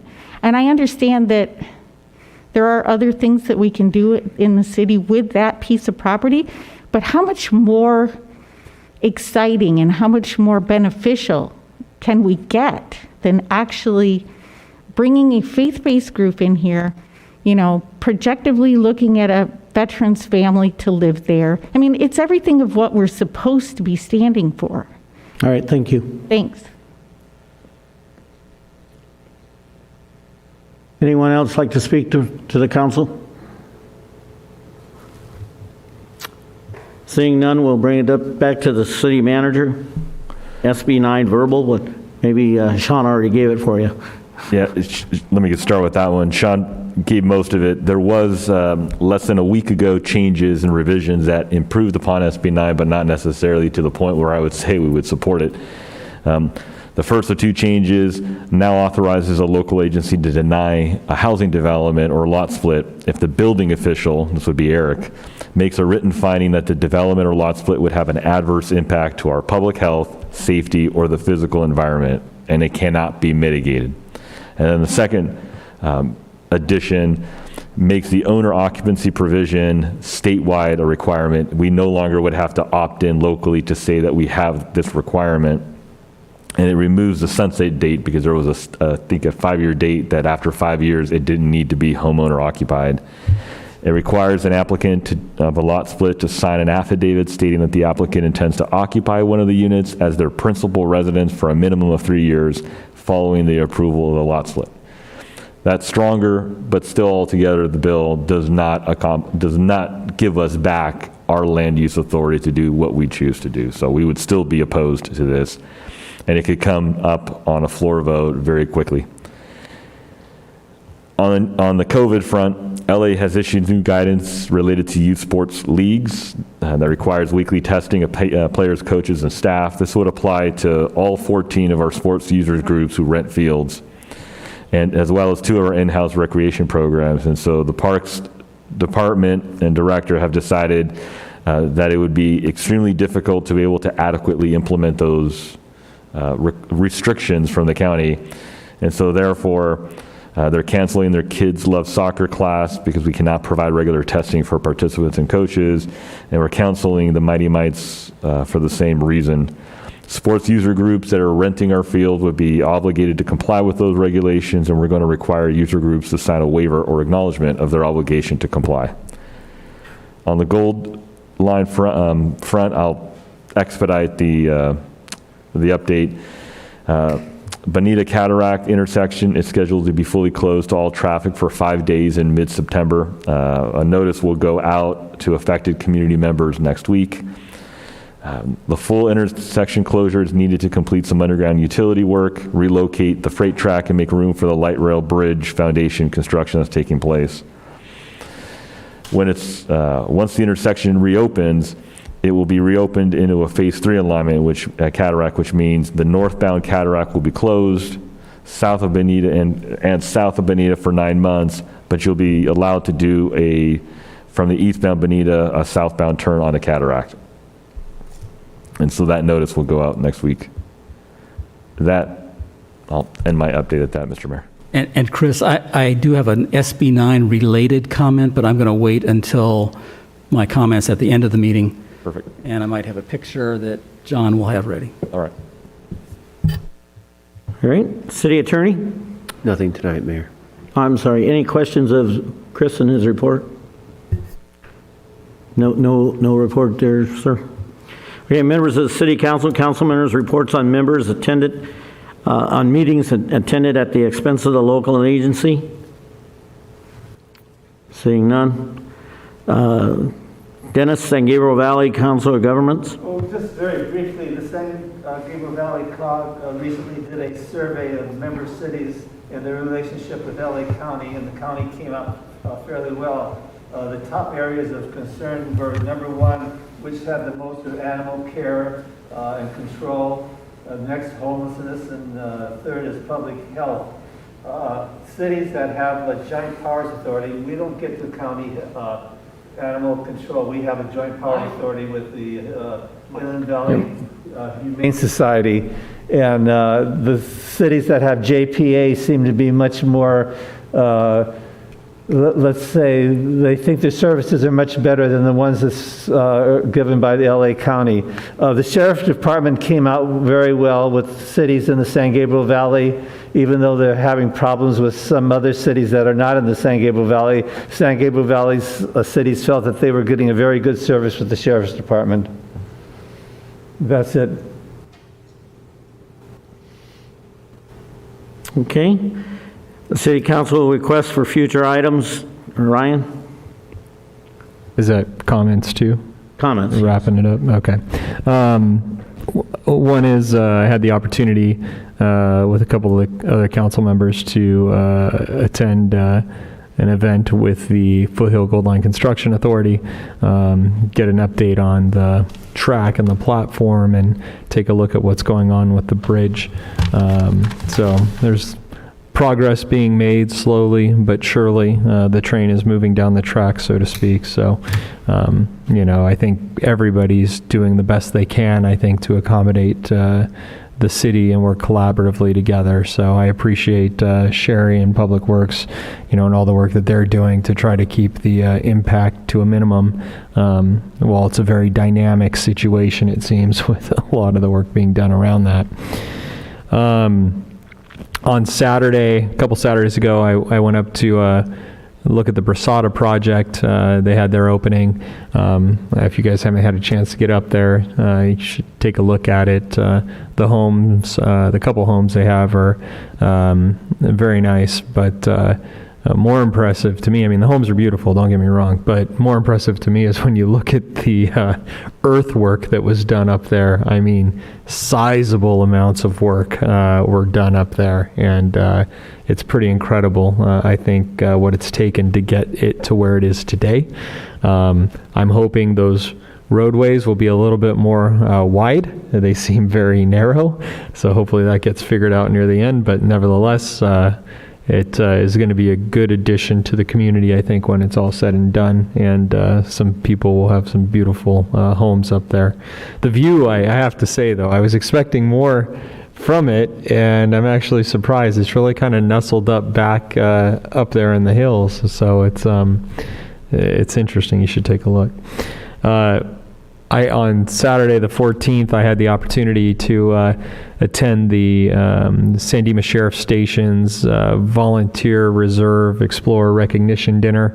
I just wanted to acknowledge them and the Sheriff Station, our San Dimas Mountain Search and Rescue Team, as well as our volunteers and the explorers. They all donate, if as many may know or may not know, countless hours to this community in service. During COVID, they were very flexible and adaptable and changed some of the ways they serve our community, but they still did it. And so I congratulate everybody that was there. They did outstanding work, and they always do.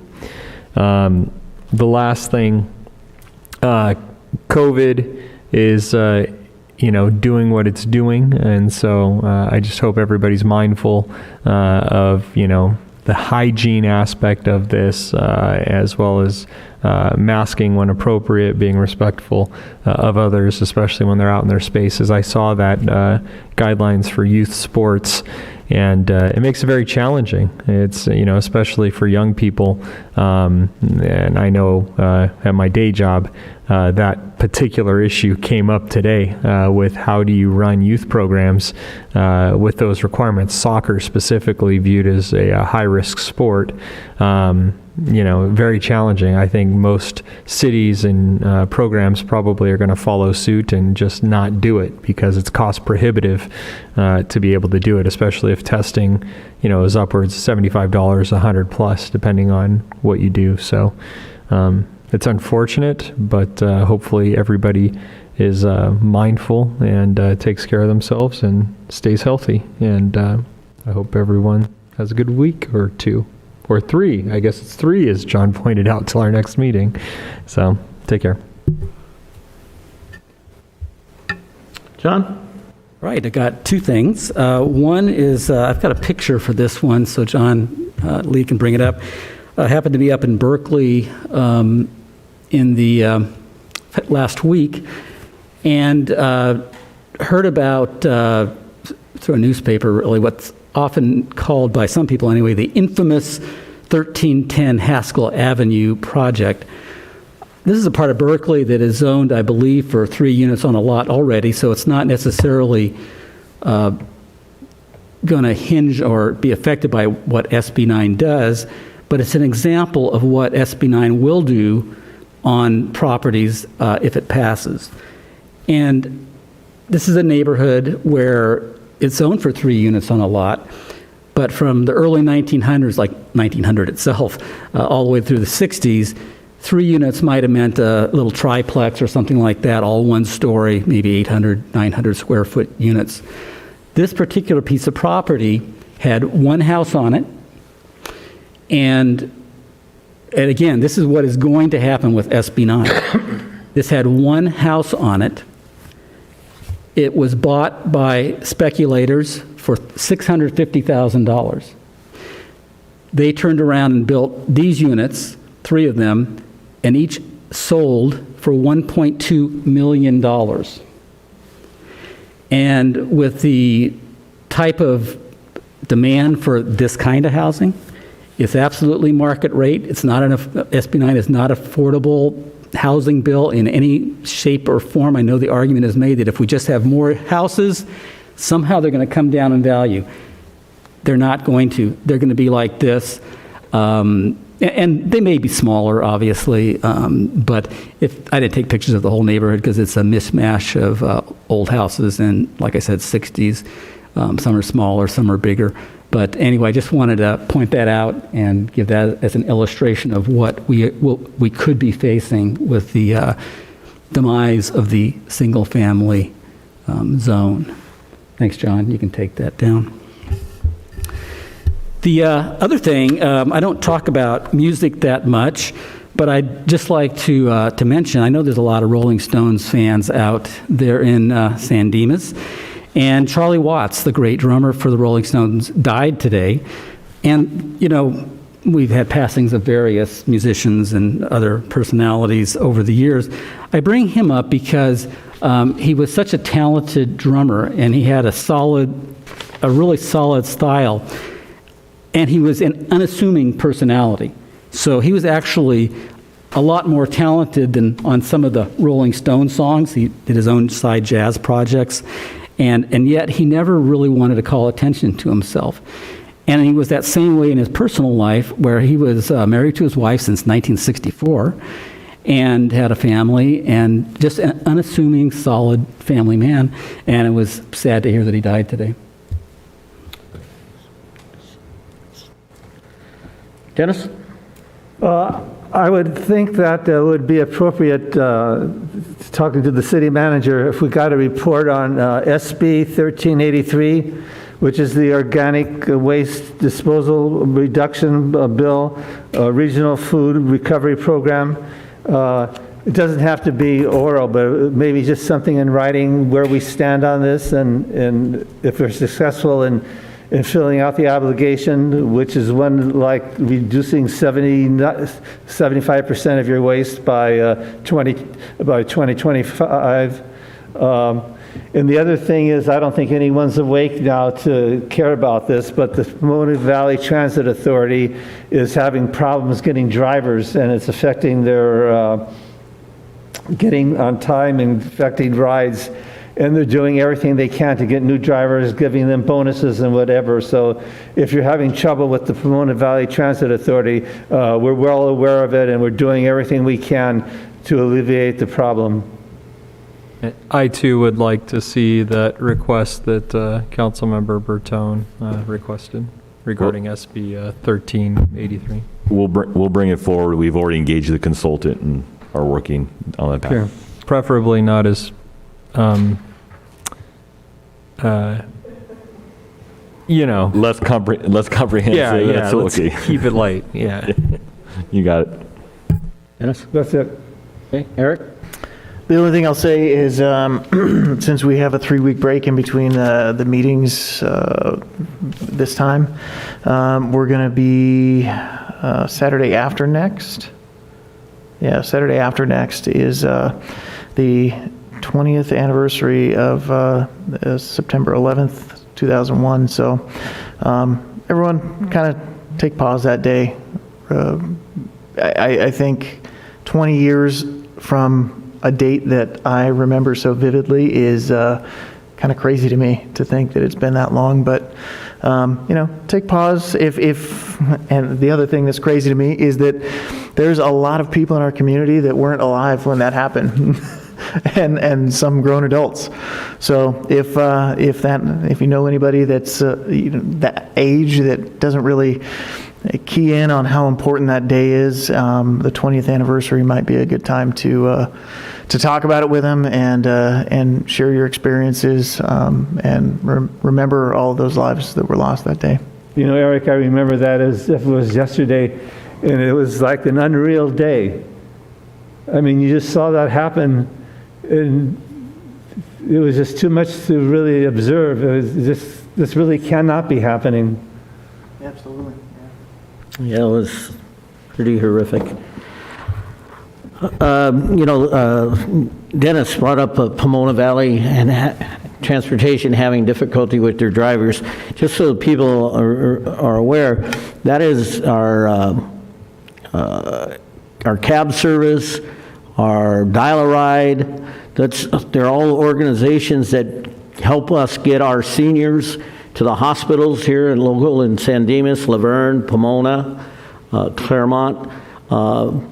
So by not having drivers, we're being faced with a shortage of how do we get these people to get to the market and to help them out. So it is a good idea if you got some people, because you have some really dedicated people out there that do this driving. They're not only making money, but they're doing it because they love it. The problem is, it's just like everything else. It's open season for jobs, and you know, we're still paying, you know, certain amounts of money for unemployment and certain things like that, and so it's affecting all the industries. There's a couple of things that have gone on this last week. I had the opportunity last Saturday night to attend an event that I would have thought I would have never attended. Okay, I would not even begin to think that I would have attended, but I enjoyed it. But on the other hand, I didn't understand a word. Okay, I was at the 2021 U.S. Legacy Cup International Art Festival, which was being held here at the Performing Arts Center, in conjunction with an event that was happening in New York City the same date and time. For some God-known reason, Supervisor Barger volunteered the city of San Dimas to hold this event at the Performing Arts Center, and everyone there was Chinese American. But the whole show was in their native tongue. So I understood nothing. In fact, the guy next to me did this, said, "Hey, they're calling your name." So I had no, but it was very, very interesting to see their culture and to see how things went. Because at the beginning of this, they actually played the national anthem on what I can call a mandolin. I'm not sure what they call it, but the respect that I saw in that audience when she started playing the national anthem and they put this huge flag up behind them, the respect that I saw from that community was just unbelievable. It just sent chills down you, because you could see the sincerity of them. And so I've kidded along with Chris about what did he do to me, but the reality is it was very impressionable on me that they done it, although Catherine Barger is going to get a piece of my mind, because she didn't show up, and we thought that her office was supporting this. So, but it was pretty interesting. It was an actual award ceremony. Friday night, first San Dimas High School football game, San Dimas versus Montebello. It's an away game, but if you're out there and you want to get out and support our local high school, I'm sure that they'll appreciate it. Several of us go, so it's something you want to do. I want to thank Chris and the staff, and I want to thank the Sheriff's Department as well as Raging Waters. If you know, 3 or 4 weeks ago, 5 weeks ago, we had mass problems with traffic. Just unbelievable. You couldn't get Nobody in Villa Verde could get to Villa Verde. Nobody could get from Villa Verde downtown to do all this massive shopping that they were going to do in downtown. It was a real nightmare, but staff got onto it. Sherry, thank you very much. They worked out a deal with Raging Waters to help to get a deputy out there and eventually we got a deputy on an overtime basis. But the reality is, these two fine people convinced Raging Waters to pick up that bill. So that's where we're at right now. And so we do it, and if you could drive straight up and down now with no problem, and yet you can still see kids coming off the slides and everything, so that it didn't hurt their business.